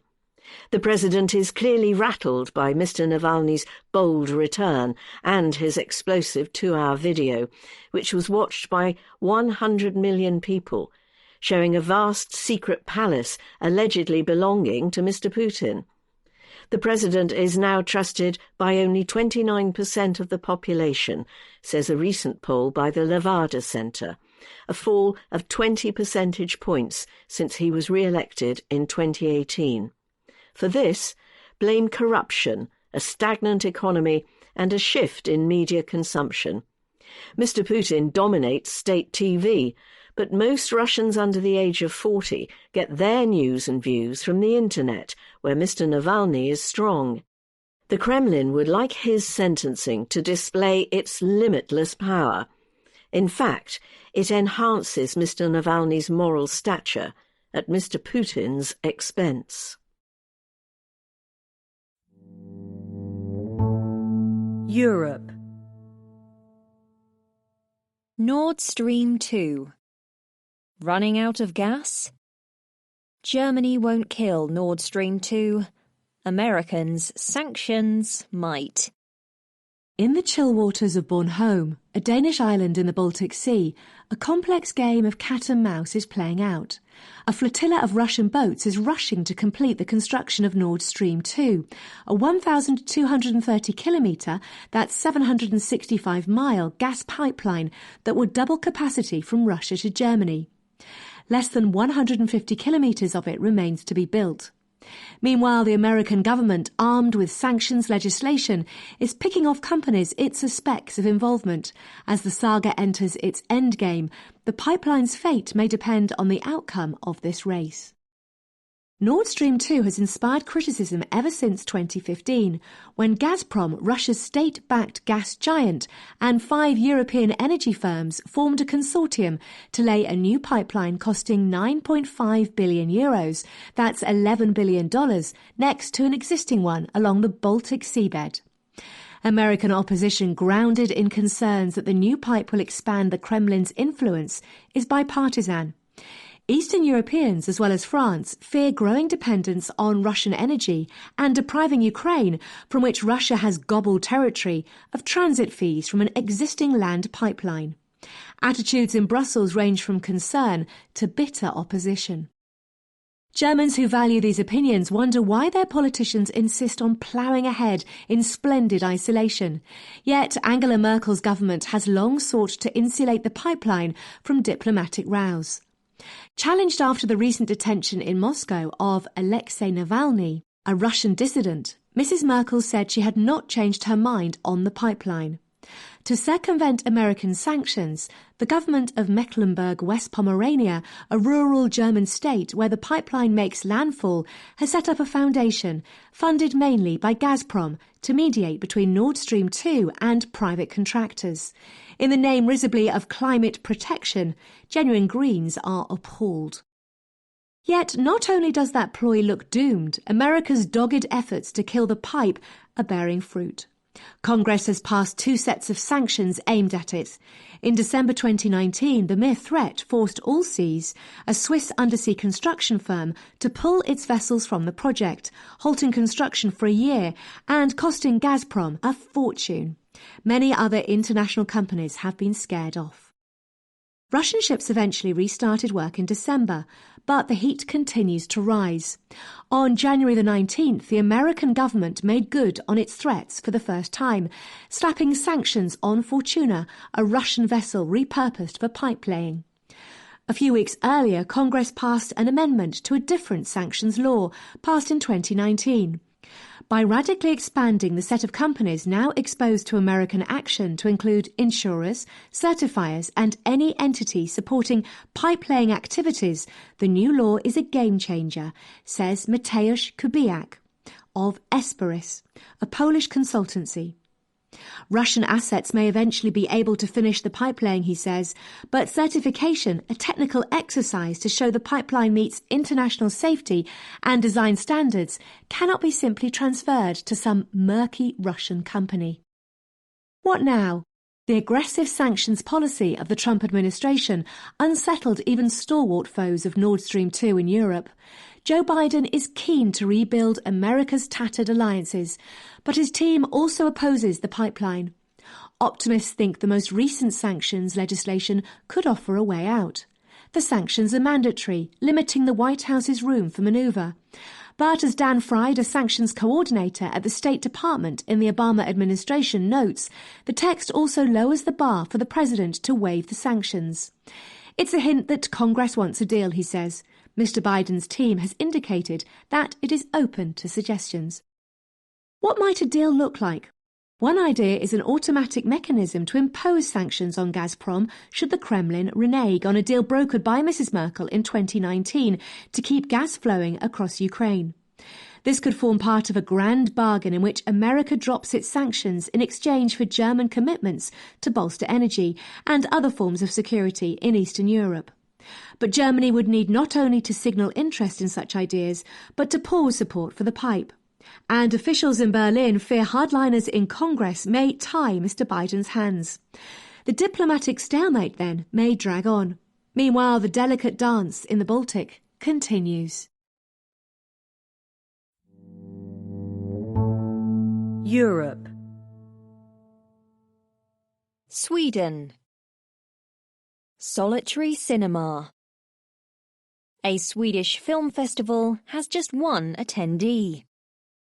When the Göteborg Film Festival offered the chance for a film fan to spend 7 days alone on an island with only 60 films for company, the organisers weren't sure if anyone would want to apply. The pandemic has been isolating enough, even for Swedes who have yet to lock down like other Europeans. The lucky winner would not be able to bring a phone or contact friends and family during a week of stormy seas and dark Swedish winter. No one was expecting that the festival would get over 12,000 applicants from 45 countries. The chosen castaway, a pink-haired Swedish nurse called Lisa Enroth, has been on Hamneska Island, 37 kilometres northwest of Gothenburg, as it is spelt in English, since January 31st. Sending her by boat to an isolated cinema was the best way to carry on the festival this year, says its chief organiser, Mirja Wester. A single person watching films cannot spread the virus, unlike the 160,000 at last year's event. The solitary experience is also in keeping with how millions have watched movies of late. And like the lighthouse that towers over the island, streamed and downloaded films shine a ray of hope. Still, some films are not meant to be watched alone. By day 3, Ms. Enroth was already rueing her lack of friends and wine. "I should have had someone there to cling on to," she said in a video diary after watching The Macaluso Sisters, a tragic Italian drama. She confessed to having started talking to the stove. It is easy to understand how she feels, alone on a rocky outpost. Yet such sentiments have long been common all over Sweden. Half of Swedish households are single-person ones. When lighthouse keepers first came to Hamneska, no one thought they could survive long in such desolation. Ms. Enroth's prospects are rosier. A psychiatrist is on standby in case she starts to struggle. And for an emergency nurse whose energy has been drained by the pandemic, solitude may even be a relief.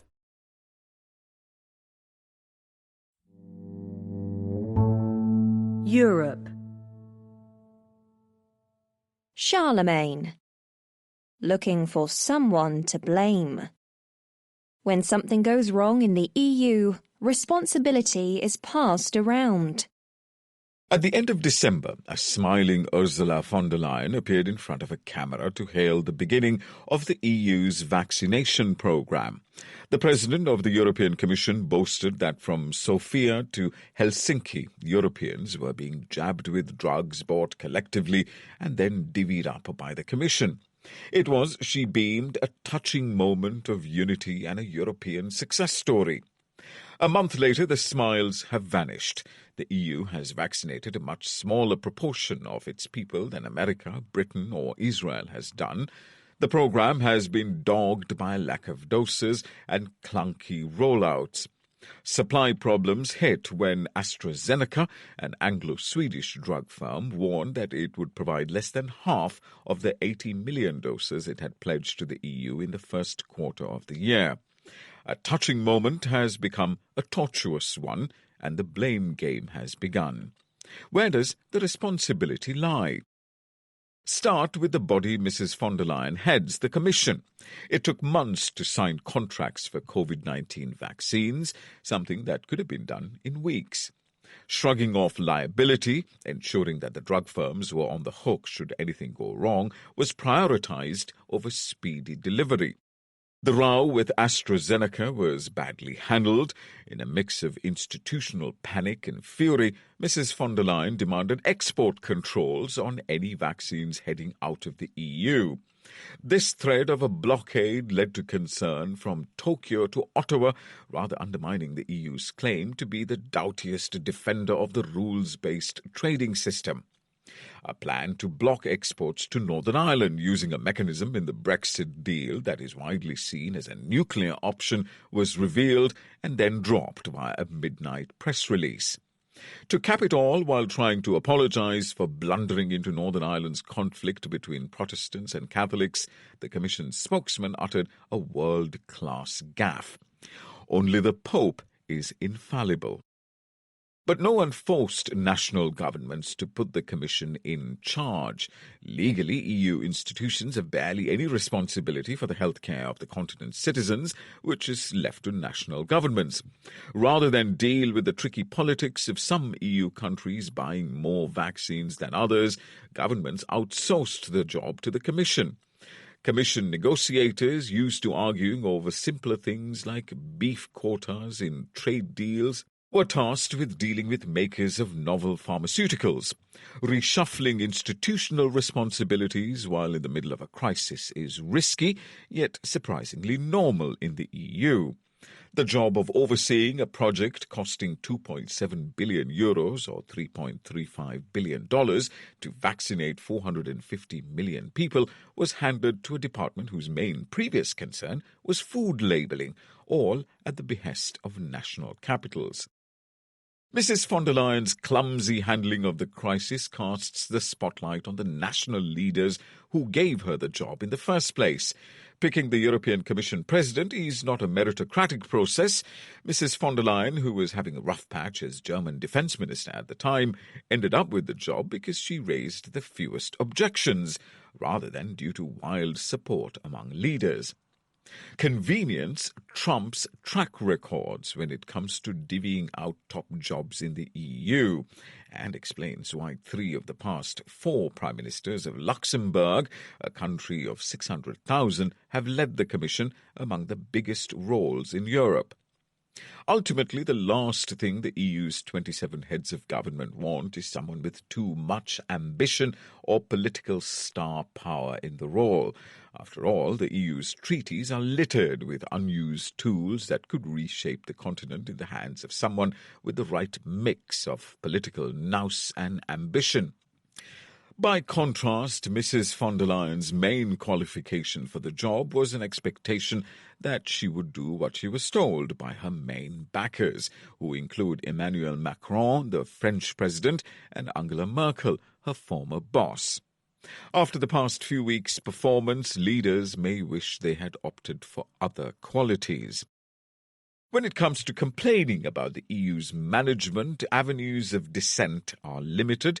A typical government has opposition parties waiting on the sidelines, loudly explaining why it is bad and why they would do much better. In Brussels, there is no such public political competition. The Commission can be kicked out if MEPs so choose, but the European Parliament, the main democratic organ of the EU, is weak. Schemes to turn the club into something resembling a parliamentary democracy with the Commission president chosen on the basis of election results were shelved in favour of the private haggling between leaders that resulted in Mrs. von der Leyen's selection. Lawmakers spinelessly played along. The result is that opposition is left to fringe parties with the teleological belief that the EU will, at some point, implode. Attacks on the current management are cast as opposition to the whole project, argues Hans Kundnani of Chatham House, a think tank in London. This makes for an unhealthy political scene where criticism is regarded as illegitimate and anything short of outright collapse is seen as vindication. And thus, complaints about the vaccination program have been overridden. Rather than apologizing to voters for the fact that European pensioners are less protected than American, British or Israeli ones, the EU reminds them that things could be much worse. In this telling, purchasing collectively has enabled EU countries to avoid fighting each other over scarce supplies. Other countries took risks by more quickly approving the very drugs that will be injected into European arms, runs another defence. A noble intention is apparently enough to forgive faulty execution. Mrs. Merkel summed up this attitude on the vaccine rollout in an interview. On the whole, nothing went wrong. When it comes to the EU, voters are left in a no-man's land, unsure how to air their anger, where to aim it, or even if they should be upset at all. For a democratic club, this is not a healthy place to be.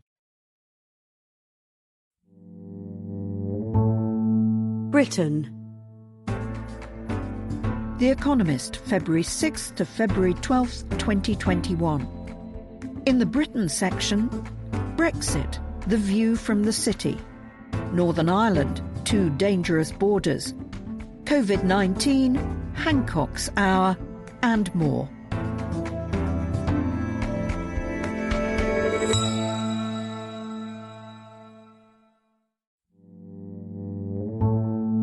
Britain. Brexit. The view from the city. The price of access to the EU for financial services is likely to be high, and the industry is divided over whether Britain should pay it.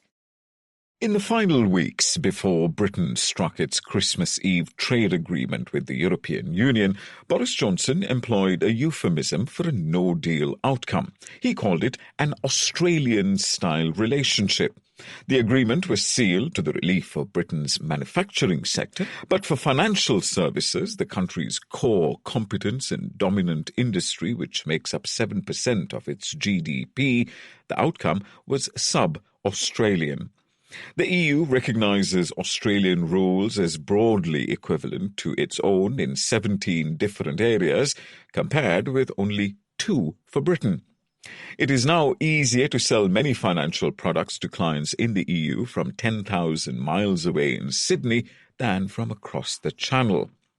You just can't imagine the Germans throwing the car industry under the bus like that, laments a British asset manager. Causes of the government's neglect of the financial services sector, which probably included general hostility to bankers, fury at the generous application of taxpayers' money to the industry after the financial crisis, and a belief among politicians that the city can look after itself, are obscure, but the consequences are clear. Between the Brexit referendum in June 2016 and the end of the transition period at the end of 2020, around 7,500 jobs, 5% of financial services employment, and over £1.2 trillion, or $1.6 trillion of assets moved from Britain to European financial centres, according to EY, a professional services firm. That may be an underestimate, as EY tracked only larger firms and more may go. Under target operating models agreed with European regulators, many firms have promised to shift more jobs to the continent by the end of 2021. Recruitment data suggests that Brexit may not just be sending work abroad, but also discouraging growth in Britain. Even before the pandemic, the number of vacancies posted for jobs in British-based financial services firms was falling swiftly, according to Morgan McKinley, a headhunting firm. The figures are gross, net figures are unavailable, but the trend is unmistakable. There are small upsides to Brexit, new immigration rules that make it harder for firms to recruit low-paid Europeans also make it easier for them to hire highly paid people from anywhere in the world. Brexit has prompted fresh thoughts about regulation. A review of the British listing regime, for instance, which Lord Hill, a former European Commissioner, is doing, may make London a more attractive destination for Asian firms seeking to raise capital. We could have done 80% of the suggested changes while in the EU, but it didn't feel so pressing, says a banker. The main question now is whether the EU will grant Britain further equivalences. The designation is a poor substitute for the passporting rights which entitled British firms to trade freely all over the EU. Equivalence covers fewer market functions and can be withdrawn with 30 days' notice. As the EU has demonstrated in its dealings with Switzerland, the right for Swiss-listed shares to be traded on European exchanges was suddenly withdrawn in 2014. Equivalence can be used for political leverage, but it is the only form of market access on offer to Britain. In November, Britain granted the EU a wide range of equivalences. Hoping to get the same in return, the Treasury filled out some 2,500 pages of questions on the British regulatory regime, an exercise which an official derides as especially pointless given they know what our regime is. It's their regime. But so far, the EU has granted Britain only time-limited equivalents for clearing Irish securities and the operation of central clearing counterparties. Negotiations are continuing and the Treasury is keen for a deal, but the EU does not seem to be in a hurry. A March deadline already looks likely to slip. Some suspect that the EU is going slowly on purpose because uncertainty may encourage business to flow from London to European capitals. William Wright of New Financial, a think tank, reckons that the outflow from London over the last 4 years will embolden Europe to push harder to repatriate more business. The EU says it cannot make a decision on equivalences until Britain makes its approach to divergence clear. The British government has talked in vague terms about deregulation. Rishi Sunak, the Chancellor of the Exchequer, referred to Big Bang 2.0 or whatever in a newspaper interview, but has not committed itself to divergence. A crucial question is what the EU would require of Britain in exchange for equivalence. If it means targeting the same broad outcomes of well-functioning markets, that is fine, says an insurer, but we can't agree to line-by-line regulation by email. Big firms in the city are keener on equivalence than divergence. Europe, the source of a third of the financial services industry's export business, is important to them, and European rules, which Britain helped to shape, have served them well. For global firms, a common regulatory system between Britain and the EU makes the world a simpler place. Compared with global city firms, those headquartered in Britain are less set on equivalence. They are more concerned about what will happen when, unconstrained by British policymakers, Europe's more interventionist instincts are brought to bear on regulation. Over to the west of the city in Mayfair, where most of London's hedge funds are located, opinion is heavily in favour of divergence. Hedge fund managers' views, shaped by a faster-moving world in which regulation is often a drag on innovation, tend to be more Eurosceptic than those of the bosses of global firms located in the city and Canary Wharf. While most city figures wanted Britain to remain in the EU, high-profile hedge fund bosses such as Crispin O'Day and Sir Paul Marshall helped finance the Leave campaign. Unlike banks, which do a lot of business in Europe, hedge funds raise most of their capital in Asia and the Middle East. They are lightly regulated and plan to stay that way. The only times the EU has affected my business is when they have tried to destroy it, says a hedge fund manager. The alternative investment sector is fairly small. It pays less than £5 billion a year in tax and employs around 40,000 people. But its big cheeses are generous Conservative Party donors, so it has an outsized political voice. The hedge fund's particular bugbear is the EU's Alternative Investment Fund Managers Directive, which provides a framework for regulating them. Many want it dropped and the sector deregulated by, for instance, lowering authorization requirements and dropping disclosure rules.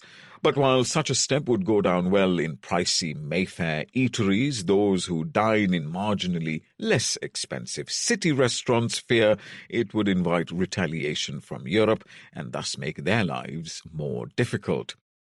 The hedge funds are not alone in wanting divergence. Many in the insurance industry believe that a review of the Solvency II regulatory regime, focusing on the needs of British firms, could lead to some marginal improvements. Smaller challenger banks hope that Britain can tweak the prudential framework to suit them better. For sectors such as manufacturing and agriculture, Britain must choose whether to align with European or American regulations. In financial services, it has more clout. The EU, without Britain, is not a huge force in finance. Its share of the overall business has fallen from a fifth to 13% as a result of Brexit, compared with Britain's 8% share. In many areas, Britain's share is bigger than that of the EU 27. Now that it no longer needs to agree rules with its all-European partners, Britain can make deals with countries like America, Singapore, Switzerland and Japan that offer a path to capturing fast-growing new markets such as fintech and carbon trading, and for setting the rules that determine how those businesses are done. The question of whether Britain should go for equivalence will probably be settled not in the City, Mayfair or Westminster, but in Brussels.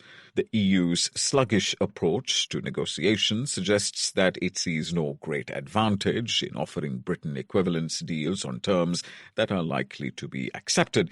If that is so, the City will have to adapt to a new world, as it has done before and will no doubt do again. Britain. Spirit of the age.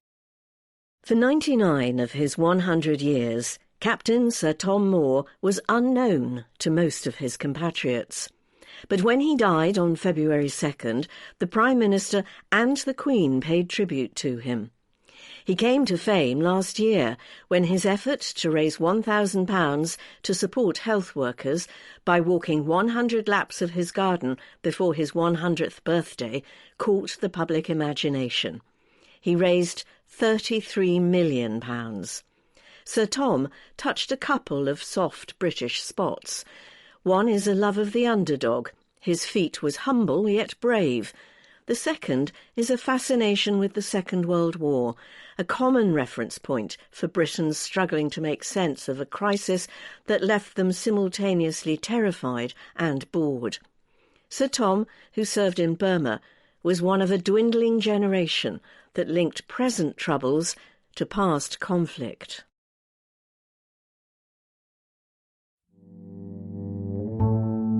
Britain. Northern Ireland. Two dangerous borders.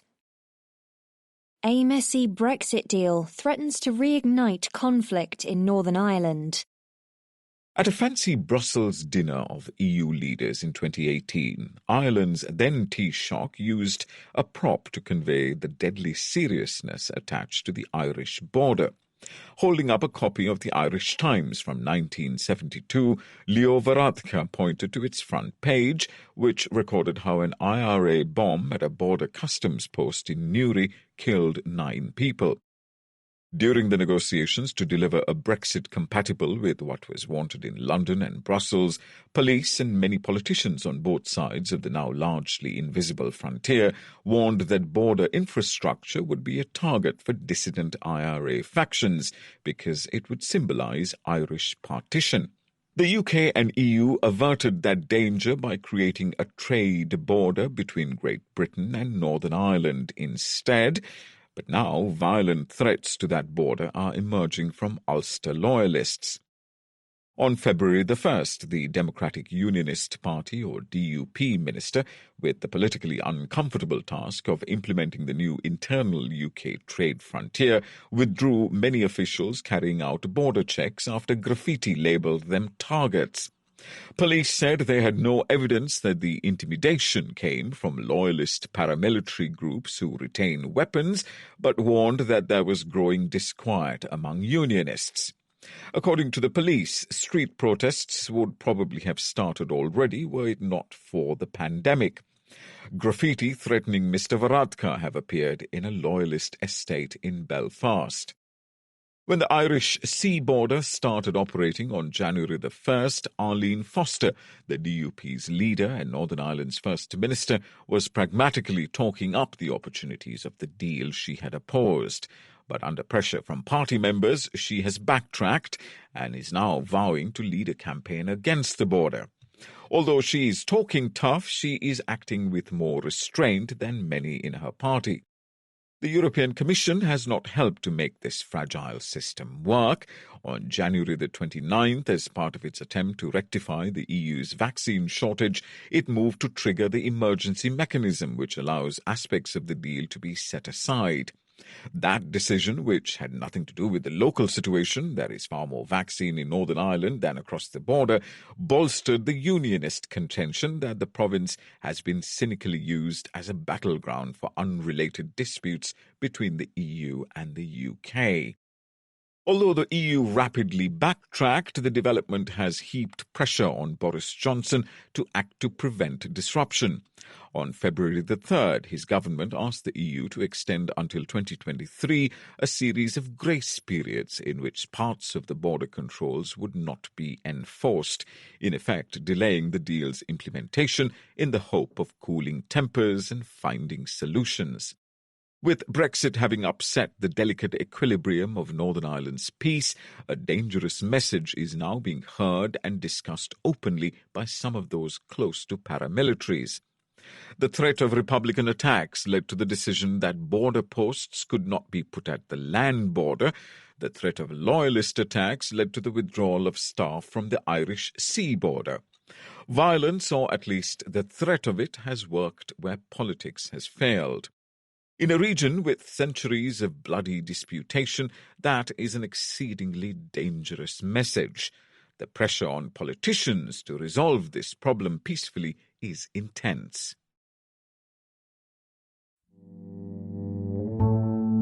Britain. COVID-19. Hancock's Hour. The Tory party does not much like the government's most successful minister. In the autumn, Matt Hancock, Britain's Secretary of State for Health and Social Care, insisted that vaccines were on their way. According to reports at the time, this was greeted with disbelief by other government departments. Hancockian became synonymous among ministers with implausible optimism. Now, 10 million Britons have received their first jab, a higher proportion than in any other big country. The decision to spread doses to maximise coverage looks solid. A paper published on February 2nd suggests it lifts efficacy. Britain has improved its manufacturing base, ready for another round of vaccines if required by new variants. By now, Hancockian ought to carry a different definition. Few British politicians have seen their stature enhanced in the last year. Rishi Sunak, the Chancellor, won plaudits for his early response before launching a questionable scheme to encourage dining out. He nevertheless remains enormously popular among Tory members. Mr Hancock, meanwhile, limps near the bottom of tables compiled by Conservative Home, a party Bible.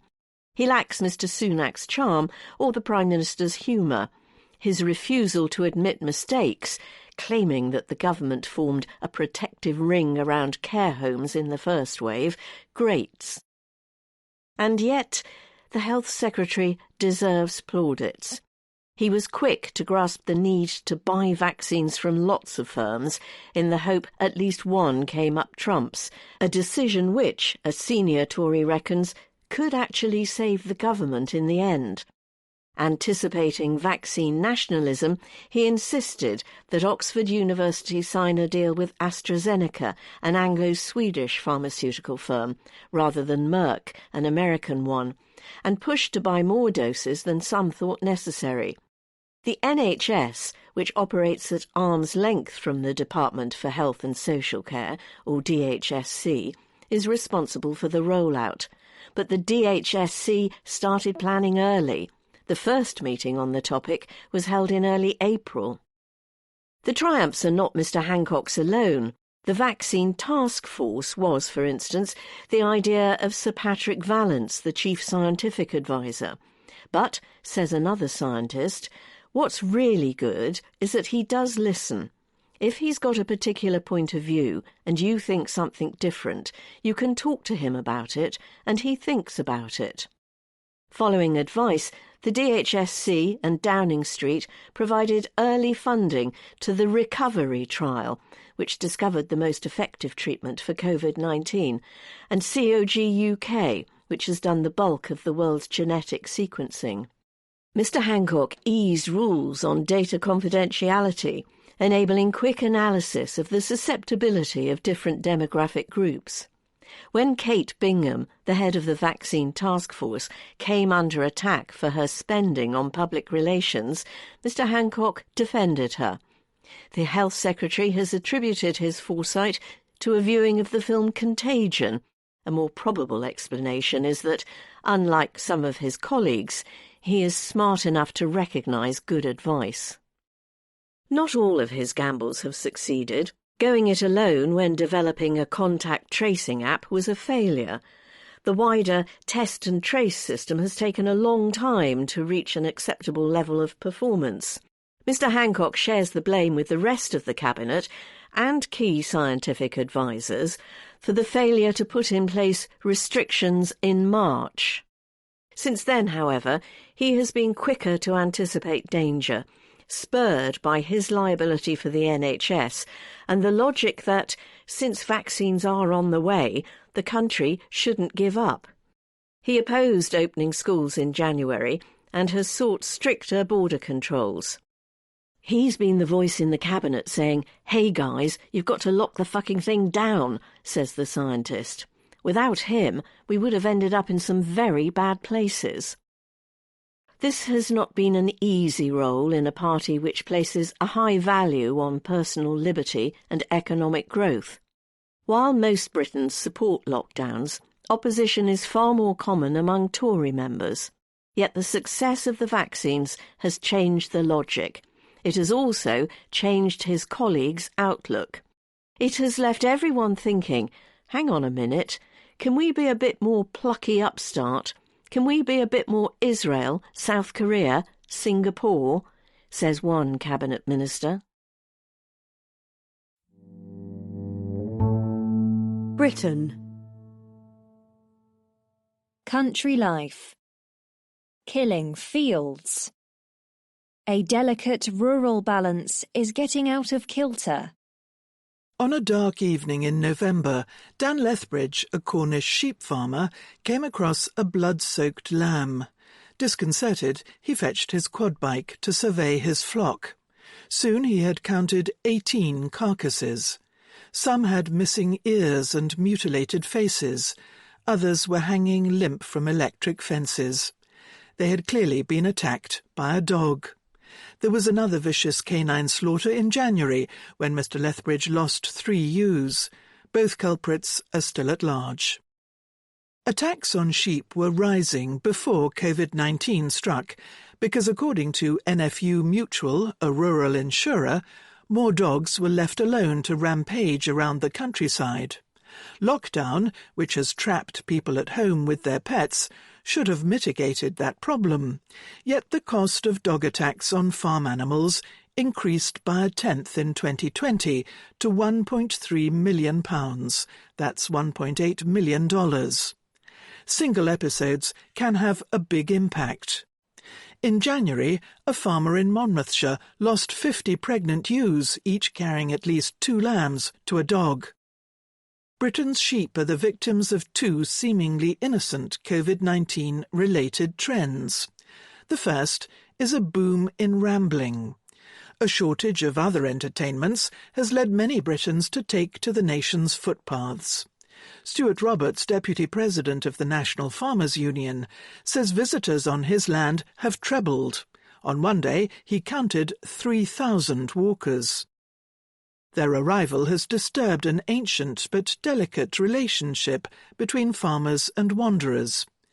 British walkers have unusually free access to farmland through a network of footpaths that often cut through fields in which animals graze. Farmers sometimes resent this, but tradition and the law require them to put up with it. Now the impact has become more troublesome. Footpaths are getting wider, crops are being trampled, and gates left open. They don't know how to respect the land, says Mr. Lethbridge. Lockdown has also led to a boom in dog buying, with the result that many virgin ramblers are accompanied by new pooches. First-time owners may be ignorant of the ways of both dogs and the countryside. NFU Mutual's survey found 64% of owners let dogs roam free, but only 40% knew they could kill livestock. Most people don't realise that their lovely little fluffy pet, which is adorable at home, can suddenly get in among sheep and just go death, says Tobin Bird, a sheep farmer who runs Sheep Proof Your Dog, a training course for dog owners. He teaches them to be top dog and to go easy on positive reinforcement, because a treat means nothing when a dog is in full flight. Whenever a local farmer shoots a bloodthirsty mutt, demand for his services rises. Britain. R&D. Blue skies ahead.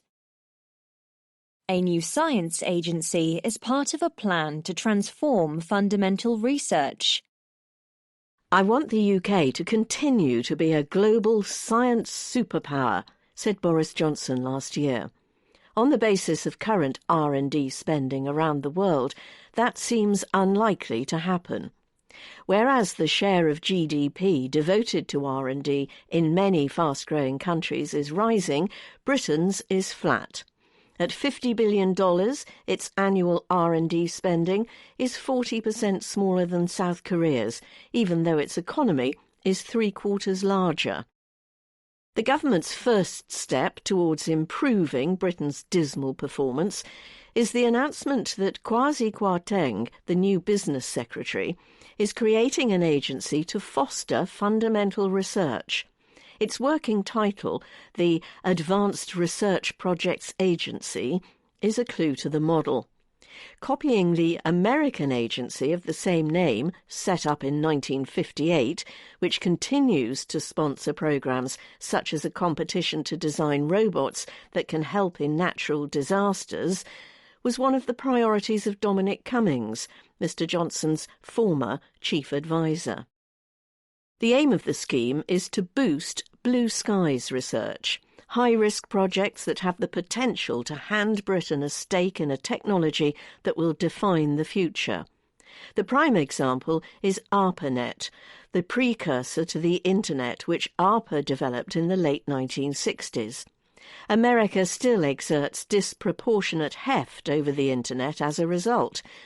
Silicon Valley's predilection for big, risky investments was also an inspiration to Mr Cummings, though venture capitalists' time horizons are shorter.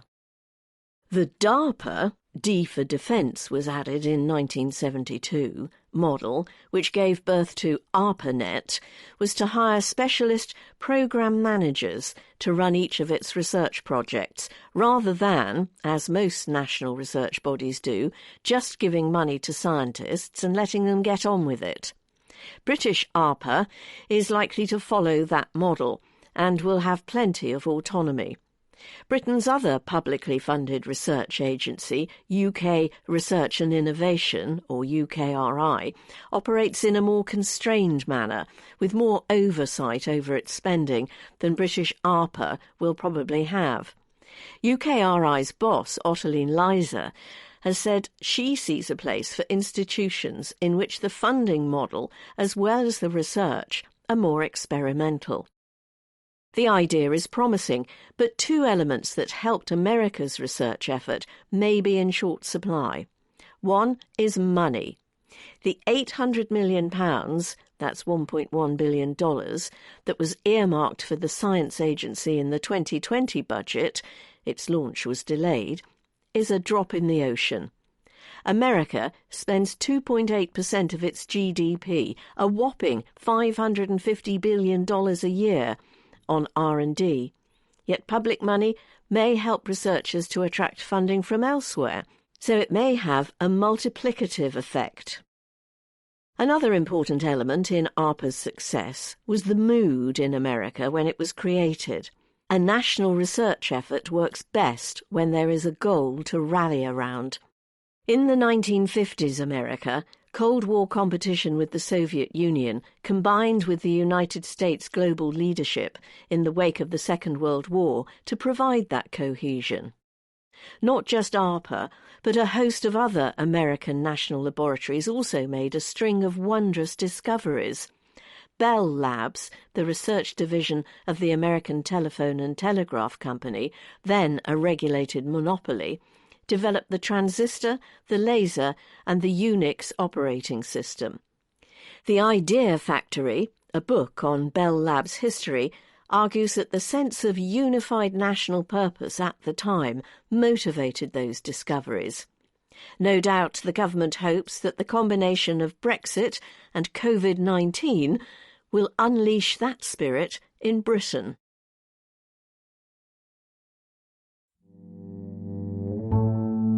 Britain. The national mood.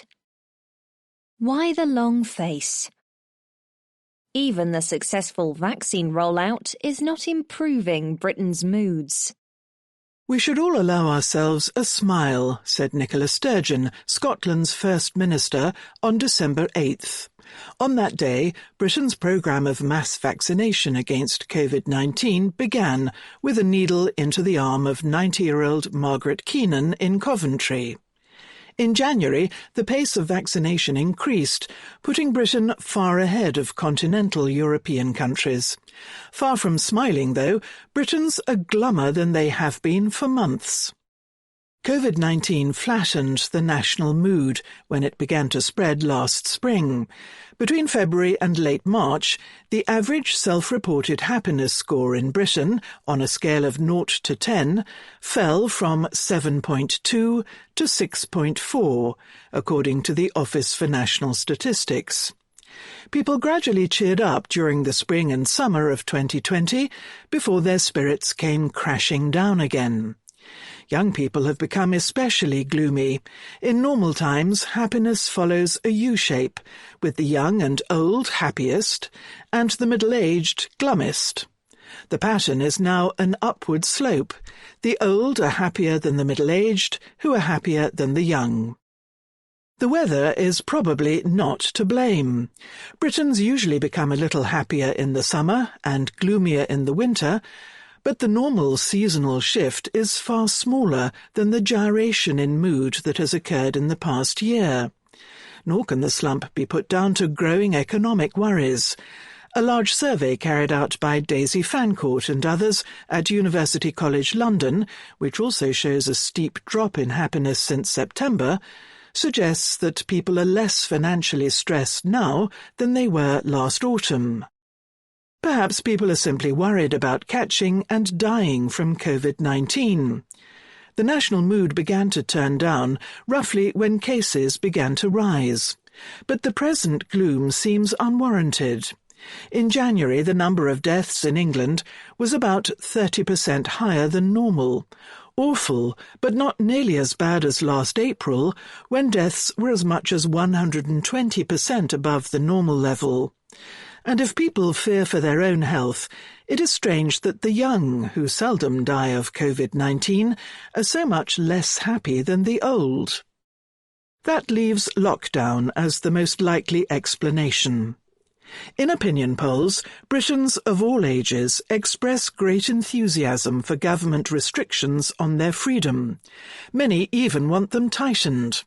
Unsurprisingly, though, they seem not to enjoy the experience. It is hard to separate the psychological effect of lockdowns from the effect of rampant disease and high death rates, since they occur at roughly the same time. But a study of Singapore by Terence Chung, Seong-Hoon Kim and Kyang-Yok Ko suggests that restrictions themselves immiserate. The national mood slumped there during a strict lockdown last spring. Singapore has recorded a mere 29 deaths from the coronavirus so far. Ms. Fancourt's survey suggests that young people in particular are behaving differently during the present lockdown. Almost half of 18 to 29-year-olds say they are spending less time communicating online with family and friends, compared with the lockdown last spring. Only 1/10 say they are doing it more. That probably helps to explain their gloom. Having strong friendships boosts happiness a good deal, even after controlling for income and other characteristics.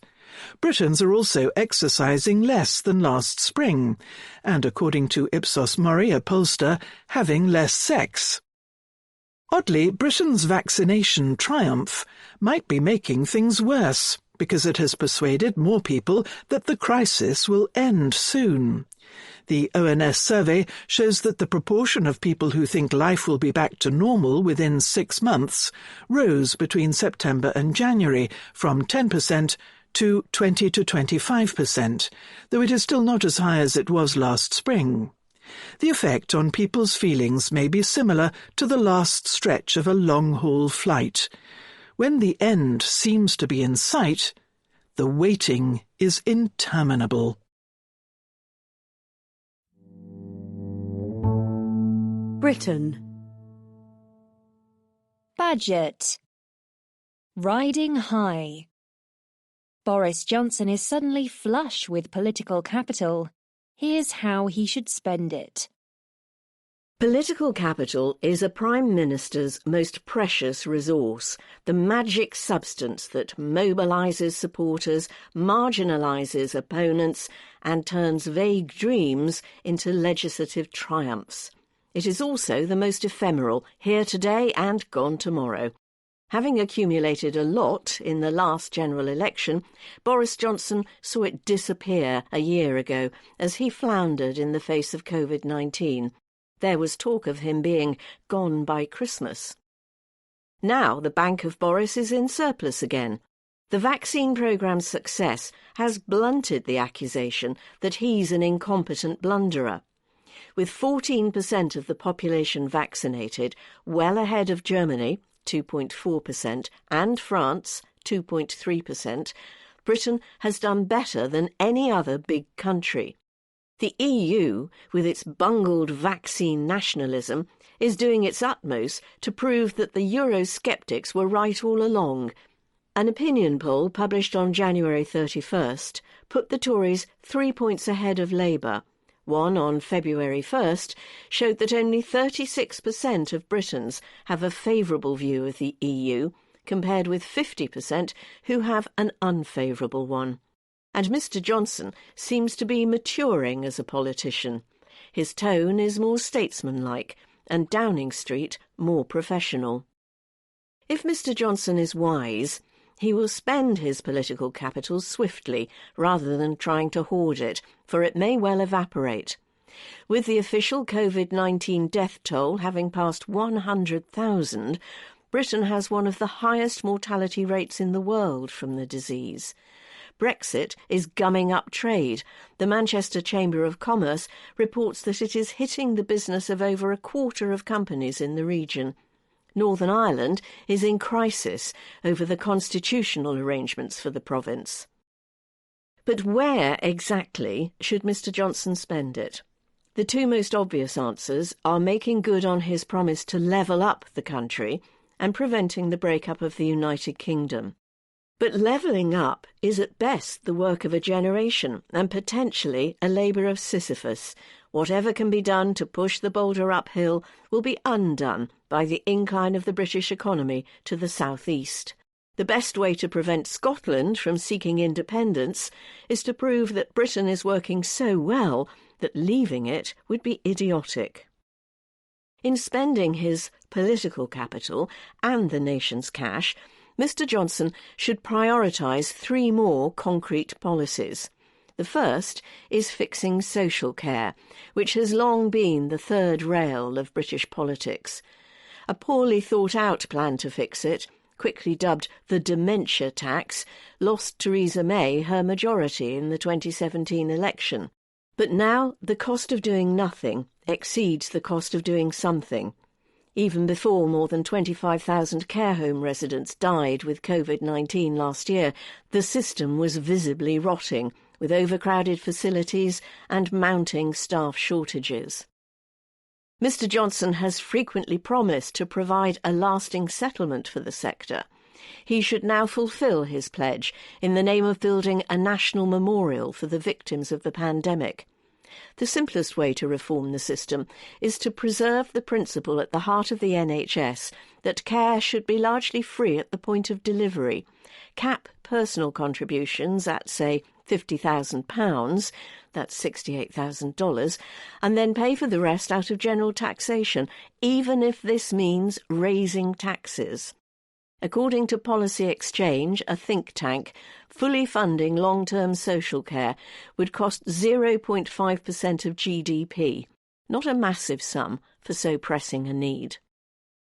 The other end of the age spectrum, the young, whose education has been sacrificed to protect their elders, also needs attention.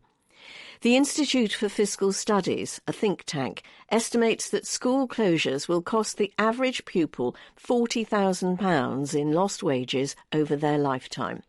The notion of average is misleading. Poor children who lack the ready internet access and quiet space needed for home study feel the consequences more than richer ones. The government needs to make sure that they have the chance to make up for lost time by, for example, establishing summer schools, lengthening the school day, extending the school year, offering enriched classes and allowing some children to repeat whole years. Along with this domestic agenda, Mr Johnson needs a foreign policy triumph. What better than for the man who brought Britain Brexit to preside over a new rapprochement with the EU? The EU is not about to auto-combust, whatever the more excitable Eurosceptics may think, and can make Britain's life difficult. Its current embarrassment should calm fears that any warming of the relationship is a prelude to rejoining, and thus give Mr Johnson room for manoeuvre. It is time he rejected the dogmatic Brexiteer belief that Britain should deal primarily with nation-states, particularly France and Germany, rather than international abstractions. He should explore ways of working with the EU, particularly on foreign and security policy. Britain broadly agrees with the EU on big challenges such as Iran and climate change. It also has more to gain than to lose by cooperating with it on cross-border crime, even if that involves the notional recognition of the European Court of Justice. Granting full diplomatic status to the European ambassador, João Vale de Almeida, would be a good way to start a rapprochement.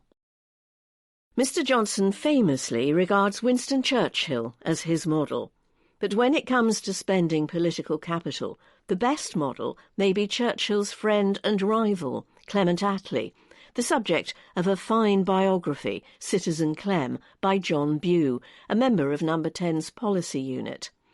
Attlee reignited the nation's spirit after the dark days of the war by passing the 1946 National Health Service Act, which provided free health care for all, and nurturing the 1944 Education Act, which created a more meritocratic society.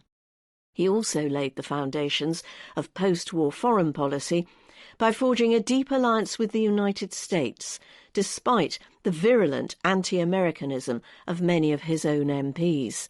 The spirit of the late 1940s may be just what Britain needs in the early 2020s. International. The Economist, February 6th to February 12th, 2021. In the international section, the future of nightclubs. Don't stand so close to me.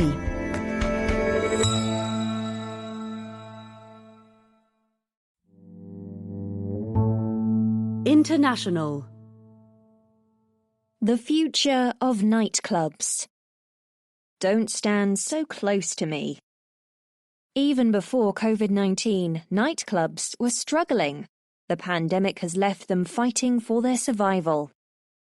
In normal times, it is notoriously difficult to get past the bouncers at Berghain, a techno nightclub in eastern Berlin. But in September, the establishment flung its doors wide. Anyone could come in, not to dance, but to inspect work by 115 Berlin artists. The organisers tried hard to recreate the club's forbidding atmosphere. Stickers were placed over visitors' phone cameras. Security officials, released from furlough, exhibited an authentic grumpiness. Visitors were denied anything as useful as signs telling them about the art. The venue's motive was simple. As a nightclub, it had had to close as part of measures intended to limit the spread of COVID-19. But as a gallery, it could reopen, though it had to close again in November. It is not the only club to have found an innovative way to make ends meet during the pandemic. Kit Kat Club, one of the city's fetish joints, is renting its outdoor space to a firm offering COVID-19 tests. Like restaurants, cinemas and hotels, nightclubs are bound to suffer in a pandemic. Indeed, SARS-CoV-2, the virus which causes COVID-19, thrives in poorly ventilated spaces and spreads more easily at close quarters and when people are breathing heavily, as they tend to on dance floors. Even before governments had started to shut down the hospitality industry, nightclubs were recognised as an unusually serious vector of infection. In May, South Korea's government advised them to close for a month after tracing a number of cases back to gay clubs in Seoul. Where clubs were allowed to open, they tried to make it work, but whereas al fresco dining, or cinemas and theatres with half the seats out of action, may still appeal, socially distanced clubbing misses the point. The questions posed by COVID-19 for all hospitality and social industries are, first, whether you can hang on long enough for the world to return to something like normal, and second, whether that normality will include you. For restaurants that can switch to home delivery, survival until revival seems possible. Cinemas were thriving when the pandemic struck. They can hope for the vigour to return afterwards. For clubs, the trends diverge. In rich countries, the pandemic may be over soon, but populations were already ageing and clubs ailing. In poor ones, they entered the pandemic in better health, but a return to normality could take much longer. Africa may not reach herd immunity until 2024. If dance floors are to host a repeat of the Roaring '20s, clubs everywhere will have to innovate. In rich countries, fewer people are going clubbing because of greater competition, online dating sites, growing abstemiousness, and, above all, ageing. In the decade before the pandemic, the number of nightclubs shrank by 21% in Britain and by 10% in both America and Germany, according to Ibis World, a market research firm. In big cities, the decline has been particularly sharp. London has lost around half of its clubs in the past decade. New ones have opened, but not in sufficient numbers to offset the fall. Rents have risen, and visitor numbers have declined. In Britain, licensing changes introduced in 2005 have allowed pubs and bars to stay open later, vying with clubs for late-night custom. Since 2006, most German states have also extended their opening hours. Meanwhile, in rich countries, young people are drinking less. They are more likely to meet their partners on apps than leaning against a bar. In Britain, 5% of 20-somethings say they met their beau at a bar. Among over 50s, the figure is 20%. And as social media put people in constant contact with their friends, the appeal of a Friday night blowout has dimmed. Some of the ways clubs have responded have made things worse. In an effort to offset the impact of falling attendance, many increased prices of tickets and drinks, which has made them even less popular. And when it comes to music, they're struggling to stay on trend. As people increasingly stream personalised playlists, compiling a set of killer tunes for hundreds on the dance floor has become harder. clubs will not be able to operate normally until most people are vaccinated. Those that focus on niche but enthusiastic audiences and which draw international stars will thrive as long cooped-up revellers pour out onto the streets. But for the average city nightclub, with its tired set lists and high drink prices, a return to the status quo ante will not be enough. As the rich world has aged, the pulse of the nightclub industry has shifted to big cities in the developing world, where people are younger. The share of the population with some disposable income was rising until the pandemic, and licensing laws are less strict, or at least less strictly enforced. Cities such as Nairobi are now on the beaten track for big DJs. Just as party animals might have gone to Berlin in the 1990s, they now go to São Paulo and Marrakesh. Nights with famous DJs have drawn revellers from across Brazil and beyond to Campinas, the third largest city in São Paulo state. The LGBT night at Chaos, a club in an old warehouse in one of the city's industrial estates, is one of the biggest in a largely conservative region. In Nairobi, new clubs have emerged as the number of young people with a bit of spare cash has risen. Around most corners sits a new apartment or office block, and for each one there is a nightclub, says Jeanette Musembi of Bars Kenya, an industry group. Unlike their counterparts in the rich world, clubs in developing countries have not, by and large, been forced by governments to close, though they may have to add measures such as social distancing and temperature checks. Chaos is operating at 20% capacity, with groups of 6 seated around tables wearing masks. It was making a healthy profit before COVID-19 struck, though it opened only 3 or 4 times a month. It now opens 5 days a week in an effort to stay afloat.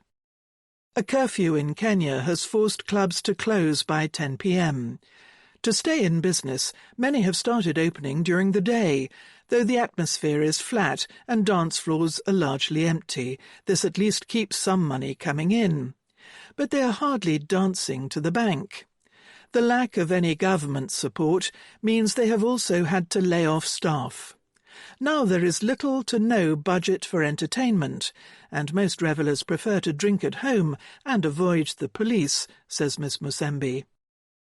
A continuing source of revenue is useful during an economic crisis, but it is linked to a big reason why the pandemic will last longer in the developing world. Governments are less willing and able to act. In Brazil, for example, even as a contagious new variant seems to be spreading from Manaus in the northern Amazonian region, Jair Bolsonaro, the populist president, has resisted lockdowns and joked that COVID-19 vaccines might turn people into crocodiles or bearded ladies. If nightclubs in developing countries make it through their long COVID, they will face some of the same pressures that currently bear down on their counterparts in rich countries. To survive, they will have to make the same sorts of accommodations, finding new, more formal venues, building better relations with local residents, often by making less noise, and persuading authorities that they are both a useful source of jobs and a way to keep city centres safer at night. The clubbing scene in São Paulo and similar cities is big but informal, like Berlin's during its heyday in the 1990s. Club space was easy to come by in the German capital after the fall of the Wall, when a third of buildings in the east of the city were empty. Abandoned warehouses and banks quickly became home to club nights and raves.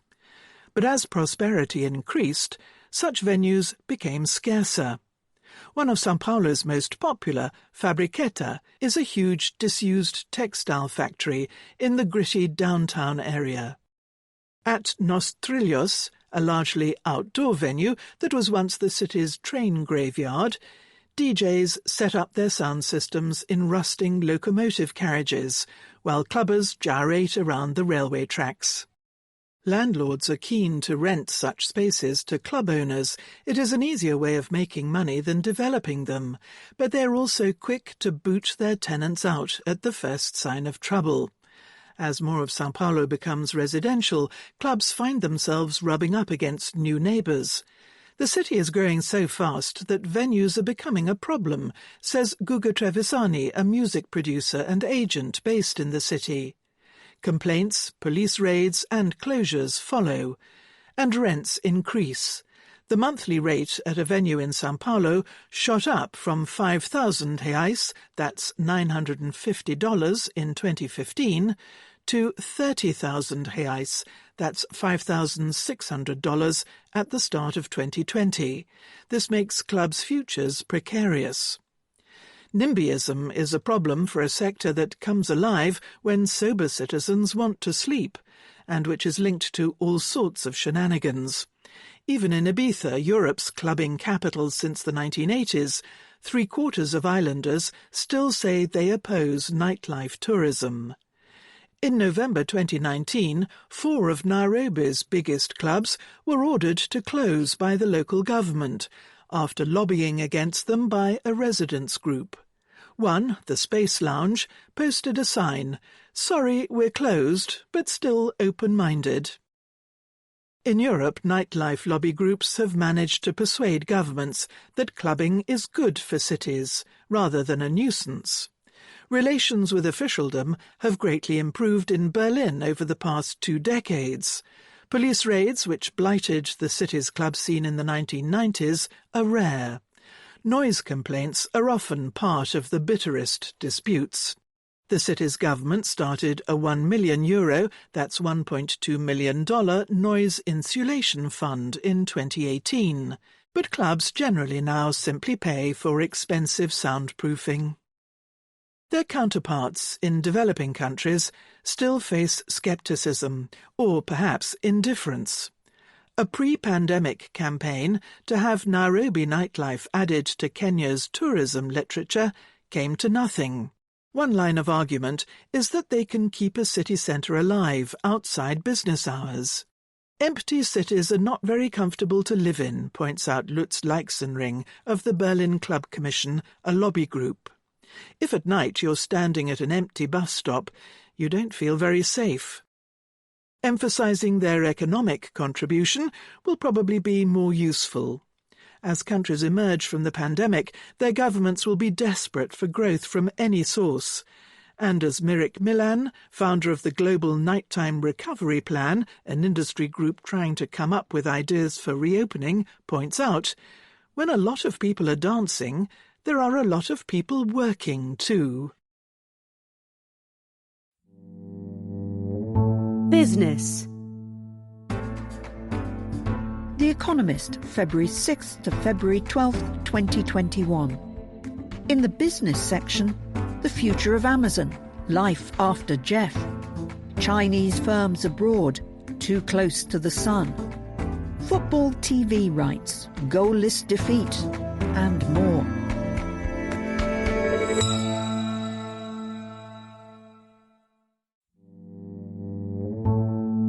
Business. The future of Amazon. Life after Jeff. The online giant's larger-than-life founder is a tough act to follow. Does Andy Jassy have the chops? On February 2nd, Amazon, America's third most valuable public company, announced its best-ever quarter. Propelled by the COVID-19 pandemic, which has confined consumers to their homes, the firm reported that quarterly sales had risen 44% year-on-year and exceeded $100 billion for the first time. It was a barnstorming performance. But it was not the main story. On the same day, the firm announced that Jeff Bezos, its boss and founder, will step down as chief executive this summer after nearly 3 decades in charge. Mr. Bezos will not leave the company. He plans to boot himself upstairs to become executive chairman. That role, he said, will allow him to remain engaged in important Amazon initiatives, but also give him more time to focus on other interests, notably space travel, fighting climate change, and the Washington Post, a newspaper he bought in 2013. His replacement as CEO will be Andy Jassy, a long-serving Amazon employee who built and runs Amazon Web Services, or AWS, the firm's highly profitable cloud computing division.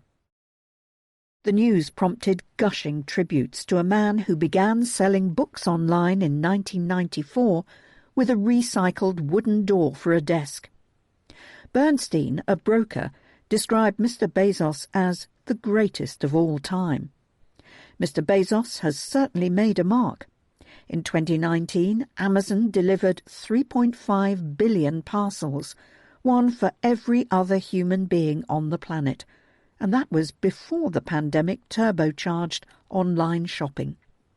His rigorous, tight-fisted insistence that Amazon's employees treat every day as if it were day one at a hard-pressed startup has helped the firm move into new lines of business, from smart speakers and video streaming to advertising and cloud computing.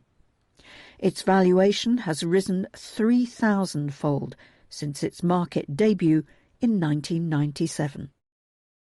Mr. Jassy, in other words, will take control of a firm in an enviable position. Amazon is not without problems. It has struggled in some overseas markets and faces attention from trustbusters in America and elsewhere. Still, few firms are in better nick to face those challenges down. Founders often find it hard to let go. One immediate question is therefore how much control Mr. Bezos will actually cede. I think it's inevitable that there will be at least a bit of backseat driving for the first few years, says Nick McQuire of CCS Insight, a research firm. But Mr. Bezos may not need day-to-day involvement to see his company carry on in his image. Amazon has the most codified culture of any big tech firm, says Aaron Levy, the boss of Box, a cloud computing company. It is built to outlast its founder. Mr. Jassy is, in any case, more of a continuity candidate than a revolutionary. Brian Olszewski, Amazon's finance chief, reassured analysts on the earnings call that he's been here almost as long as Jeff. Mr. Jassy joined in the year Amazon went public and has been close to Mr. Bezos since. He comes across as a detail-oriented and more than a little nerdy, much like Mr. Bezos in his first couple of decades in charge. That does not mean that nothing will change.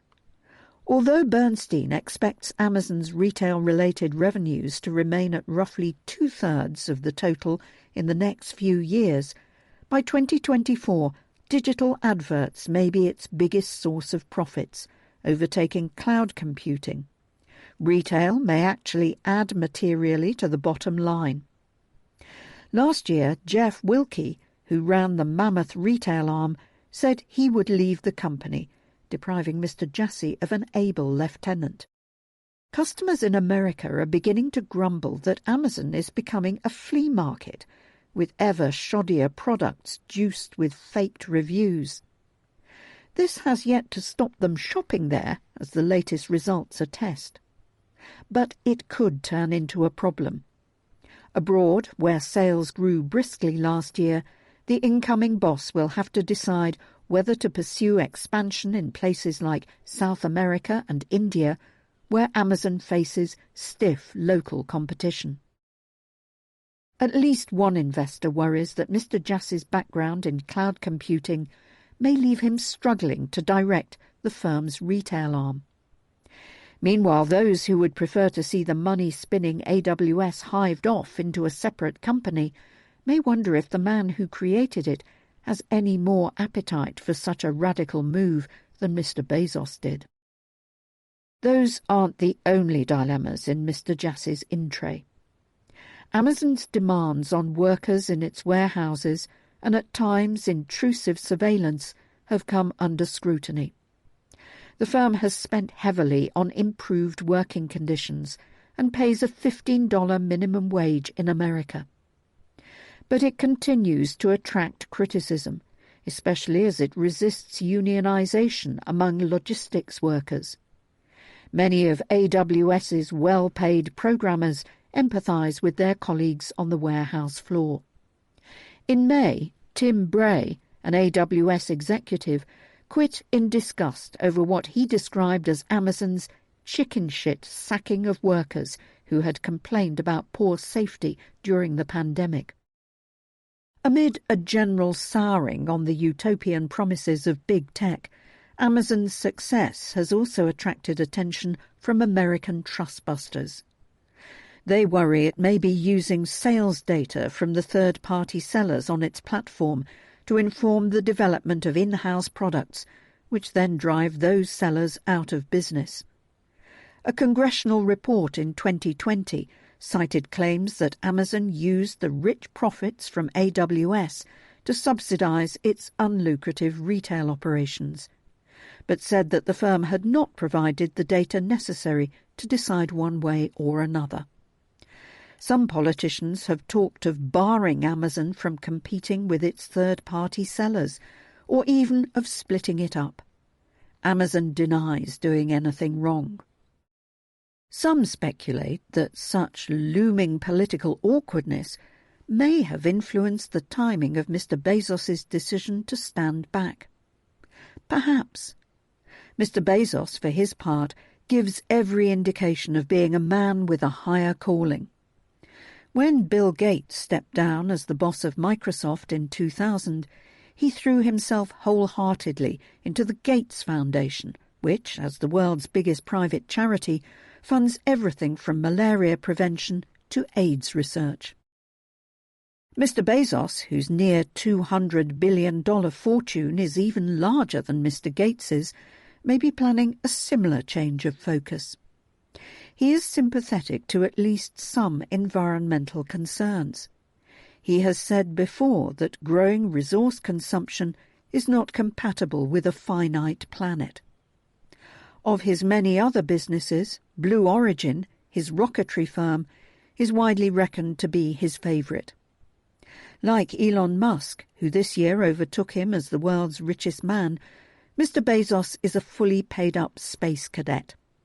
Blue Origin is already involved in America's plans to return astronauts to the moon. In 2019, Mr. Bezos sketched out a vision of the future in which 1 trillion humans live in gigantic, artificial space-going habitats, relieving the pressure on a crowded Earth. It is an apocalyptic idea, and to put it mildly, a bold one. To Mr. Bezos, it may seem more fun than running an online department store with a sideline in server farms and virtual billboards, even one as era-defining as Amazon.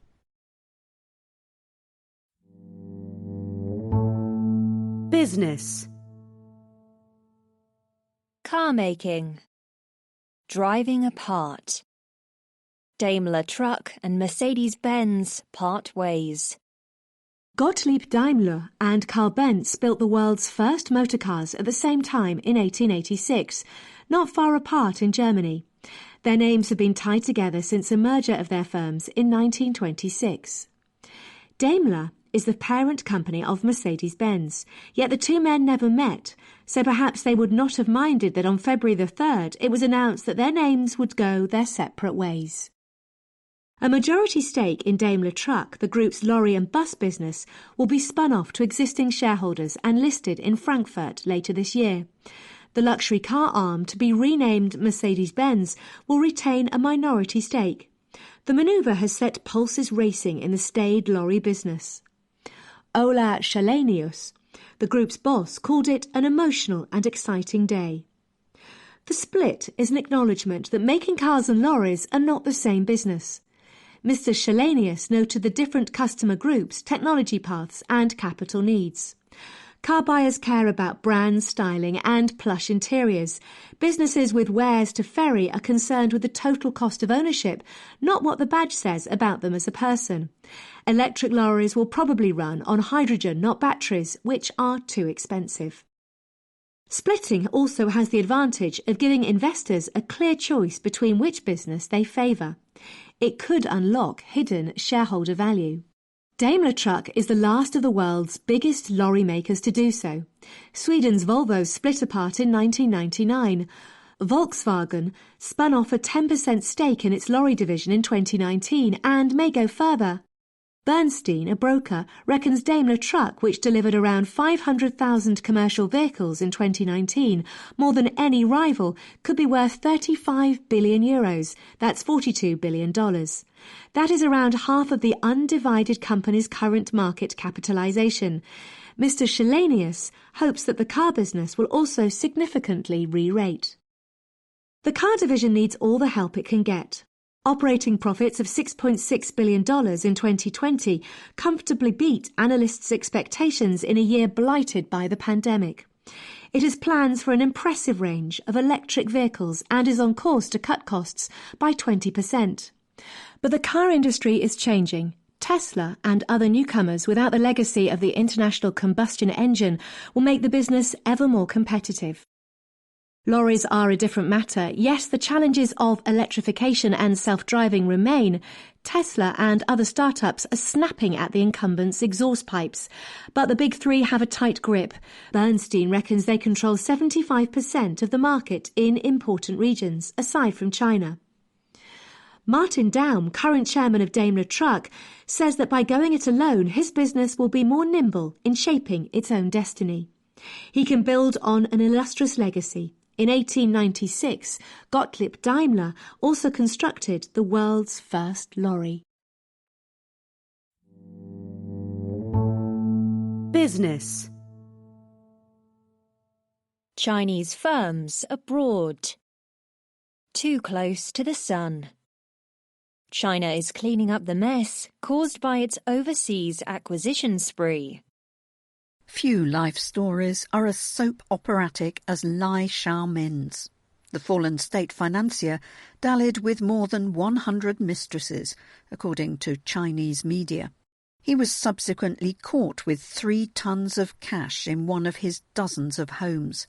The sheer scale of his thievery, 1.8 billion yuan, that's $279 million, in kickbacks, the largest bribery case since the founding of the People's Republic of China in 1949, justified the death penalty, a judge opined. In a tragic denouement, Mr. Lai was executed on January 29th. The money man's most serious offence, and the one that ultimately cost him everything, may have been something else. Under Mr. Lai's control, Huarong Asset Management, a state-run financial group, became the lender of last resort to China's riskiest corporate borrowers. When state banks said no to loans, Huarong said no problem. Its lending helped private conglomerates get around capital controls and scoop up assets overseas. This enabled some of them to enlarge their balance sheets, occasionally to breaking point. These strains put the broader financial system at risk, and that perturbed the communist regime's paramount leader, Xi Jinping, who prizes stability, including the financial sort, above all else.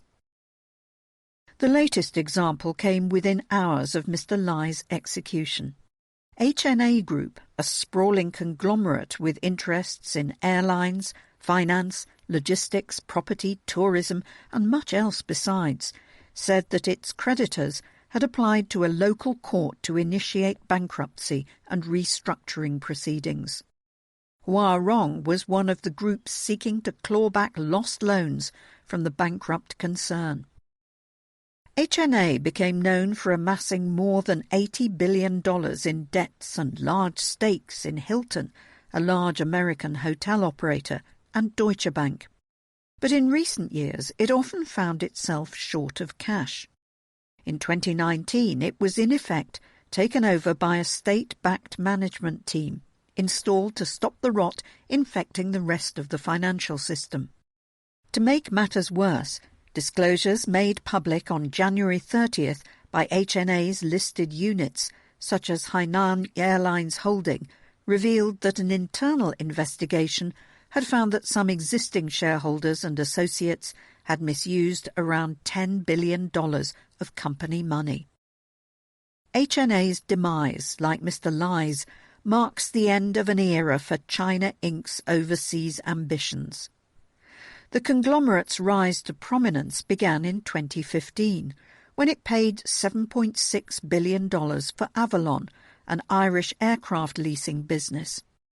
Such transactions fueled a boom in outbound Chinese mergers and acquisitions.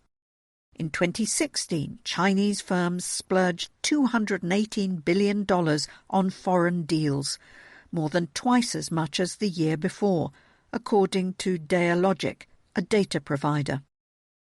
Some purchases looked strategically sound. For instance, ChemChina's $43 billion acquisition of Syngenta, a Swiss chemicals firm.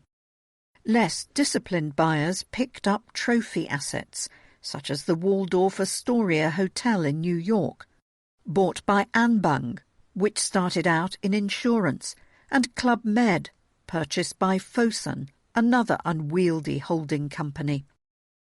The globe-trotting bonanza was short-lived.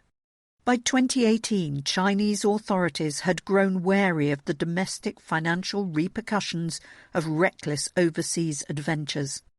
At the same time, officials in America and Europe began to fret about the national security implications of some Chinese investments.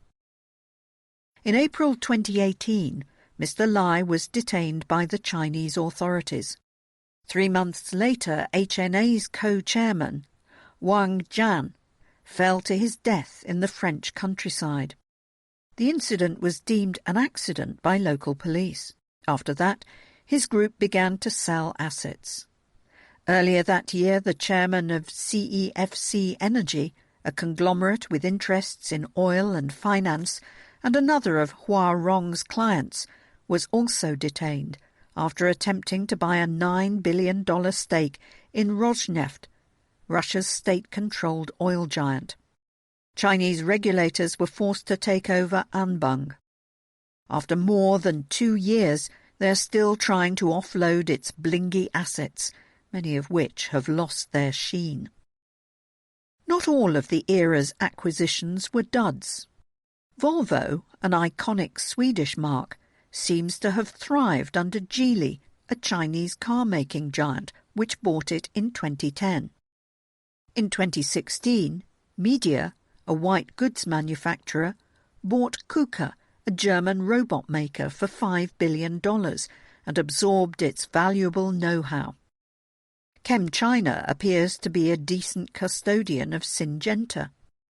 On February 2nd, Alibaba reported 37% year-on-year growth in revenues for its international retail business. This, China's e-commerce titan said, was mainly thanks to the strong performance of Lazada, a Singapore-based online shopping platform it snapped up 5 years ago, and of Trendyol, a Turkish retail group in which it purchased a large stake in 2018. These quiet success stories are, however, overshadowed by spectacular failures like that of HNA. They may be the last winners for a while, at least in the West, where governments and the public view Mr. Xi's unconcealed authoritarianism with growing anxiety. In 2020, Chinese firms spent just $32 billion on foreign acquisitions, the lowest figure since 2007. Business. Feuding tech giants. Cook versus Zuck. Apple's privacy policy kicks Facebook where it hurts. Seldom has a tech giant excoriated another as Apple did Facebook. What are the consequences of prioritising conspiracy theories and violent incitement simply because of their high rates of engagement? Asked Apple's boss Tim Cook in a speech on January 28th. A social dilemma, he thundered, cannot be allowed to become a social catastrophe.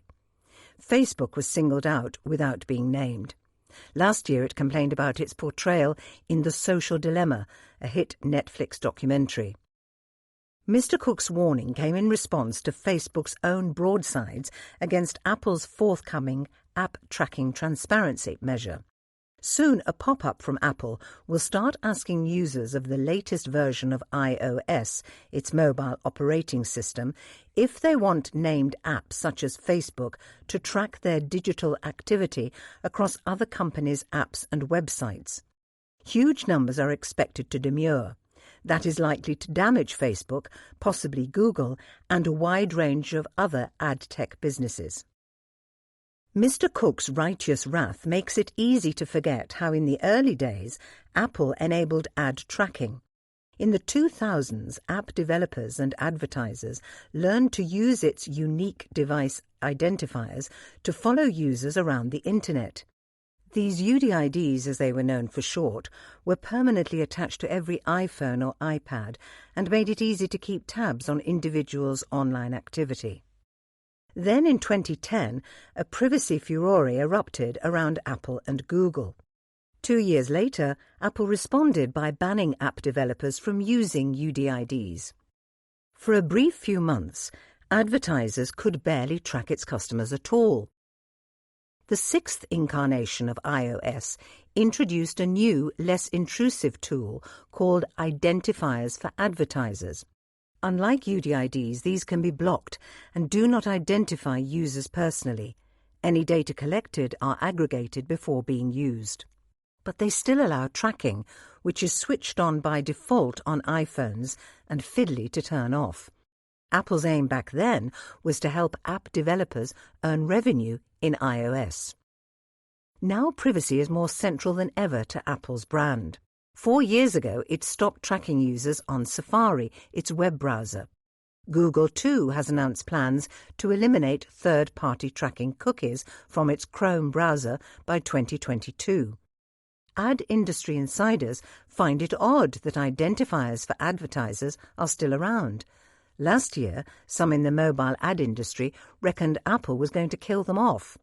With app tracking transparency, at least some users will presumably allow cookies to stay.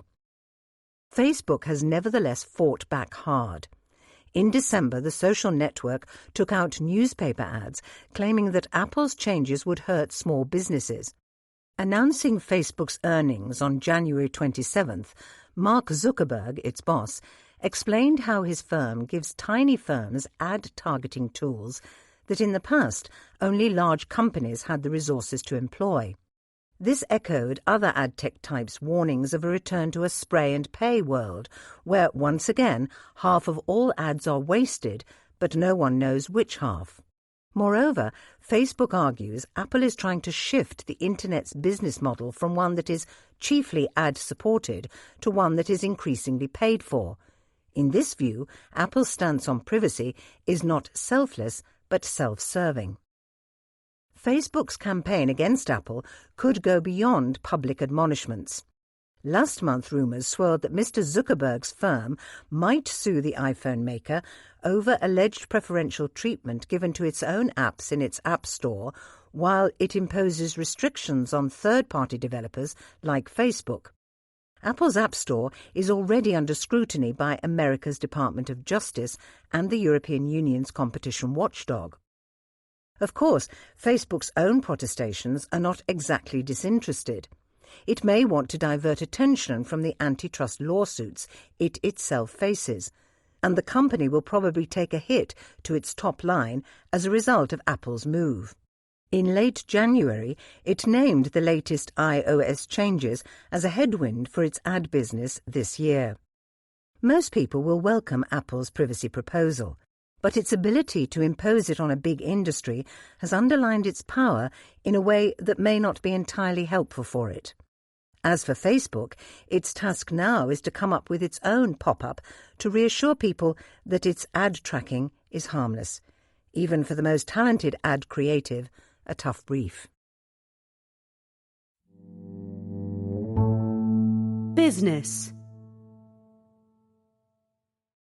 Football TV rights. Goalless defeat. The beautiful game is in an ugly financial situation.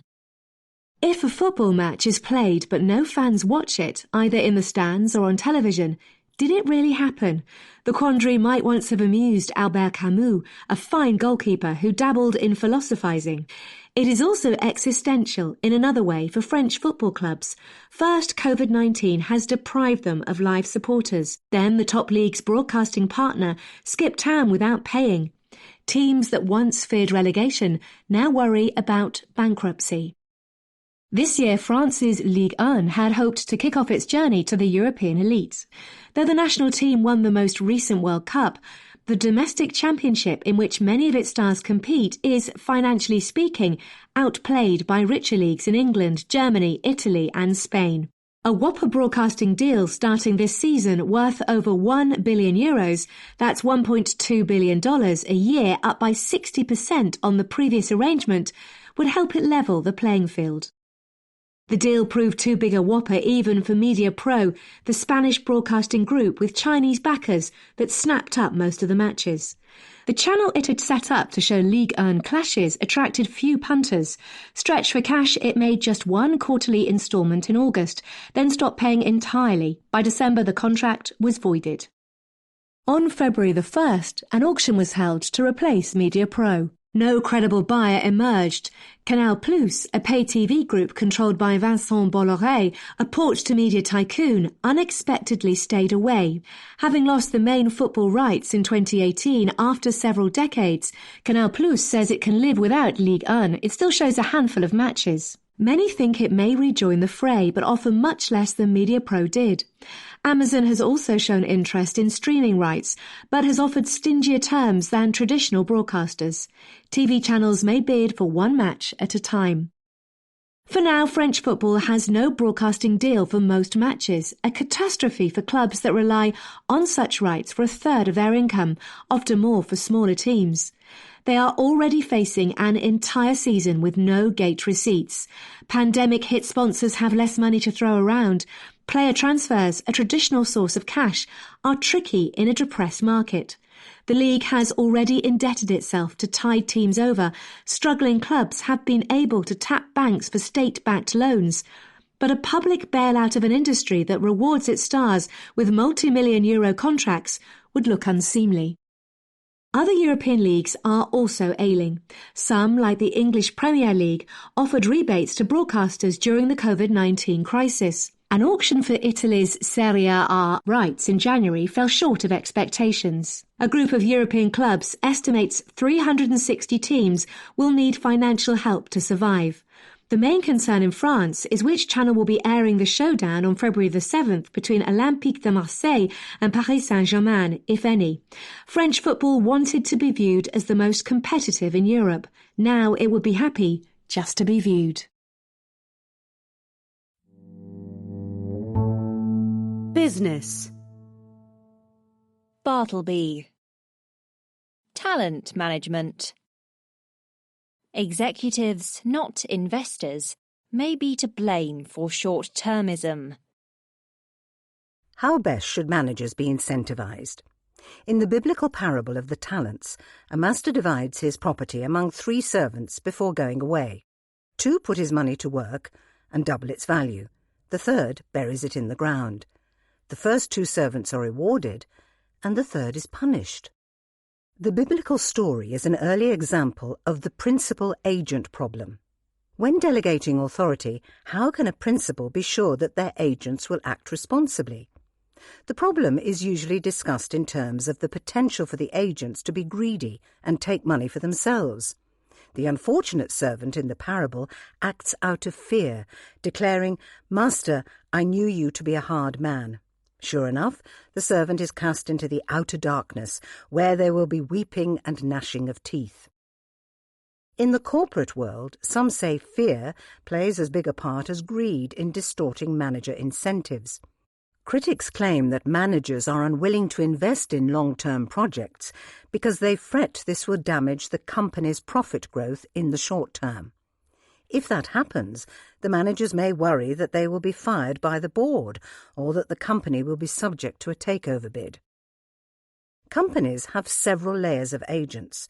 The board is worried about pressure from fund managers who are themselves acting on behalf of the underlying investors and fear losing clients if they do not deliver above-average returns. Lucian Bebchuk of Harvard Law School argues that there has been too much focus on the role of institutional and particularly activist investors in driving short-termism. Writing in the Harvard Business Review, he notes that managers at both Amazon and Netflix have been able to pursue long-term growth at the expense of short-term profits without experiencing any significant pressure from shareholders. Indeed, growth stocks in general, defined as those where the value depends on the expectation of future increases in profits, have been very much in fashion in recent years. Mr. Bebchuk says this short-termism bogeyman has been enlisted to argue in favour of insulating managers from shareholder control using restricted voting rights, special shares, and the rest. Some think executives may be constrained by the concentration of ownership in a few institutional hands as the fund management industry consolidates. Mr. Bebchuk believes it is foolish to think back to a golden era when share ownership was dispersed. Managers may have felt no pressure to produce short-term results, but, he says, they felt no pressure to produce long-term results either. Perhaps the problem lies not with investors, but with the incentives used to motivate executives. Andrew Smithers, an economist, has calculated that the proportion of operating cash flow paid out to shareholders by non-financial American companies was just 19.6% between 1947 and 1999. By the end of that era, share options became a popular means of motivating managers. Subsequently, the proportion of cash flow paid to shareholders averaged 40.7% between 2000 and 2017, while cash used for investment fell. To examine the effects of incentives, Xavier Barton, a professor at the Vlerick Business School in Belgium, studied the Stoxx Europe 600 index of big European companies between 2014 and 2019. When he compared individual firms' returns on assets with the chief executive's remuneration, he found a positive impact of high pay on performance over the short term, defined as the next 12 months. Yet no such relationship showed up over a 3-year period, implying that the initial gains soon dissipated. The study controls for variables, including a firm's size. Mr. Barton then examined the composition of the executives' packages. He found that short-term performance was better when incentives were more than 200% of base pay than when incentives were less than 100%. He also found that after the first 12 months, the impact switched. Executives with incentives of more than 300% of base pay performed significantly worse in the next 2 years than those who received less than 100%. This is not proof that executive incentives have led to an excessive short-term focus, but it suggests the need for carefully designed incentive schemes. The principal-agent problem requires eternal vigilance by shareholders. Get the formula wrong, and weeping and gnashing of teeth will follow.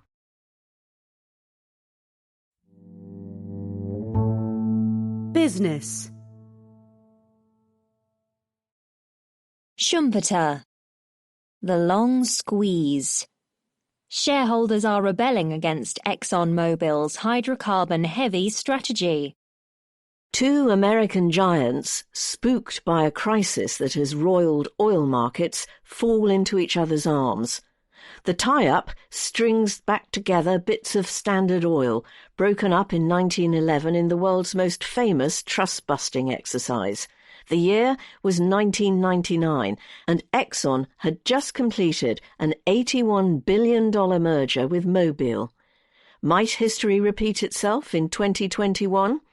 The world of corporate deal-making is abuzz following reports that last year the bosses of ExxonMobil and Chevron discussed combining the two firms, clobbered by COVID-19, along with the rest of their industry.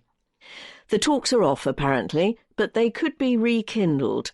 The resulting crude-pumping colossus could produce enough to meet over 7% of global oil demand. This time, though, the deal would not be a show of strength, especially for ExxonMobil. The company was under strain before the pandemic. Despite a $261 billion capital spending splurge between 2010 and 2019, its oil production was flat. Its net debt has ballooned from small change to $63 billion, in part to maintain its sacrosanct dividend, which cost it $15 billion annually. The company, which had a market capitalization of $410 billion 10 years ago, and in 2013 was the world's most valuable listed firm, is worth less than half that now. In a symbolic blow, last August it was ejected from the Dow Jones Industrial Average after 92 years in the index. Adding injury to insult, on February 2nd, ExxonMobil reported that a decade of gushing profits, which averaged $26 billion a year between 2010 and 2019, had come to an end. The firm booked its first-ever annual net loss of a staggering $22 billion. Much of that was a one-off write-down of natural gas assets. ExxonMobil is not the only oil firm suffering. Britain's BP also announced an annual loss this week. Darren Woods, ExxonMobil's chief executive, gamely argued that the firm was in the best possible position to bounce back. As rivals have talked about a new future of renewable energy investment, Mr. Woods has been frank about doubling down on hydrocarbons. His firm's strategic mantra is that demand for fossil fuels will remain high for decades as consumers in emerging markets buy more cars, air conditioning units and aeroplane tickets. Shareholders are no longer so sure.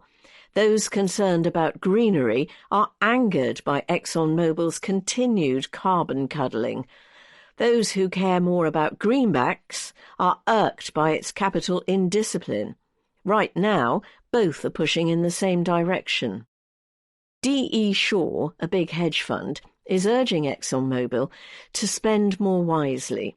The company's return on capital employed in exploration and production fell from an average of over 30% in 2001 to 10 to 6% in 2015 to 19. The fund has urged Mr. Woods to be more like Michael Worth, his opposite number at Chevron, who has focused more on value and less on volume. More eye-catchingly, Engine Number 1, a newish fund with a stake of just 0.02%, is trying to green-shame Mr. Woods with a mantra as straightforward as ExxonMobil's. If the company continues on its current course and demand shifts quickly to cleaner energy, it risks terminal decline. The fund has launched a proxy battle by proposing 4 new directors.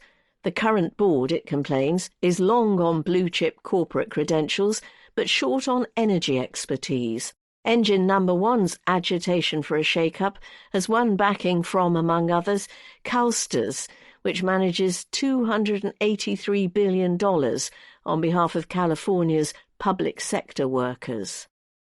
Most important, the tone from ExxonMobil's 3 biggest institutional shareholders, BlackRock, Vanguard and State Street, has also shifted. Between them, these titans of asset management own around 20%. That understates their power. Many retail shareholders who own the company's stock directly do not bother to vote, leaving the big guns that do with outsized sway.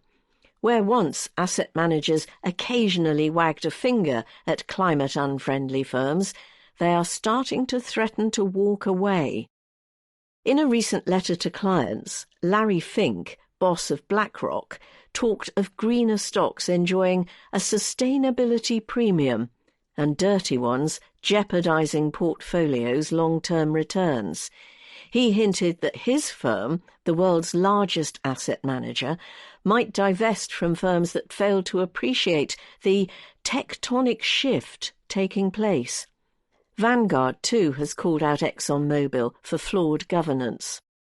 Such badgering used to fall on deaf ears. Now ExxonMobil seems ready to make some changes. It has just added the ex-boss of Petronas, a Malaysian energy group, as a director, as part of a board refreshment. It has also unveiled a $3 billion effort to intensify its work on carbon capture. The firm is paring back spending on new rigs and narrowing its focus to higher return fields in places like Guyana and to America's Permian Shale Basin. This is a start, but it looks unlikely to appease increasingly restive shareholders. Some of the green-minded rebels think ExxonMobil is too focused on carbon capture technology, which is costly and has yet to be deployed at scale by anyone who has tried, and not focused enough on reducing emissions. Unlike many peers, the firm has set targets for bringing down only the intensity of emissions from its operations, not their overall level, leaving room for more belching if production rises. It lags behind rivals in targeting Scope 3 emissions, those of customers burning its petrol and jet fuel. ExxonMobil may also have to offer further concessions to those shareholders who fret more about capital than carbon. A big cut in capital spending in 2020 has gone down well, but its planned annual outlay of $20 billion to $25 billion in coming years still looks splashy compared with that of parsimonious rivals. The firm's response has only emboldened us, says a member of Engine No. 1's proxy fight team. They're still looking at the world today or in 5 years, not the long-term trajectory, which is exactly what got them into this mess. Last year, Mr. Woods survived a shareholder resolution, backed among others by BlackRock, to strip him of his dual role as ExxonMobil's chairman. This time around, as Davids and Goliaths gang up on him, the oilman may be less lucky. Finance and economics. The Economist, February 6th to February 12th, 2021. In the Finance and Economics section, retail investing, transfer of power, Wall Street bets, meme team, China's capital outflows, border crossings, and more.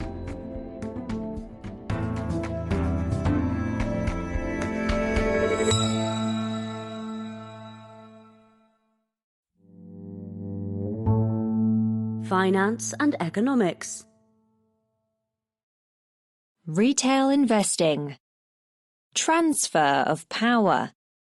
Stock markets may be nearly frictionless, but a new epoch for retail investors is just beginning. Technology is making all kinds of asset markets more liquid. For nearly a fortnight, the world was mesmerised by the fortunes of GameStop. Shares in the beleaguered brick-and-mortar purveyor of video games soared from a few dollars in 2020 to above $480 on January the 28th, before sinking as low as $81 on February the 2nd. A firm that was worth $200 million in April last year was briefly valued at $30 billion before falling back to earth. The gyrations, fueled by an army of day traders that dwells on forums on Reddit, a social media site, have been chronicled on every front page and ruffled the feathers of regulators and politicians in Washington, D.C. Look beyond the memes and the mania, though, and the story tells you something about the deep structural changes in financial markets. The fact that the fast-paced frenzy was possible is a testament to just how frictionless trading stocks has become, aided by technological advances. Shares can be bought on an app while you queue for a coffee at a price that is whisker close to the wholesale price. Progress towards unfettered stock market access began in 1975 with the abolition of huge fixed commissions and the entry of discount brokers like Charles Schwab, says Yaakov Amihud of New York University. Then came automated trading and the decimalization of share prices. By the 2010s, high-frequency traders had risen to dominate share trading.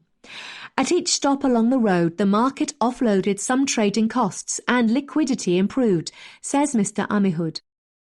Trading costs tumbled and the quantity of shares traded ballooned. The more participants piled in, the quicker and cheaper it became to trade in turn. In 2015, Robinhood, the online broker through which many GameStop trades would flow, was launched, becoming the first platform to charge users no fees at all. That and the pandemic, which freed up time and provided stimulus checks as starter funds, have spurred retail participation to new heights. Retail investors made up a tenth of trading volumes in America in 2019. By January this year, their share had risen to a quarter. As frictions were sanded down, powerful institutional investors that had padded their bottom lines by charging meaty fees for exposure to stocks saw the assets they control slip away. Now they compete with a range of vastly cheaper offerings, index funds that track the market, exchange-traded funds, ETFs, which offer access to baskets of assets, and robo-advisors, which allocate cash among cheap funds according to portfolio management theories. Such innovations, possible thanks to advances in computing power and machine learning, have probably saved investors $1 trillion or more in fees since 1975. Outside stocks, fat fees and thin volumes will gum up markets, resulting in slow-motion transactions and deterring traders. But the same forces that pushed down trading costs and drove up liquidity in the stock market are poised to disrupt all manner of assets, from corporate bonds to property and even Picassos and classic cars.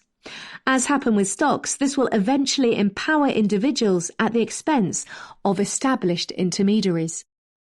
Wherever you look, technology has helped create new liquid markets.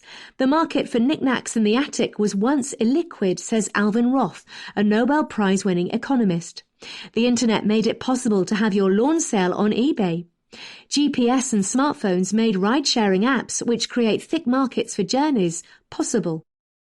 Examples in financial markets abound. In 19th century America, buyers travelled from farm to farm, testing wheat before striking a deal with a single farmer. Then railways made it possible to move grains cheaply in silo cars. But these silos also made it wasteful to store farmers' grains separately. So in 1848, the Chicago Board of Trade started classifying wheat by quality, 1 the best, 5 the worst, and by type, red or white, soft or hard, winter or spring. Standardization brought down the cost of moving and shopping for grains, making the market more efficient. The process was so effective that the word commodity is now synonymous with standardization. But building a liquid market for an asset is not easy. To see why, compare the markets for bonds and property with equities. They are broadly comparable in size. Yet bonds and buildings change hands in different ways. This is largely the result of fragmentation. There are 4,400 listed firms in America. An investor buying a share in AT&T does not care which one they hold. It is as if they were picking from a set of identical marbles. Now imagine they want to buy an AT&T bond. It is as if a single marble had been smashed into hundreds of pieces, each of them different. There are 224 AT&T bonds alone, each paid different coupons, mature at different times, and are worth different amounts. And there are 300,000 distinct corporate bonds in America. Now imagine the investor wants to buy property. All those marble fragments have been ground into sand. Available figures suggest there are 5 to 6 million commercial buildings and more than 140 million dwellings in America, each unique.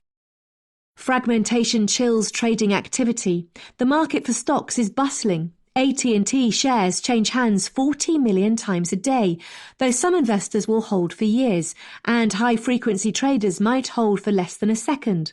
Small-cap stocks, recent action in GameStop aside, tend to trade less frequently. Even the most liquid of AT&T's bonds only trades a few hundred times a day. Some bonds are like museum pieces. They get put away in insurance companies' portfolios, never to trade again, said Richard Schiffman of Market Access, a trading platform.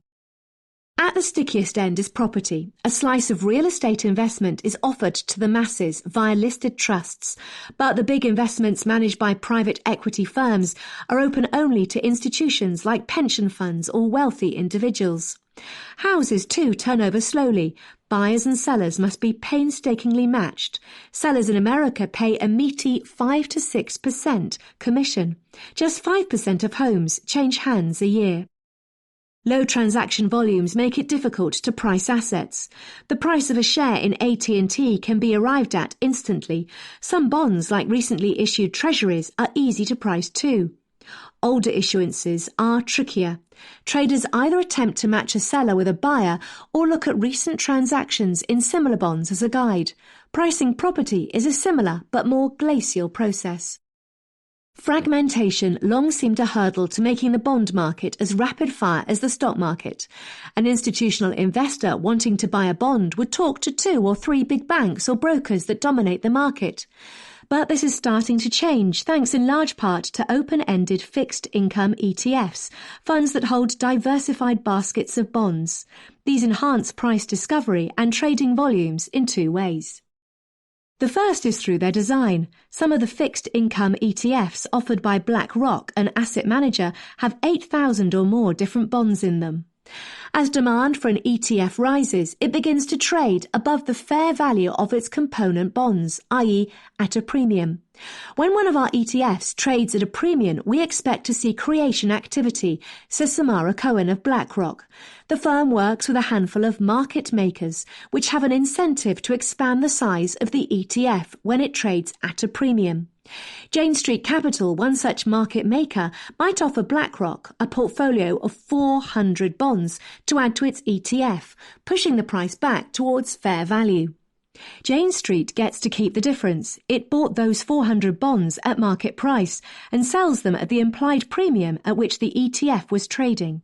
When the ETF gets cheaper, the reverse occurs. Jane Street redeems units of the ETF for its component bonds at a discount and sells them for market prices, again pocketing the spread. All this activity, which is increasingly automatic, enhances price discovery. The second effect is through the wider trading of an ETF. Each time it trades, a reference for its component parts is created, which helps price other bonds. And ETFs trade far more frequently than their components. In March 2020, as volatility shook markets, BlackRock's biggest investment-grade corporate bond ETF traded 90,000 times a day. The top 5 holdings of the fund traded just 37 times. Price accuracy means lower trading costs, a step towards frictionless markets. Trading technology is also improving. Market Access was set up to make it easier for investors to contact all the big banks, bond desks and brokerage firms, around 20 firms in total, at once. But the platform has since introduced open trading, which functions almost like an exchange, letting all participants interact with each other. The result is that trading need not be solely dependent on banks for liquidity, says Mr. Schiffman. Around a third of the transactions Market Access facilitates on its platform are such all-to-all transactions. The next phase might be automating bond trading. Overbond, a fixed-income analytics firm, consolidates trading data that it plugs into a machine learning algorithm. The algorithm finds recent transactions in similar bonds and spits out implied prices.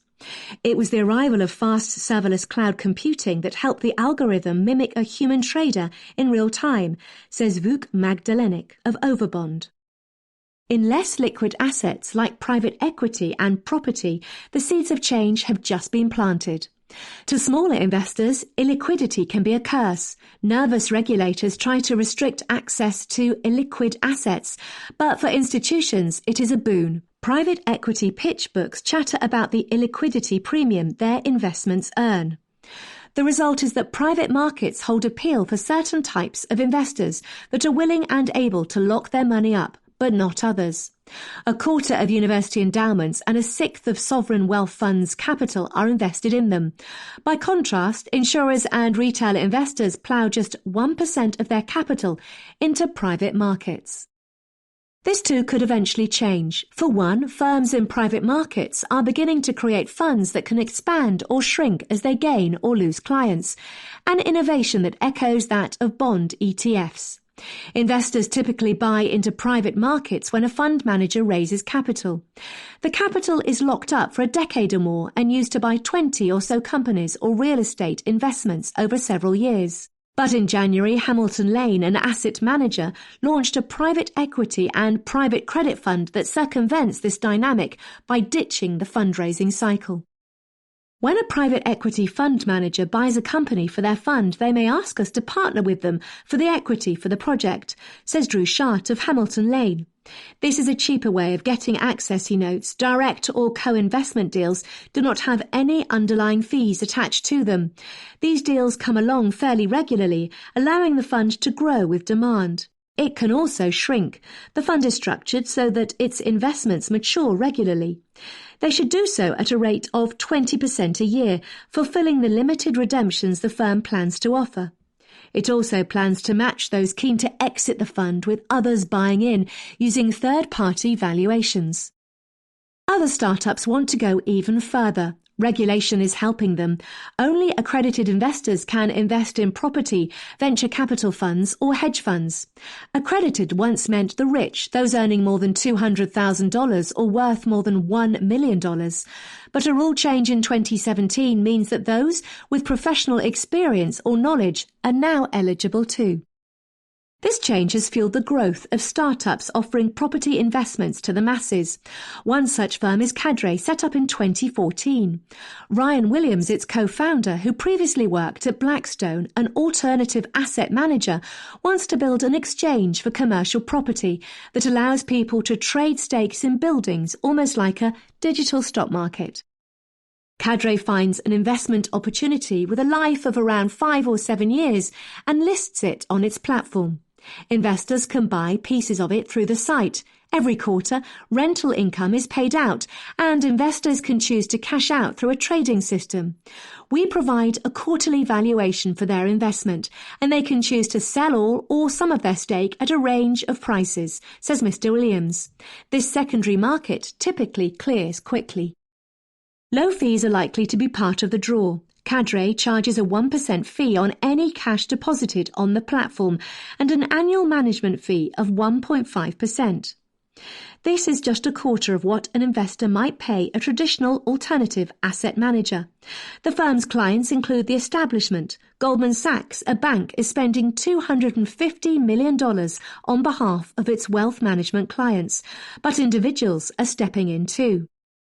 Yield Street, which was founded in 2015, offers property investments as well as those in snazzier alternatives like art, marine finance, such as the funding of container ships, and private credit. In 2015, the Securities and Exchange Commission changed its rules on mini initial public offerings, IPOs, increasing the amount that can be raised to $50 million. A clutch of firms have since listed artworks and classic cars. Even in residential property, the most sluggish and expensive market of all, firms are using technology to improve efficiency. When we thought about what makes a properly functioning marketplace, it all came down to price discovery and data, says Rich Barton, the founder of Zillow, an iBuying firm which acts like a market maker for houses.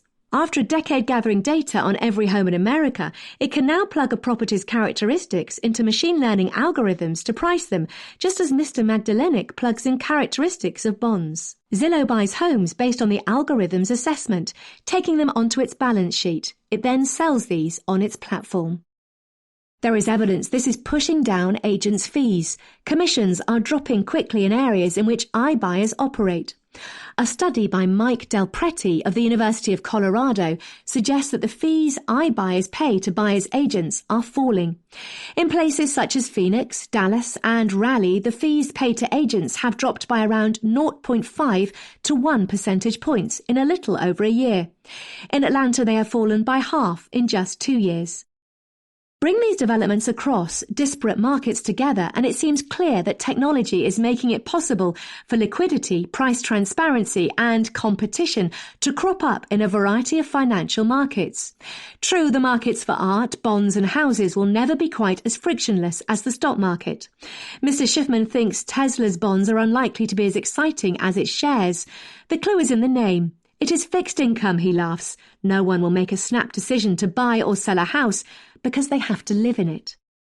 Yet the oncoming rush of liquidity should worry institutional investors. Many help their customers gain exposure to a basket of small companies or to commercial property, but that often comes as part of a pricey package deal. Clients must also buy the slick advice that comes with it. Once it becomes possible to buy exposure alone in the stock market, many of them ditched their stock pickers. Now price transparency and liquidity seem bound to deliver fierce fee competition in other asset markets. Retail investors may one day be able to stuff their cash into a portfolio of low-fee funds in everything from stocks and bonds to art and property. It is this, rather than gyrations in GameStop stock, that will give retail investors more power over Wall Street. Finance and economics. The new intermediaries. Paper trade. The rise of high-speed market makers and payment for order flow. From one perspective, retail stock traders have never had it so good. There is fierce competition among brokers, including the likes of Charles Schwab and Fidelity, for their business. This broke out into an all-out price war in 2019 when these firms cut stock trading commissions to zero, 4 years after Robinhood, a startup promising commission-free trading, came on the scene. Retail participation in stock trading is at a new high. This happy picture is somewhat muddied by the practice of payment for order flow, or PFOF. Instead of charging users for each trade, brokers are paid by market makers to direct users' trades or order flow through them. Market makers take small profits on the differences between the price that a broker's user pays and that at which a share is offered for sale in the market. The mania around GameStop, a seller of video games, has put the practice and its practitioners in the spotlight. On January 28th, Robinhood decided to suspend buy orders for GameStop after the retailer went viral in a forum on Reddit, a social media site, and its shares spiked in value. The decision outraged users and was condemned by lawmakers on both sides of the aisle. Robinhood contends the decision reflected its obligations to the DTCC, a clearinghouse that settles most equity trades. There is a 2-day lag between an equity trade and its settlement, when the buyer gets their share and the seller receives their cash. In the interim, brokers must post collateral for users' trades. Vladimir Tenev, one of Robinhood's founders, said he received a nerve-wracking call from the DTCC as GameStop prices surged, asking him to post $3 billion in collateral. To meet these demands, the firm drew down its credit lines with banks and raised $1 billion in capital. It has since raised a further $2.4 billion. And to limit the amount of collateral it would have to post, it also temporarily halted buy orders for certain stocks. Users decried the decision.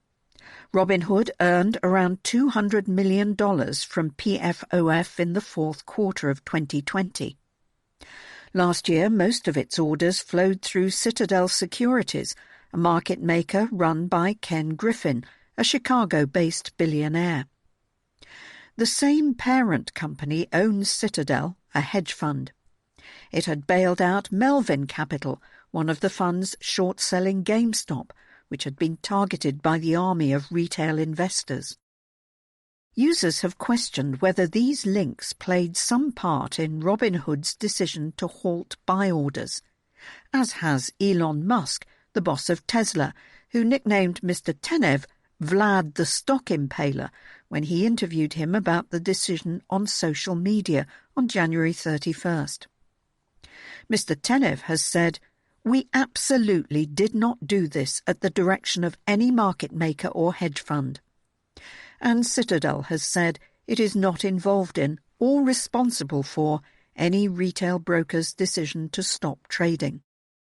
But questions about the ethics and prevalence of the practice, which is banned in Britain and Canada, are likely to linger.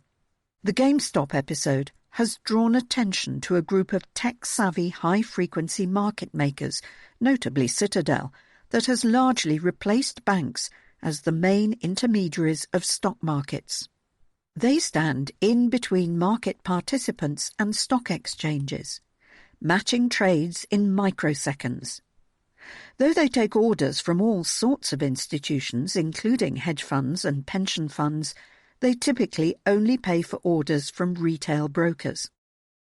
That in itself is not necessarily suspicious. Market makers regard retail order flow as friendly.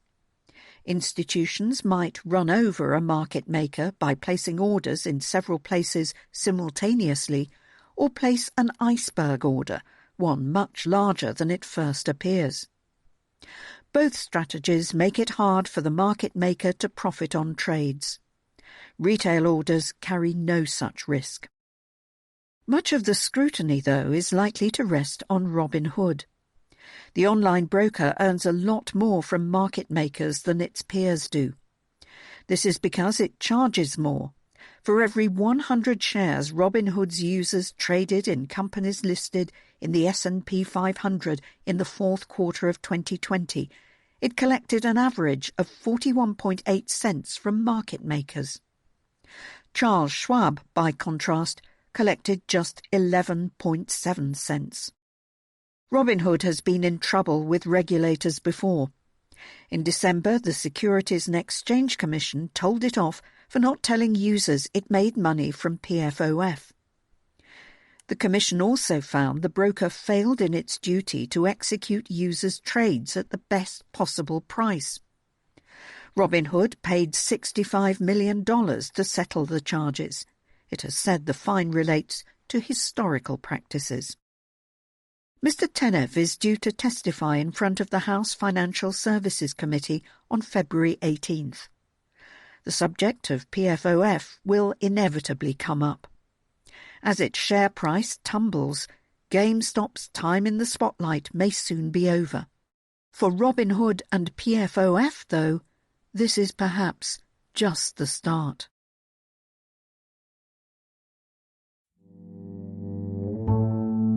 Finance and economics.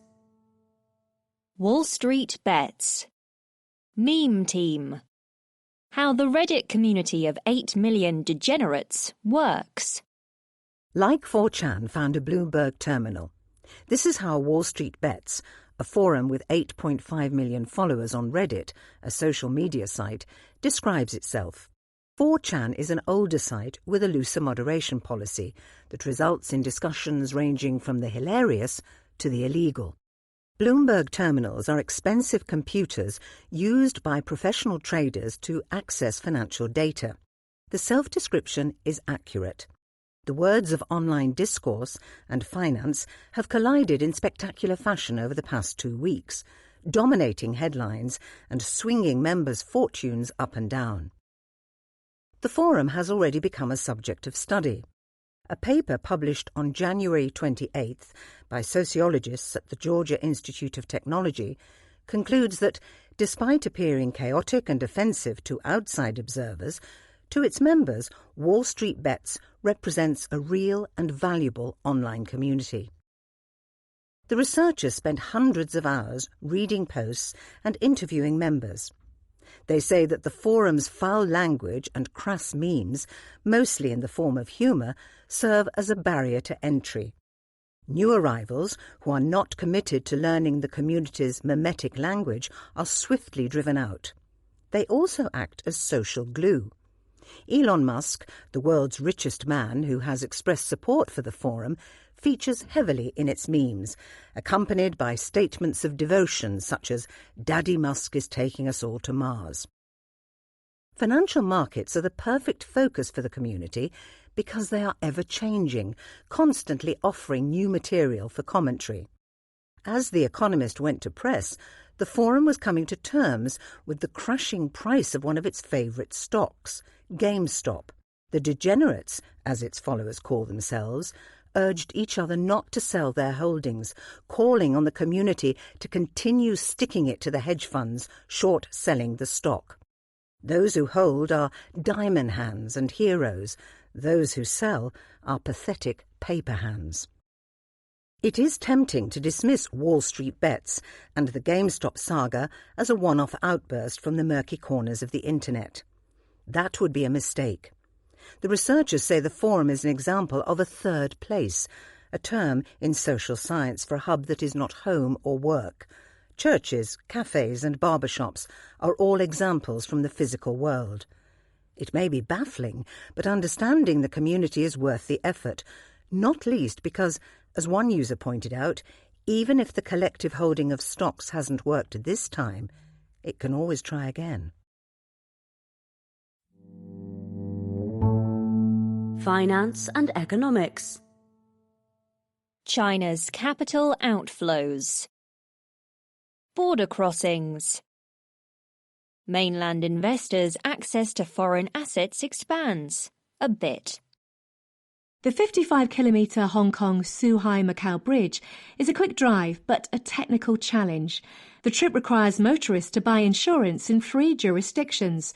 Those making the jaunt from Hong Kong to Macau must still buy a Chinese policy because the waters below the bridge belong to the mainland. Traffic is low. Such are the barriers to movement in and out of China. For most people, attempting to shift money between China and the territories can be even more frustrating. For many years, insurance products sold in Hong Kong created a bustling business whereby rich customers from the mainland bought policies worth hundreds of thousands of dollars using Chinese credit cards, only to later cash them out in Hong Kong dollars. In Macau, plastic watches once sold for $10,000. Upon swiping their Chinese cards, buyers received the tawdry timepiece along with a stack of dollars. China's regulators have sought to crush these schemes, wary of outflows of capital from the country.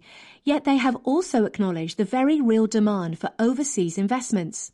A series of reforms have been launched over the past 2 decades to construct a closely monitored regime for cross-border investments, mostly catering to institutional investors. Stock Connect, which since 2014 has allowed Chinese investors to buy shares in Hong Kong, helped make the territory the world's best-performing major stock market in January. Money from the mainland poured into stocks such as SMIC and China Mobile, which have been, or face being, delisted from the New York Stock Exchange and have been removed from some MSCI indices. Buy trades from Shanghai to Hong Kong hit 423 billion Hong Kong dollars, that's $55 billion in January, up by 155% from December. China's retail investors played a significant role in the rally. In coming weeks, regulators in Hong Kong and China will take another step towards opening up with an investment channel called Wealth Management Connect.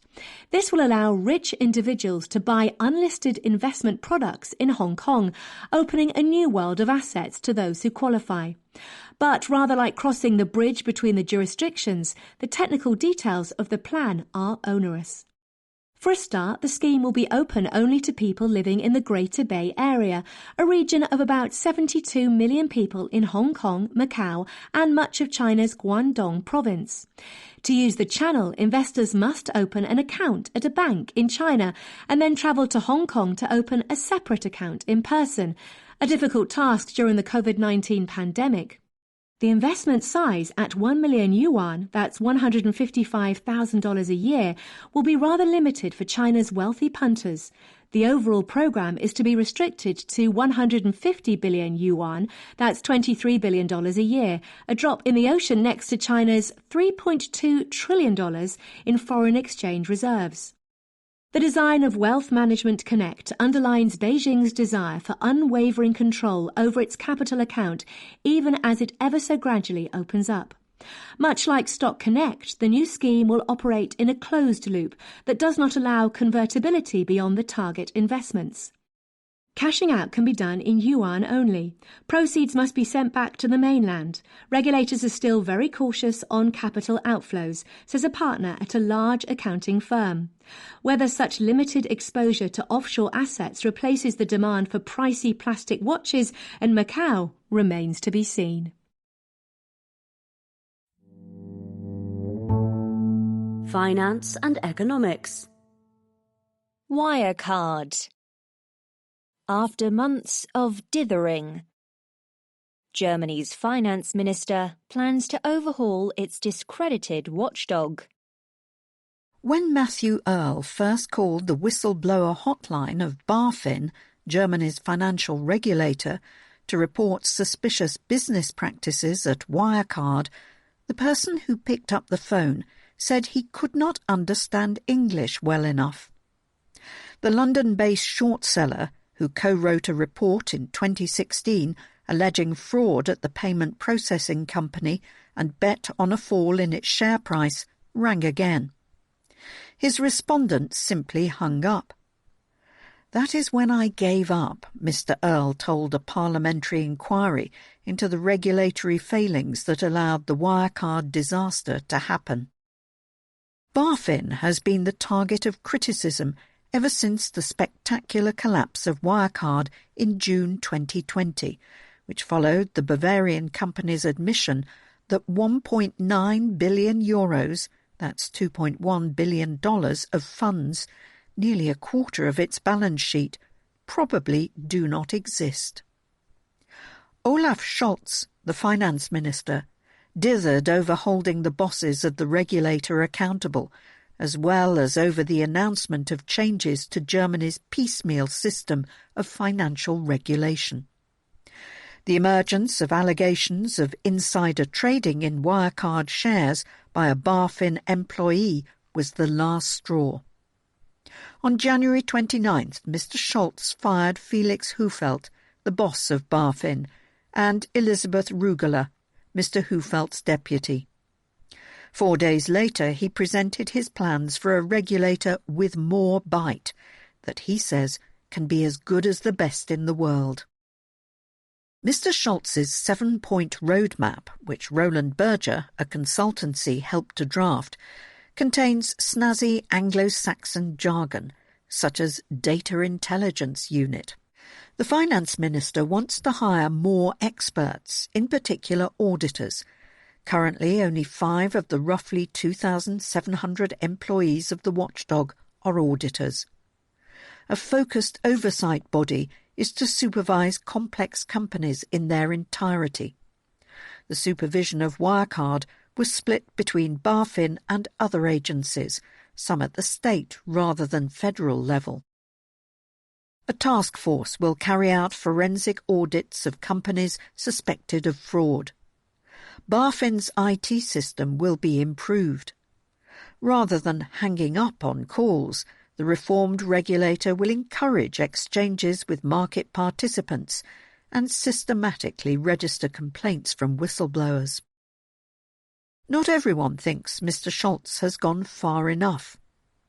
Fabio Di Masi, a member of Parliament from the Left, a socialist party, who sits on the Wirecard inquiry, argues that Germany needs an elite forensic team that is paid top euro. He also wants the agency to be independent of the finance ministry. Daniel Bayars, a parliamentarian with the Greens, finds the reform a bit thin. He had been looking for a mention of coordination with other European Union members. Last year, the European Securities and Markets Authority criticised BaFin for its deficient handling of Wirecard. Mr. Scholz did not announce BaFin's next boss. Mr. Hufeld departs on April 1st. Jörg Kukies, a junior finance minister and a former banker at Goldman Sachs, has been talked of as a candidate, but says he does not want the job. Mr. Scholz says he is looking around the world for a top finance expert who can mark a new start at the regulator. If they are to communicate with employees manning the hotline, though, any foreign appointees will need to brush up on their German.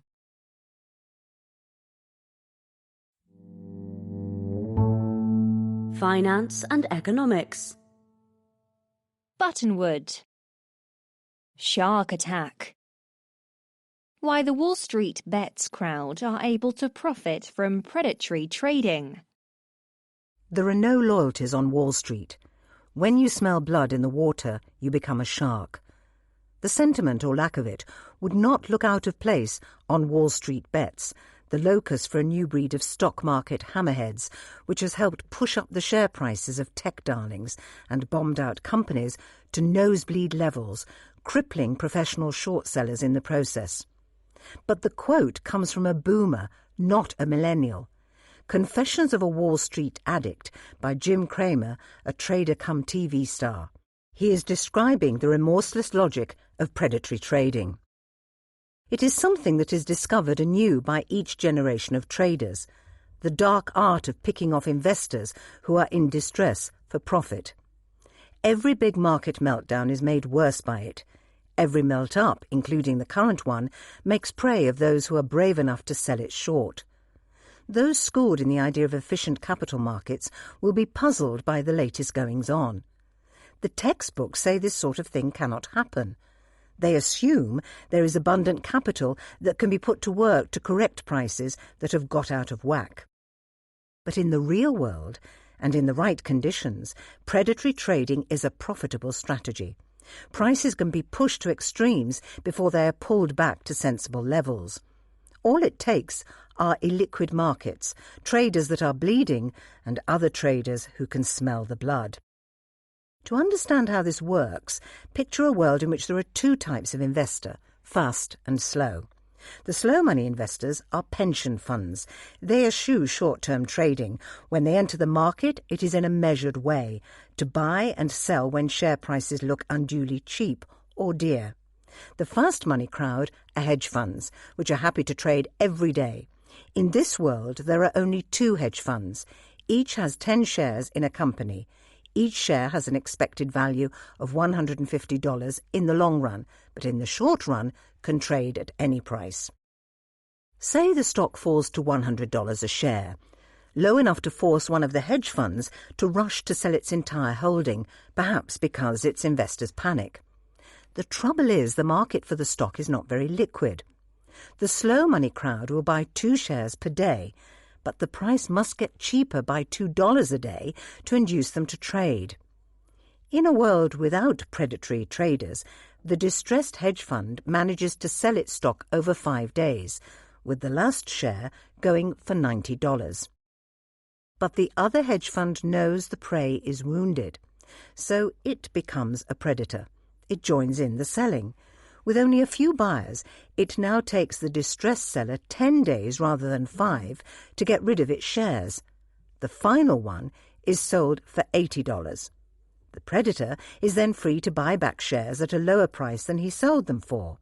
He buys the shares as fast as he can, over 5 days, driving the price to $90. This example is adapted from the model in Predatory Trading, a paper by Marcus Brunnermeier and Lasse Pedersen, published in 2005 in the Journal of Finance. The model elegantly highlights the key features of financial shark attacks. Markets must be illiquid, i.e. large trades can move prices in the short run. Traders must have limited capacity, meaning they cannot sustain losses beyond a certain point for regulatory reasons, because of redemption by investors, or because of the psychological pain. The authors draw out some implications. The more illiquid the market, the more scope for predators to profit. It takes longer for the prey to escape their positions, so the price falls by more. The quicker the distressed trader sells, the fewer losses it makes. Any delay allows the predator to trade ahead of front-run the prey. The more predators there are, the less profitable predation is. How does the Wall Street Bets episode fit this template? The predators are acting in concert, so their strategy may be more effective. Better still, the prey are short sellers who bet on stocks falling. They are especially vulnerable. The more the price rises, the more they lose. Their potential losses are unlimited, and their positions are often common knowledge. This is why a lot of hedge funds put their trades through several brokers in an attempt to mask them. Even so, the incentive for brokers to front-run a struggling customer is hard to resist, and not always resisted, as Mr. Kramer recounts in his book. There was something about a dying client that sent these brokers to go to the untapped payphone downstairs. All brokerage calls are recorded, and tell their buddies. There really are no loyalties on Wall Street.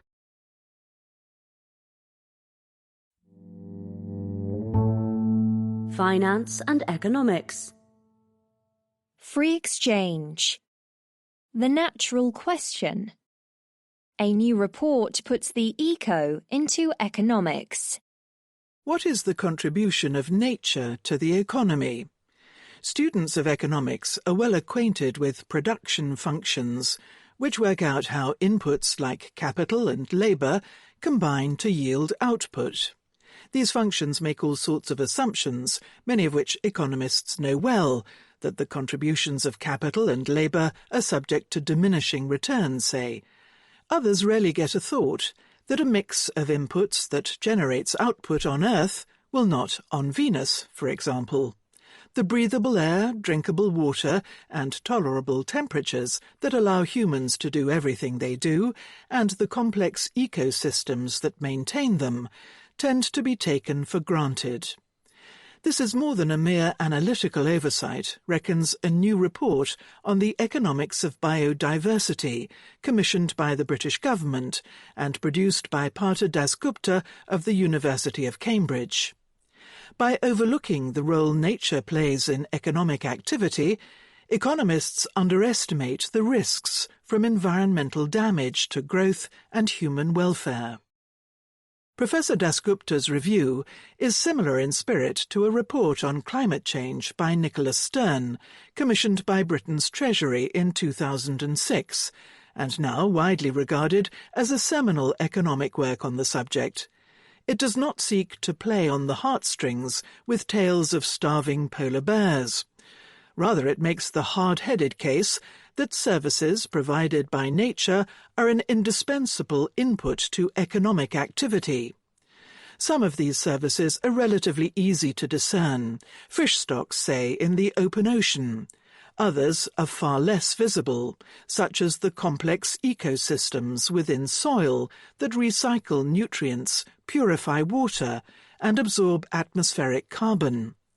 These are unfamiliar topics for economists, so the review seeks to provide a grammar through which they can be analysed. The report features its own illustrative production function, which includes nature. The environment appears once as a source of flows of extractable resources like fish or timber, but it also shows up more broadly as a stock of natural capital from which humans derive regulating and maintenance services. The work of environmental cycles that refresh the air, churn waste products into nutrients, and keep global temperatures hospitable, among other things. With this new production function in hand, economists can properly account for nature's contributions to growth. Functions that omit nature misattribute its benefits on productivity, exaggerating human capabilities. The inclusion of natural capital enables an analysis of the sustainability of current rates of economic growth. As people produce GDP, they extract resources from nature and dump waste back into it. If this extraction and dumping exceeds nature's capacity to repair itself, the stock of natural capital shrinks, and with it the flow of valuable environmental services. Between 1992 and 2014, according to a report published by the UN, the value of produced capital, such as machines and buildings, roughly doubled, and that of human capital, workers and their skills, rose by 13%, while the estimated value of natural capital declined by nearly 40%. The demands humans currently place on nature in terms of resource extraction and the dumping of harmful waste are roughly equivalent to the sustainable output of 1.6 Earths, of which, alas, there is only the one. To reduce these demands without slowing growth would be a monumental task. Between 1992 and 2014, Professor Dasgupta estimates the efficiency with which humans transformed natural capital into GDP grew at about 3.5% a year. To stop natural capital declining by 2030 while maintaining current growth trends, however, would require growth in efficiency of about 10% a year. Even these sorts of rough calculations fail to capture fully humans' potential vulnerability, because complex natural systems can flip from one equilibrium to another under pressure. The cost of restoring an ecosystem that has been destroyed can be larger than the value of the services it provided when healthy, assuming restoration is possible. Deforestation of the Amazon rainforest beyond some critical threshold is likely to cause an abrupt transformation of the forest into savanna, a change that may prove irreversible. Indeed, Professor Dasgupta argues that economists should acknowledge that there are in fact limits to growth. As the efficiency with which we make use of Earth's finite bounty is bounded by the laws of physics, there is necessarily some maximum sustainable level of GDP. This is a striking admission from an economist. For now, these ultimate limits to growth are not yet binding. There is still considerable room for efficiency to improve, in part, the review notes, because of government subsidies worth 5 to 7% of global GDP, which encourage environmentally wasteful activities. But a more pressing worry is that activity pushes nature beyond critical thresholds in terms of global temperatures, the chemistry of the oceans, the productivity of the soil, or something else, before humans are able to recognize the danger and react. That economics stands to benefit from a better understanding of nature's contributions to activity seems clear enough. But whether a better understanding of the economics of biodiversity is essential to improving humans' relationship with nature is another question. Economists' work on climate change has yielded insights, for example, but it is less clear that the profession has improved the policy response. Professor Dasgupta hints at this problem by appealing to the sacredness of nature, in addition to his mathematical models and analytical arguments. Clear thinking about nature can benefit from framing it in economic terms, as an asset and input to production, the overuse of which is a problem of incentives and property rights. Building the political will to prevent irreparable damage to the environment, though, may require an appeal to values that are beyond the purview of economics.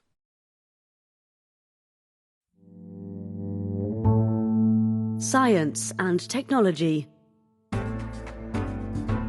The Economist, February 6th to February 12th, 2021. In the Science and Technology section, making vaccines, doing the do. Daughters and divorce, teenage rampage, marine ecology, plastic oases, and more.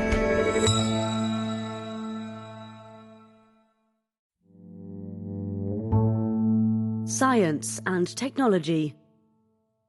Making vaccines. Doing the do. Vaccines must now be produced on a scale greater than ever before. That is hard. 9 vaccines against COVID-19 have already been approved in one jurisdiction or another, with many more in various stages of preparation. That this has happened within a year of the illness coming to the world's attention is remarkable. But it is one thing to design and test vaccines, it is another to make them at sufficient scale to generate the billions of doses needed to vaccinate the world's population, and to do so at such speed that the rate of inoculation can outpace the spread and possible mutation of the virus. Broadly, there are two ways of making antiviral vaccines. One, tried and trusted, involves growing in tanks called bioreactors, cell cultures that act as hosts for viruses, which are then used in one way or another to make the vaccine in question. Cells grown this way can be of many types: insect, human kidney, monkey kidney, hamster ovary, as can the resulting vaccines. These may be weakened or killed versions of the virus to be protected against, or live viruses of a different and less dangerous sort that carry a gene or two abstracted from the target virus, or even just isolated target viral proteins. The point is that the vaccine should introduce into the body or induce the body to make something which the immune system can learn to recognize and attack if the real target virus should ever turn up. The alternative method, developed recently and employed to make the mRNA vaccines, such as those of Moderna and Pfizer, that the pandemic has stimulated the invention of, requires culturing cells only at the beginning of the process. mRNA is the substance that carries instructions about how to make a protein from a cell's DNA to the molecular factories known as ribosomes, which do the actual manufacturing. In the case of COVID-19, the instructions in question generate spike, a protein found on the surfaces of particles of SARS-CoV-2, the virus that causes this illness. Suitably packaged and delivered, such mRNA can induce some of the body cells of the inoculee to turn out spike, which the immune system then learns to recognize. To make this type of vaccine, you therefore have to generate lots of the relevant mRNA. That process does indeed start with cells, though they are bacterial cells rather than those of animals. But it does not end with them. The bacteria used, normally a well-understood species called E. coli, have spliced into them a DNA version of the part of the SARS-CoV-2 genome which describes spike. Confusingly, as is true of many viruses, SARS-CoV-2's actual genes are made of RNA. The bacteria are then allowed to multiply for a few days before being broken open, their DNA filtered out, and the DNA versions of the spike gene extracted as what is known as a DNA template. Once purified, this template is mixed with a soup of pertinent enzymes and fed molecules called nucleotides, the chemical letters of which RNA is composed. Thus supplied, the enzymes use the templates to run off appropriate mRNAs by the zillion. These are extracted and packaged into tiny fatty bubbles to form the vaccine. Both the cell culture and the mRNA approaches have benefits and drawbacks. The former has the advantage of being well established. Versions of it go back to vaccine making's origins, but keeping cultured animal cells alive and healthy is a tricky business. A whole subfield of bioengineering is dedicated to this task. Vaccine makers who rely on live cultures constantly struggle with yields. Using this method to make a lot of vaccine fast is hard. It was difficulties of this sort that Pascal Soriot, boss of AstraZeneca, cited on January the 26th in defense of his firm's failure to provide vaccine supplies which the European Union claimed it had been promised. AstraZeneca is an Anglo-Swedish company that, in collaboration with Oxford University, created one of the first vaccines to be approved. As Mr. Soriot told Repubblica, an Italian newspaper, you have glitches, you have scale-up problems. The best site we have produces 3 times more vaccine out of a batch than the lowest producing site. Maximizing a bioreactor's yield is as much an art as a science. The underlying health of the cells involved matters, so do environmental conditions at the manufacturing site. That AstraZeneca has not been able to meet its own production targets shows how hard it is to predict when the right balance of biology will be found. The company says it can take 6 to 9 months to start a production site up from scratch, and that even this timetable is possible only by working with experienced partners and at an accelerated pace. At the moment, AstraZeneca is working with 25 manufacturing organizations in 15 countries to make its vaccine. Producing mRNA vaccines at scale has problems too. The biggest is how to protect the mRNA molecules, both from the environment they must travel through in order to reach the arm of their recipient, and from the recipient's own body, which will attack them as they journey to the ribosomes which will transcribe them.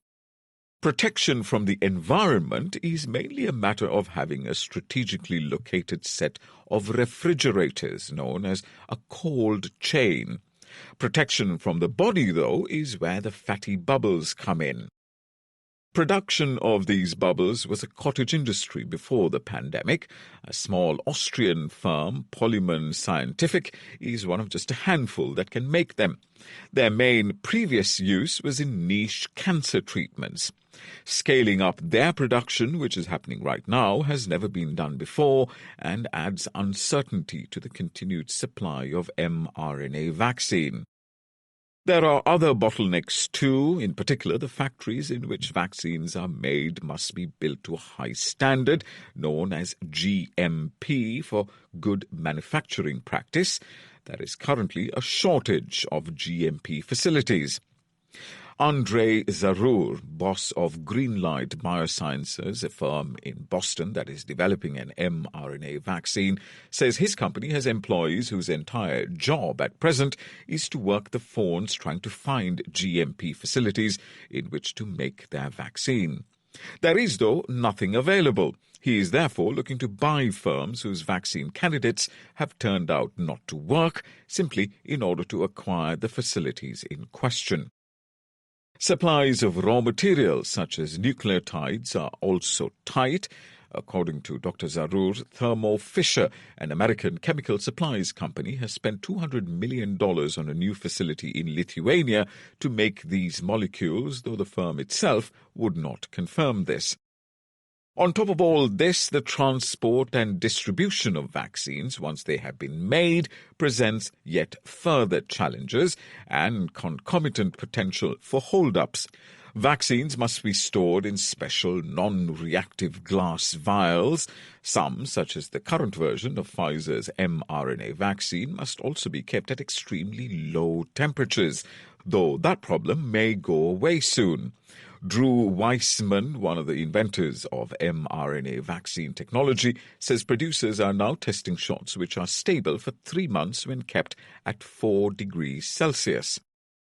Once supply chains for both cell culture and mRNA vaccines have been scaled up and bottlenecks unblocked, the manufacturing processes may face a different test: how quickly they can produce new vaccines to deal with new viral variants as they emerge.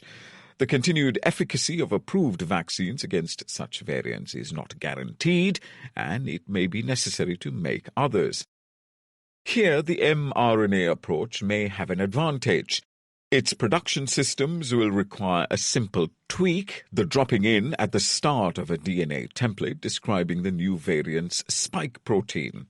Cell culture systems, by contrast, will have to be rebuilt to some degree for every new variant they aim to vaccinate against. Producers such as those in China, who use older-fashioned cell culture techniques, will have to recalibrate their entire operations.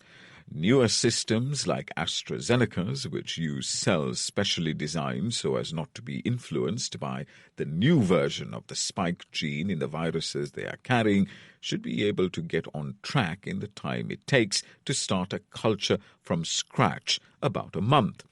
For mRNA systems, Drs. Weissman and Zarur say it would take a couple of months to go from new variant to large-scale vaccine production.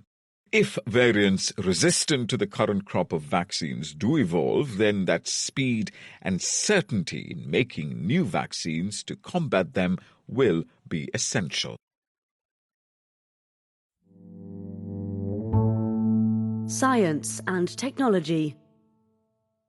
Viral variants and vaccination. Enigma variations. Will variants of SARS-CoV-2 make vaccination harder? Viruses evolve through natural selection.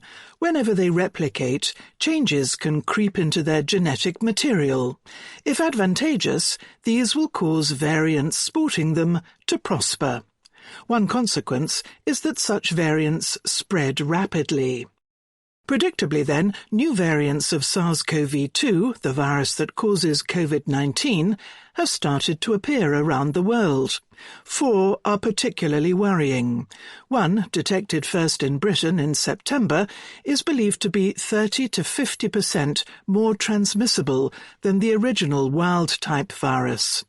A second, identified in South Africa a month later, has been linked to higher viral loads in throat and nasal swabs.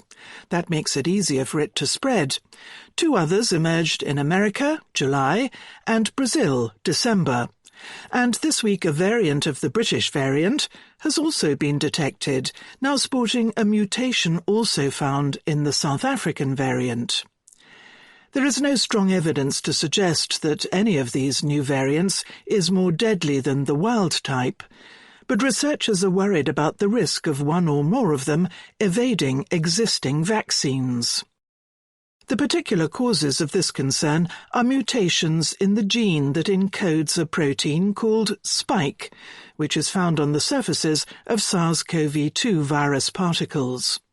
This protein is the means by which the virus gains entry to cells. B117, the viral variant first found in Britain, has more than 20 mutations, not all of them in the gene for spike, but one which helps lock spike onto its target on the cell's surface, a receptor protein called ACE2. The variant first found in South Africa, known as B1351, has fewer mutations than B117, but 3 of them appear to enhance resistance to antibodies that people develop in response to the wild-type virus.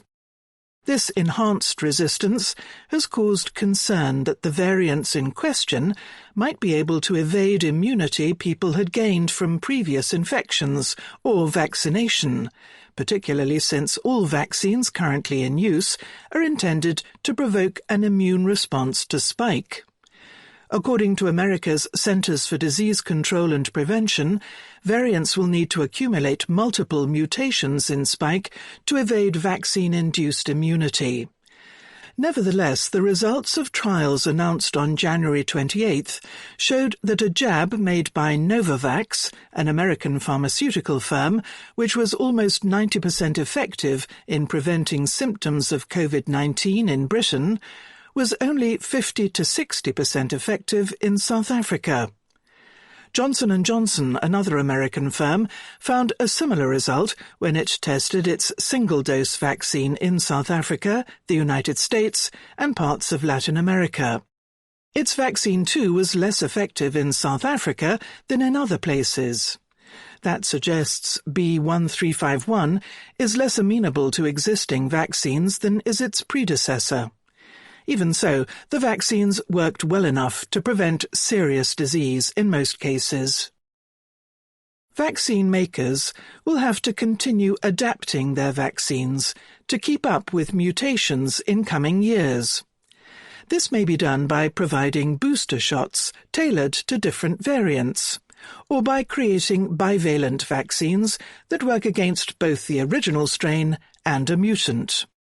Moderna, the maker of a vaccine that has already been approved for use in several places, is planning to work on a booster that will enhance the body's immune response to B1351 and could work in combination with all of the other leading vaccine candidates. Clinical trials of this approach are scheduled to start in July and should be completed within a year. Pfizer and BioNTech, the partners who created another widely approved vaccine, say they can produce a jab adapted to new variants in 6 weeks.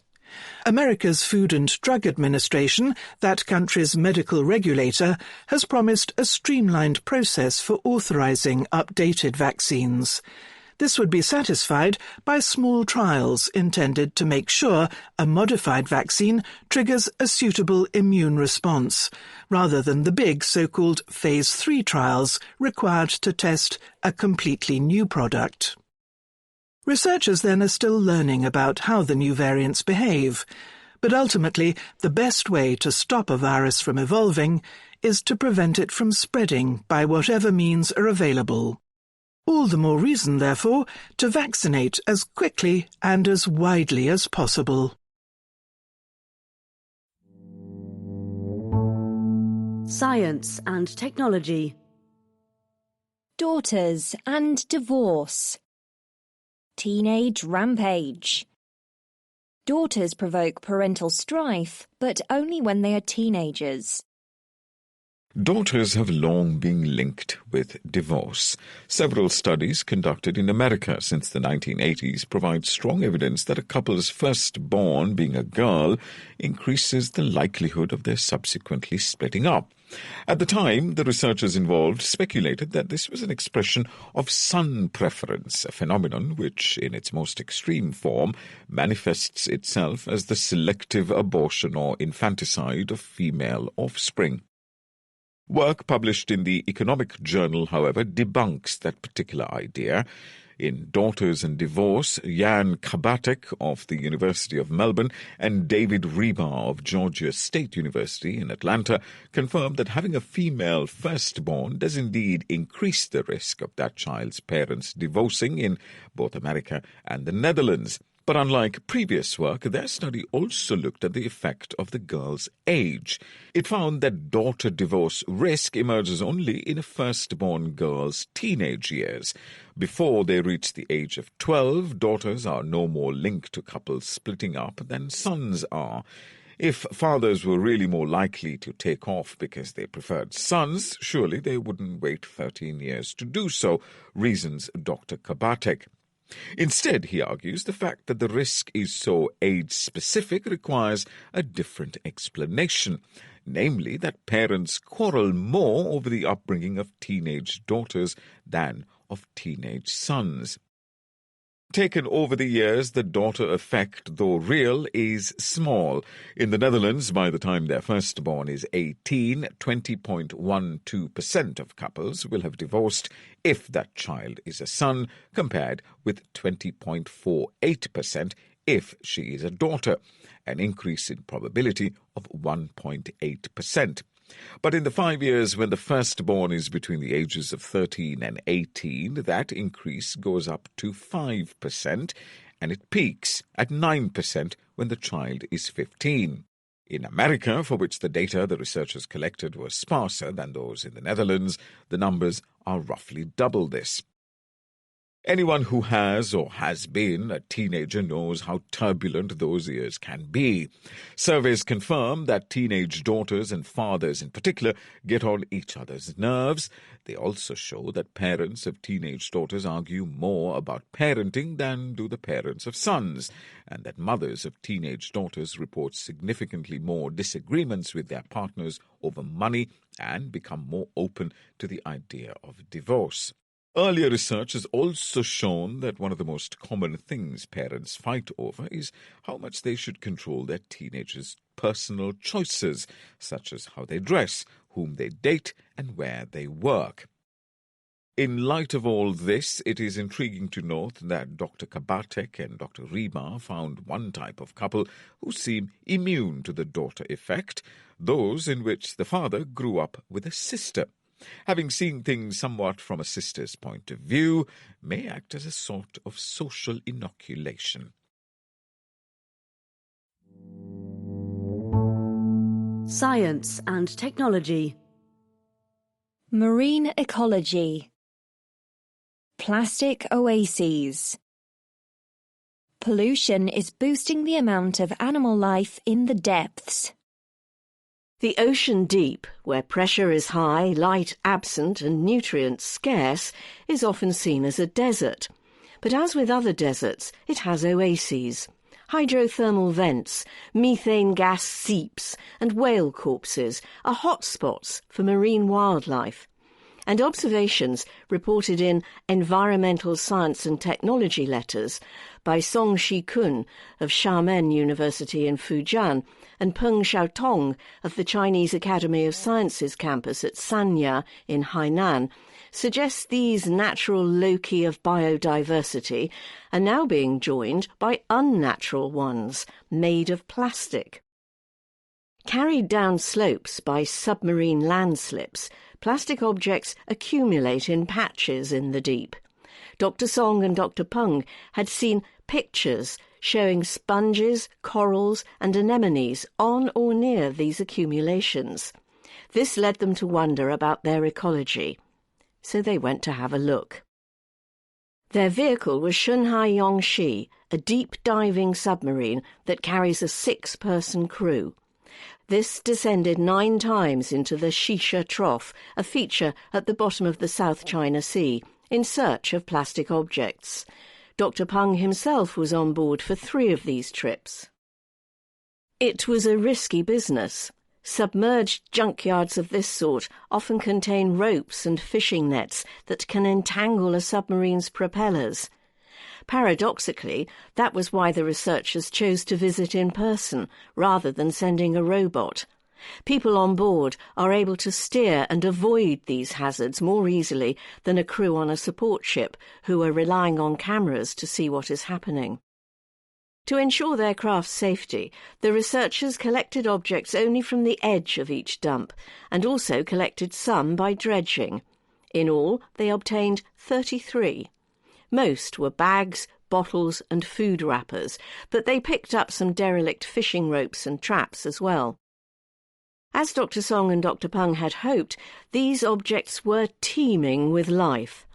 When they examined their finds in a laboratory, they found nearly 1,200 individual organisms, representing 49 species of crustaceans, corals, echinoderms, flatworms, mollusks, polychaeta worms and fungi.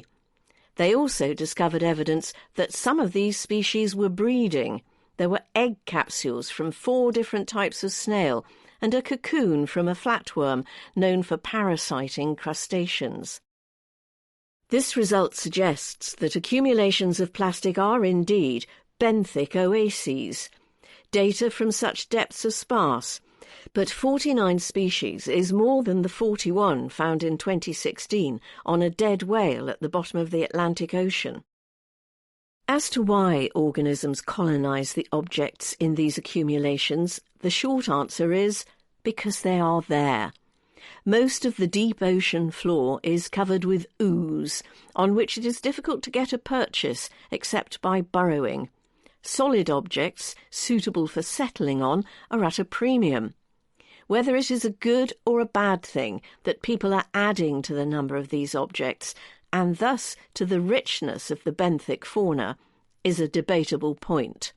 What is not in doubt, though, is that even Earth's remotest habitats cannot escape human influence.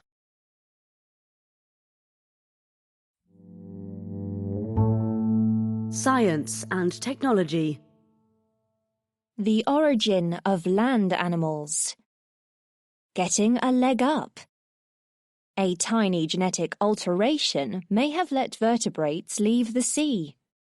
About 370 million years ago, in the latter part of the Devonian period, the ancestor of all land vertebrates stepped out of the ocean and began to take advantage of the untapped riches found ashore.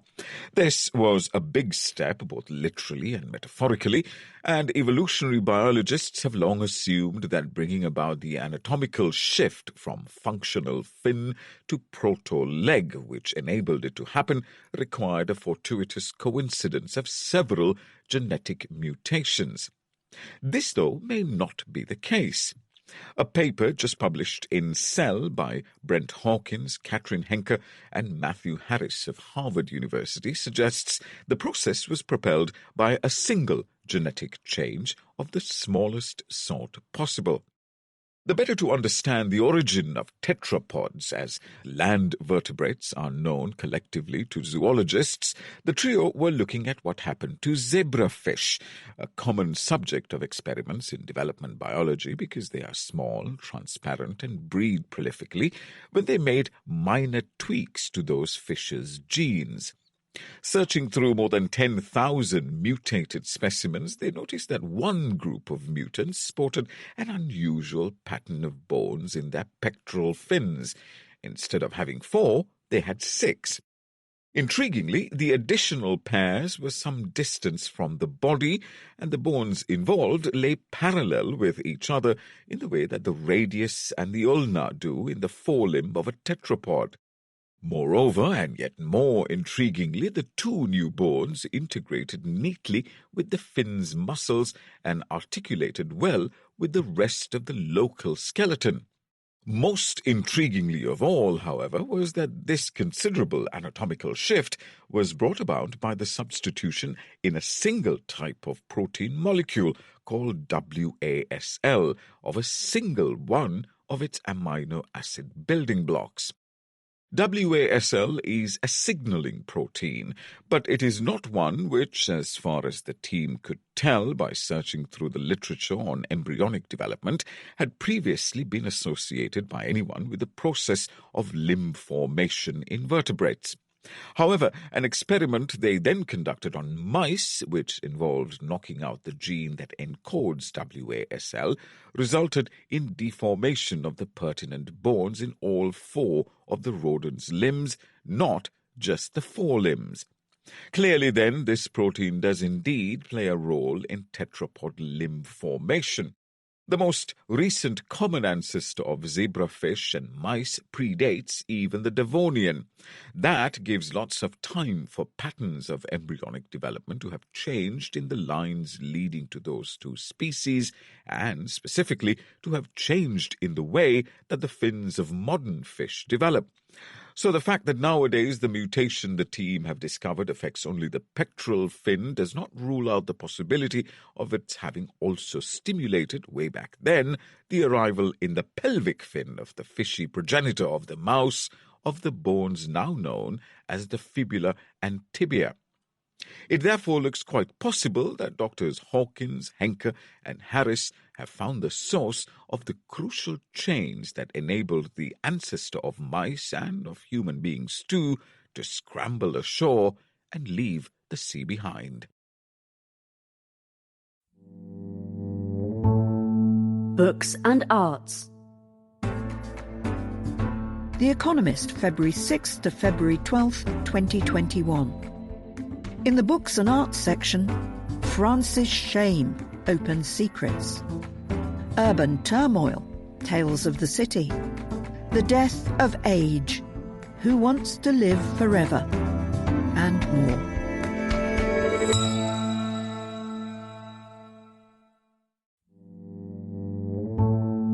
Books and arts. Book review. Francis Shame. Open Secrets. The silence in France over the sexual abuse of minors is at last beginning to break. La Familia Grande by Camille Kouchner. Consent, a Memoir by Vanessa Springora. It was a childhood wrapped in comfort, reverie and freedom.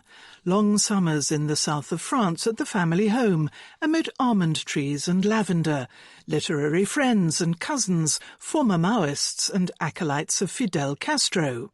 Dinners late into the night, when the Familia Grande would gather to put the world to rights. Guests went barefoot in the dried grass and naked in the pool. The seasonal rituals reassured, the political dreams inspired. Until the day that Camille Kouchner's twin brother, whom she calls Victor, told her that their stepfather had visited his bedroom in the night. He stroked me and, you know, They were, she writes, 14 years old. Victor was sworn by their stepfather to silence. "If you talk about it, I will die," he implored his sister. The nighttime visits continued for 2 or 3 years. It took nearly 3 decades, and her mother's death, before Miss Kouchner heard a lawyer name this crime for what it was: incest. Now aged 45, and with Victor's permission, Miss Kouchner has told her story in an attempt to poison the hydra of paralysing guilt and shame. The account is tightly written, improbably controlled, and overwhelming. At first, as a young teenager, she had no real idea what was going on behind that closed bedroom door, detecting only unknown smells as her stepfather left. Her adoration of him blinded her to any wrong she might have sensed. Besides, was this not the lifestyle that their extended family embraced? In their Mediterranean home, an entire room was decorated with posters celebrating May 68. Her stepfather flirted with his friends' wives. The young were offered to older women. "Fucking is our liberty," her mother once told her. Miss Kouchner has lobbed a grenade into the heart of the cosy Paris left-bank intellectual elite. For the stepfather in question is Olivier Duhamel, a political scientist, literary editor, and broadcaster. He married Camille's mother, Evelyne Pissier, a law professor and one-time lover of Castro, after she left Bernard Kouchner, the twins' father, and a former foreign minister and co-founder of Médecins Sans Frontières. Mr. Kouchner has publicly praised his daughter for having the courage to speak out. While decrying what he calls personal attacks against him, Mr. Duhamel has resigned as head of the foundation that oversees Sciences Po, an elite Paris university, and from other posts. That has prompted a cascade of other resignations, including that of Elisabeth Guigou, a friend and socialist former justice minister, who presided over an official commission on incest. She has said that she knew nothing. Reporting by Le Monde suggests that many in Mr. Duhamel's circle did know, but turned away. This is deeply disturbing. It is not just the scale of the problem that unsettles. A French poll found that 1 in 10 people has been the victim of some form of incest. It is also the complicit silence, particularly among an older generation, that tends to dismiss the Me Too movement as a form of bourgeois Anglo-Saxon puritanism that has no place in France. There is a tolerance both from society and the law with a very serious degree of impunity, said Muriel Salmona, a psychiatrist specializing in sexual abuse. Under French law, incest, which covers relations with step-parents, is not a separate crime, but an aggravating circumstance in cases of rape or sexual violence. Moreover, the burden is on even a minor under 15 to prove that there was no consent. But what constitutes consent? This is the conundrum at the heart of Vanessa Springora's memoir.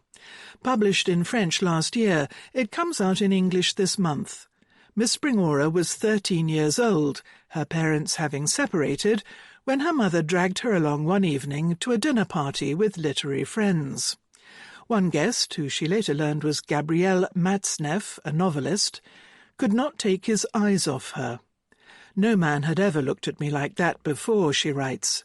Thus began the writer's ruthless pursuit, which led to a sexual relationship with Miss Springora that began when she was 14. He was nearly 50.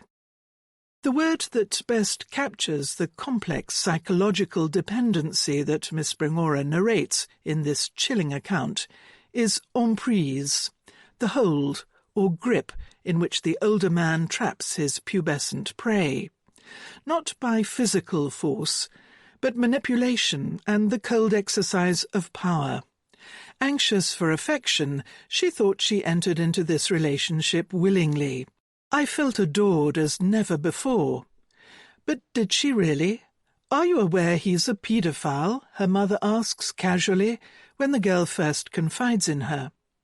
When the teenage Miss Springora puts such thoughts to Mr. Matzneff, he brushes them off as Puritan nonsense and insists on her good fortune. Are you aware that in ancient times the sexual initiation of young people by adults was not only encouraged, it was considered a duty? In retrospect, these questions torture Miss Springora. As angry as she is with Mr. Matzneff, she is almost more so with her mother, who consulted her friends, but no one apparently was particularly disturbed. In the 1970s, there was a movement in France to decriminalize sex between adults and minors. Letters and petitions signed by literary luminaries appeared in Le Monde and Libération. Paedophilia features repeatedly in Mr. Matzneff's own novels, including one later based on his relationship with Miss Springora, in which he writes of his quest for young meat. Paris Éditeur readily published his work. He won literary prizes. Normality in this world was grotesquely deformed. Only later does Miss Springora see that at 14, it's not normal to find yourself in his bed at tea-time with his penis in your mouth. It is precisely this emprise that makes such abuse so toxic. It flips the sense of guilt and shame onto the victim, locks in the lies, deepens suffering and silences complaint. Miss Springora and Miss Kouchner struggled for years to put the blame where it belonged. "Your silence is your responsibility," Miss Kouchner's mother tells her. Might things now change? These books are empowering a new generation. Thousands of victims of incest have spoken out under the hashtag #MeTooIncest. The public prosecutor has opened a criminal investigation into Mr. Duhamel. Victor has pressed charges against him for the first time. Mr. Matzneff is under investigation for rape of a minor. He has called the allegations against him unjust and excessive. President Emmanuel Macron, too, has weighed in, promising that these words, these cries, nobody can ignore them any longer. A bill going through Parliament will criminalise any sexual relations with a minor under 13 years, consensual or not. But lawmakers have not yet agreed to raise this to 15, the age at which sex is legal. France may have found the words to talk about its ghastly secrets, but not yet the legal framework to stamp them out. Books and arts. Book review. Urban Turmoil. Tales of the City. Karachi Vice by Samira Shackle. Outside the city, few people have heard of the 8-day operation mounted in Liari, a district of Karachi, in April 2012. About 3,000 heavily armed policemen in armoured personnel carriers laid siege to the area in a battle with local gangsters. The electricity, gas and water were shut off. The machine gun and rocket fire was so intense that leaving home was impossible. On the 8th day, the police retreated, their mission an unmitigated disaster, with 5 officers dead and the official figure of 20 civilian casualties widely believed to be a serious understatement. It is far from the deadliest episode covered in Karachi Vice, a gripping account of the city's recent history by Samira Shackle, a British journalist whose mother was born in the city. Violence and death recur with sickening regularity. In December 2009, at least 43 people were killed when an Ashura procession by Shia Muslims was bombed by Sunni extremists, a blast followed by the torching of over 3,000 shops. In September 2012, hundreds died in a fire at a textile factory. In 2014, the international airport was the scene of a pitched battle after it was invaded by terrorists from the Pakistani Taliban. Besides these atrocities, the book is full of a steady stream of assassinations, gangland murders, and police encounters, extrajudicial killings. To make sense of this city of some 20 million inhabitants, Ms. Shackle follows 5 characters as they try to navigate it. An ambulance driver for ED, a huge charity, a teacher-turned-development worker, a television crime reporter, a social activist whose organisation maps unofficial settlements in an attempt to bring their residents some rights, and a young woman from a village who defies her circumstances to stay at school until graduation. From these personal stories emerges a subtle portrait of Karachi's overlapping conflicts. Many are those of Pakistan as a whole. Both have always been prey to ethnic and sectarian tension.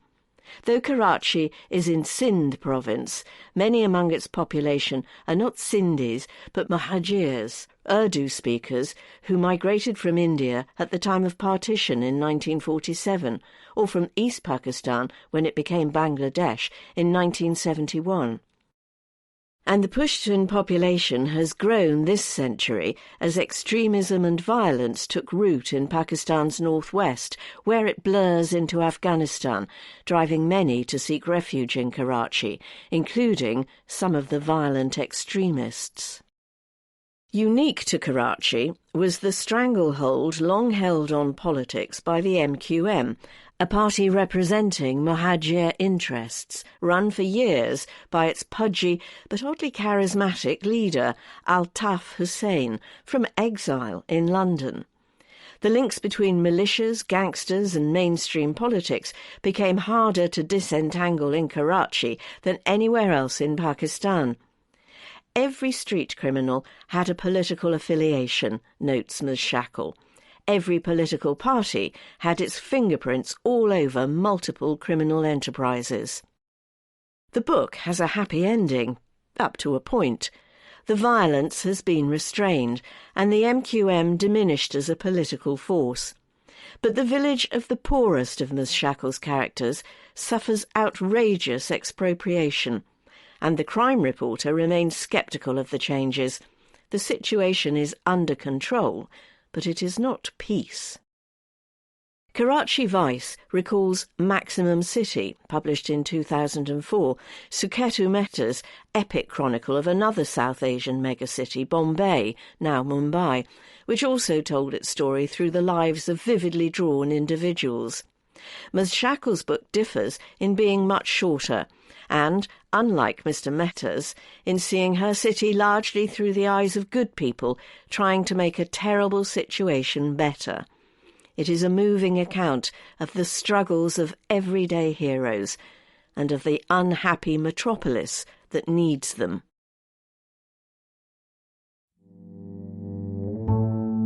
Books and arts. Book review. Eco-fiction. Sea Change. Migrations by Charlotte McConaughey. The vogue for emotive literary engagements with the natural world, known as the new nature writing, and encompassing the work of Amy Liptrot, Helen MacDonald and Robert Macfarlane, can be interpreted as a form of mourning, an attempt to fix on the page a beauty and variety that are vanishing. Landscapes, seascapes, and wild creatures are described by these writers just as they slip away because of climate change and the loss of habitats. The debut novel by Charlotte McConaughey, an Australian author, is a fascinating hybrid of nature writing and dystopian fiction. The reader meets Franny Lynch, the book's protagonist, in Tasiilaq, Greenland, sometime in the not-so-distant future. Human activity has reduced biodiversity to a handful of creatures at the edges of the globe. Franny is an ornithologist, tagging the last remaining Arctic terns before their long migration south. For reasons that are not entirely clear, Ennis Malone, the grizzled captain of a fishing trawler, is persuaded to follow the terns south. There are strong echoes of Moby Dick in his dreams of the golden catch, a great bounty, and his own white whale, and in a sea fished and polluted to the point of extinction. Franny joins the crew, a motley, charismatic bunch, as they head off with some trepidation in search of the terns and the fabled catch. The new nature writing places the personal, emotional response of the author at the center of its representation of the natural world. The bird of prey in H is for Hawk helps Miss MacDonald get closer to her dead father. Miss Liptrot turns to the rugged beauty of Orkney to tackle her alcoholism. Similarly, in this novel, the narrative of the fishing voyage is interwoven with the tale of Franny's difficult, itinerant upbringing, her tricky marriage to Niall, an environmentalist and university lecturer, and the dark secrets that she carries with her and may explain her volatile temper and self-destructive impulses. Recently, the climate crisis has dominated literary dystopias, spawning another new genre, cli-fi. From Margaret Atwood's The Year of the Flood to John Lanchester's The Wall, authors have considered how rising temperatures will change human life. Miss McConaughey's novel may be the first in the genre to put the animal world at the center of its story, mourning dying species and asking what might happen when people forget what it feels like to love creatures that aren't human. These grand ambitions do not always cohere. The seafaring yarn is gripping, but Franny remains an enigma, the flashbacks to her early life interrupting the story's flow. Yet by merging cli-fi and nature writing, the novel powerfully demonstrates the spiritual and emotional costs of environmental destruction. Books and arts. Book review. The Death of Age. Who Wants to Live Forever? Ageless, by Andrew Steele. Old age is a massacre, wrote Philip Roth long before the pandemic underscored its hazards. Even those who count as young must often watch the ineluctable drift of loved ones into decrepitude. Andrew Steele has a hopeful message for all those facing this prospect, that is, everyone. Old age needn't be a massacre. In fact, old age needn't even be old. Mr. Steele's thesis in Ageless is that ageing can be cured, and at least in part that it very soon will be. The giant tortoises of the Galapagos Islands show no age-related decline, in some ways seeming as youthful at 170 as at 30. Mr. Steele thinks this phenomenon, known as negligible senescence, is within humanity's grasp too.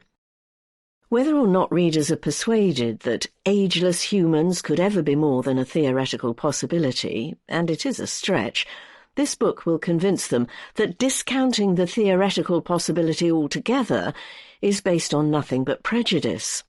Western art may have something to do with it, bristling as it is with morality tales about the folly of wanting to turn back the clock, but there is actually no good reason to assume an upper limit to longevity, or that ageing must come with decline, and there is quite a lot of evidence to the contrary. Without the rich world's denizens really noticing, a life that ends after the biblical 70 years and 10 has already come to seem a life cut short. Instead, 90 is now seen as a good innings. This prejudice held back the field of biogerontology for a very long time, but in the past few decades, some scientists have cast it aside.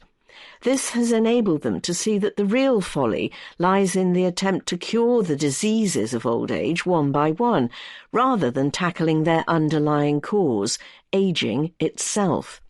Now they are trying to understand that process in all its extraordinary complexity, and to intervene much earlier.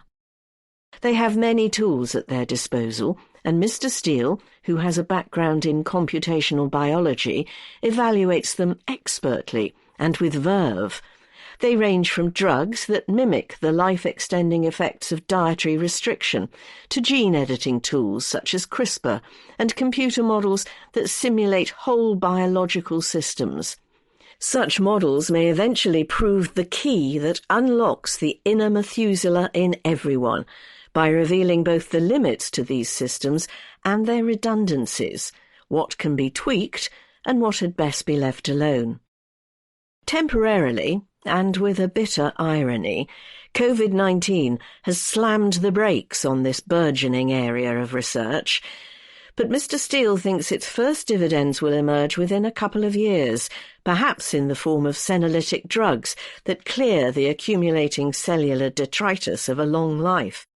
He makes the valid point that if, for every year of scientific endeavour, a year could be added to the average human lifespan, old age would recede into the future at the same rate as today's population approached it. That would itself be quite a milestone on the road to negligible senescence. This interim goal is easily within reach, he claims. Many scientists agree, and are among those who have chosen to take experimental anti-aging drugs. For some of these treatments, they have calculated that the risks are small compared with the potential benefits. The true sign that a scientific revolution is in the offing is that the scientists themselves have bought into it. Whether that revolution is desirable is a different question, which it may fall to a new generation of artists to answer. Books and Arts. Proust and the People. The Time of Their Lives. A tag team reading of a masterpiece mimics the mood of the original. Sitting in her pink living room in Tahiti, Natty Tumahai reads in French from In Search of Lost Time as her family eats lunch. I cannot say, looking back, how much of Albertine's life was overlaid by fluctuating, fleeting, and often contradictory desires. The passage comes from Volume 5 of Marcel Proust's Roman Fleuve, and Miss Tumahai is the 1,262nd person to appear before the camera. From Bali to Paris, the readers in Véronique Aubuis's huge project Proust Lu, or Proust Read, have been captured in bedrooms, offices, supermarkets, factories and beauty spots. Farmers, schoolchildren, businessmen, even the French director's doctor have participated. It's a slice of life, Miss Aubuis says, a reading about time in time. The cast is as diverse as the novels, brought together by their own web of connections and coincidences. Proust's 7-volume masterpiece runs to more than 4,000 pages. Each participant reads just 2 of them. So at the current rate, the project will not be completed until 2050, 57 years after filming began. It is already 150 hours long. Much of the footage is available to watch on YouTube. By contrast, Proust took a mere 14 years to write the book, finishing it in 1922, shortly before his death.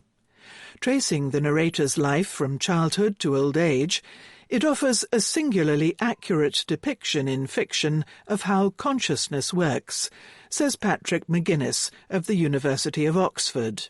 His writing forces you to inhabit time.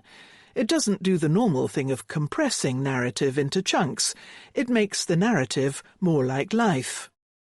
Ms. Aubuis set out to make a screen equivalent. Instead of condensing the text into a conventional plot, thereby losing its rich detail, she divided it into filmable snapshots. Trusting in happenstance, she finds and recruits interesting people. Readers then recommend friends. She likens the project to a locomotive, each new person adding a wagon. They have declaimed from bunk beds and stairwells, or standing in the sea.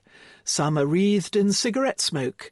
A curate with a pigeon on his shoulder is silhouetted against the stained glass window of his abbey in Cambrai, where the novel begins.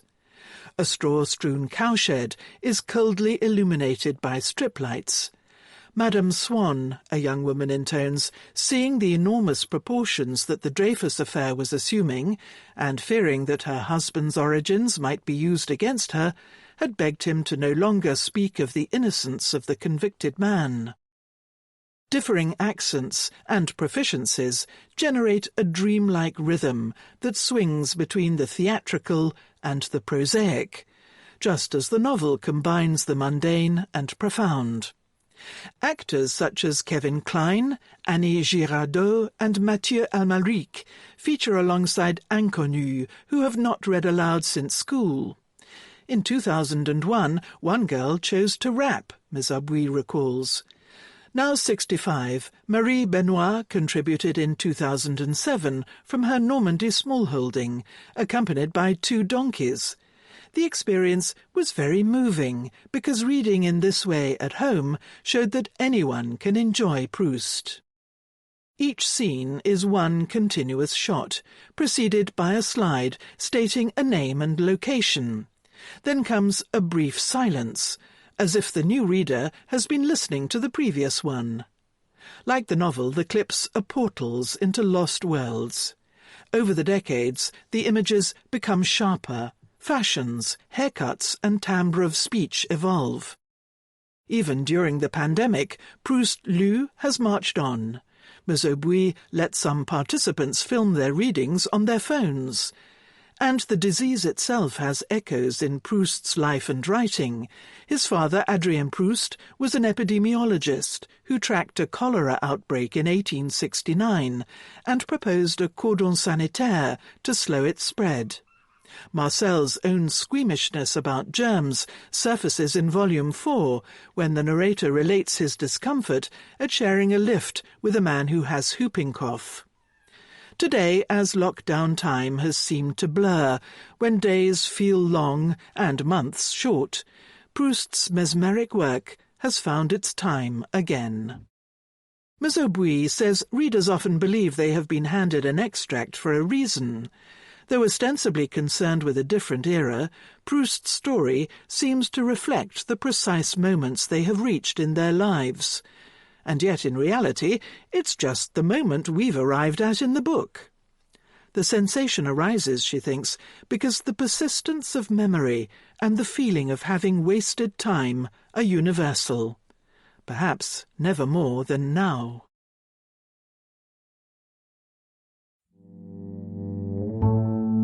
Graphic detail. The Economist, February 6th to February 12th, 2021. In the graphic detail section, stock markets. Sweet memes are made of this.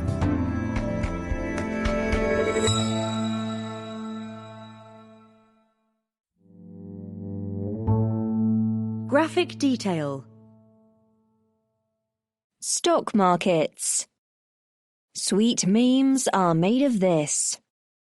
What the favourite stocks of Wall Street bets have in common. Most investors were stunned when the share price of GameStop, a chain of video game shops, rose by 2,265% from the start of January the 13th to mid-morning on January the 28th. But for denizens of the Reddit forum Wall Street Bets, the surge capped a long campaign singing the firm's praises. Share prices of other names touted on Reddit, like AMC, a cinema owner, and Express, a fashion retailer, also soared. Media coverage of these movements has focused on a short squeeze, Redditors forcing investors who had bet against these firms to close positions. This does explain some of GameStop's run-up. However, many other meme stocks, such as BlackBerry, a smartphone maker, were not heavily shorted. If Reddit's madness has a method, short interest does not capture it. A better measure of what sets Redditors' hearts aflutter is a ranking on Stonks News, a website of how often stocks have been cited on Wall Street Bets since January the 26th. Although novel, the list overrates firms whose tickers are also words, like ServiceNow, which trades as Now, and The Real, real, because a post saying it's real now will add to their tallies. At our request, Venkatesh Thallam, the site's creator, has shared a stricter ranking. It counts only words that contain a $sign or are in uppercase, both markers for tickers. After culling names like Pro Petro, Pump, and DMC Global, Boom, we derived a recognizable list of current meme stocks. We then examined what these names had in common. So that the GameStop AMC duo did not dominate our analysis, it got 55% of all references, we modelled the chances of each stock in the Russell 3000 index receiving at least 10 mentions. Despite treating names with 10 references the same as those with 10,000, they still identified GameStop as the trendiest firm. Short interest was tied to popularity only loosely. For every oft-discussed, heavily shorted firm, there was also a popular but rarely shorted name or a widely shorted stock with few mentions. Trading volume and market capitalization mattered more. The best predictor was the ratio of call options, which grant the right to buy a share at a set price without obligation to total shares. This tracks short-term bullish bets. This model flags firms that look like meme stocks but are not yet on Redditor's radar screens. They include heavily shorted names like Discovery of the Discovery Cable TV channel and SunPower, a solar panel maker. The COVID-19 vaccine firms Vaxart, Novavax and Moderna, and both sides of the merger of a division of DuPont with International Flavors and Fragrances. Investors should not race to buy these names. We may have missed a variable that would explain why Redditors shun certain stocks. If Redditors themselves are buying up options on their favorite shares, they may keep ignoring others with heavy call volume. Posts on Wall Street bets could merely represent chatter about past volatility rather than anticipating future trends, and meme stocks can suffer big dips. GameStop is down 80% from its peak. Yet such concerns haven't stopped Redditors from betting big. If you think investing is more about adrenaline than about owning a slice of a good business, dig in. Obituary. Nikolai Antoshkin. At war with the invisible. General Nikolai Timofeyevich Antoshkin, commander of the liquidators at Chernobyl, died on January 17th, aged 78. Few people knew they were there until he sat joking and drinking with his friends in the steam bath, and then they were visible, the long, livid scars across his upper body where surgeons had cut into him to treat radiation sickness. And there were other signs. If he nicked himself while shaving, the cut would bleed for a very long time, and 3 times a day he had to swallow 8 pills to deal with this ache or that tiredness caused by the job he had done at Chernobyl in the spring of 1986, when reactor number 4 at the nuclear power plant had exploded, and he had been summoned to quench the fire. His doctor had told him, "Chernobyl will never let go of you." True enough. He had suspected that from his very first view of the scene from the air. His speciality was helicopter reconnaissance. He had flown many missions in Afghanistan before the Soviet invasion, scouting out the camps of the Mujahideen and their shadowy movements through the mountains. At reactor number 4, there was nothing shadowy. The graphite core had ignited when exposed and was burning freely. This was a fire like the demon of hell, billowing smoke that filled his mouth with the taste of rusty iron until he had to vomit.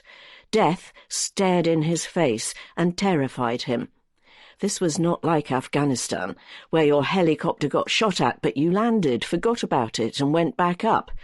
This would make itself felt for a lifetime, and his children's lifetimes. The operation had begun in confusion.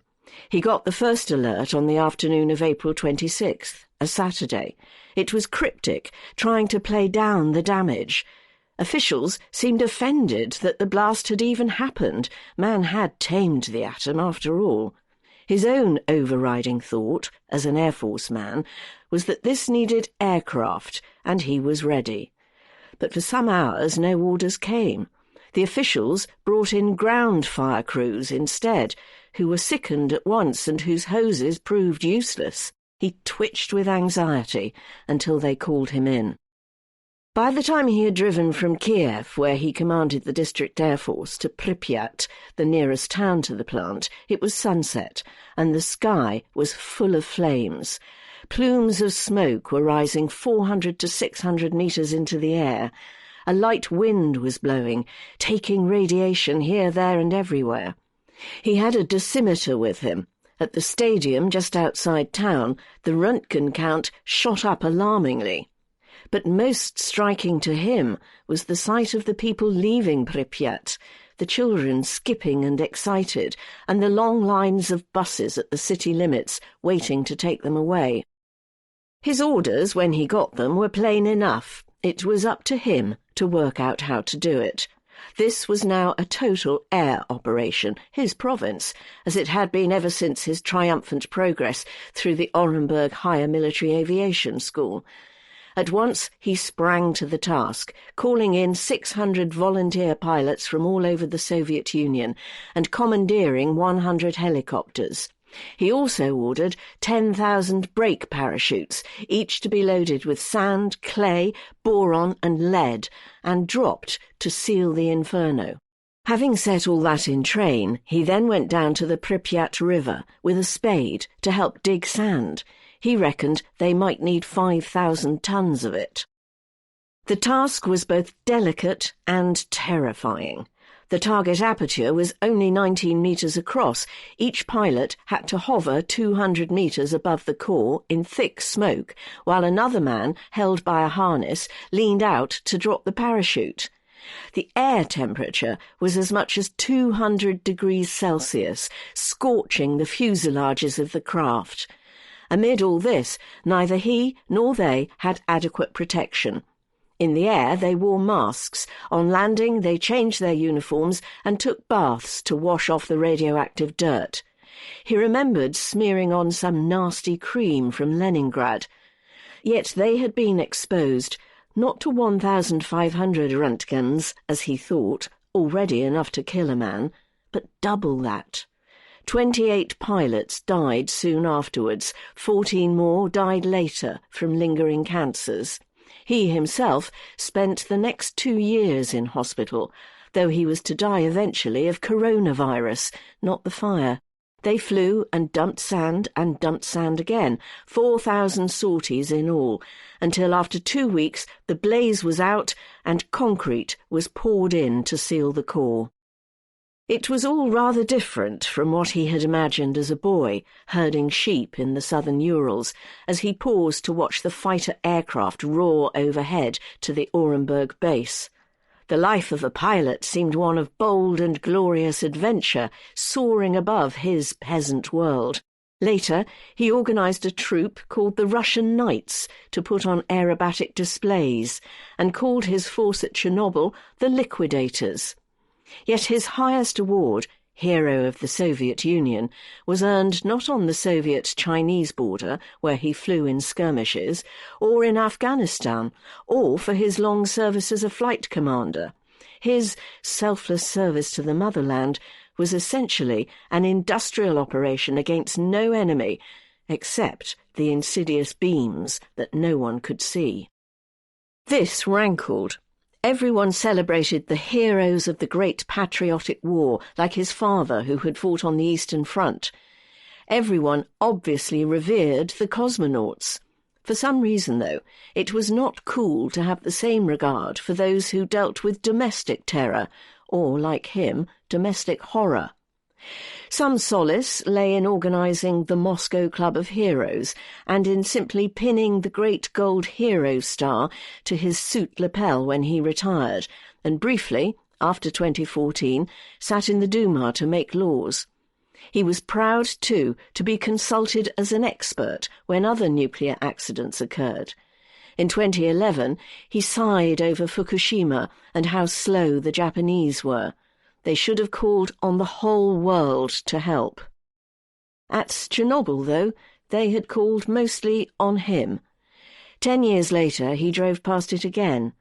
It was now surrounded by a 20-kilometre exclusion zone, with the plant itself enclosed in a concrete sarcophagus. At the Pripyat Stadium, wild trees were thrusting through the turf. In the abandoned outlying villages, thickets had taken over the sagging houses. Wolves prowled there in winter. There was talk of creating a nature reserve. He knew the mushrooms had always been good. The earth was healing itself. It was doing better, perhaps, than he was.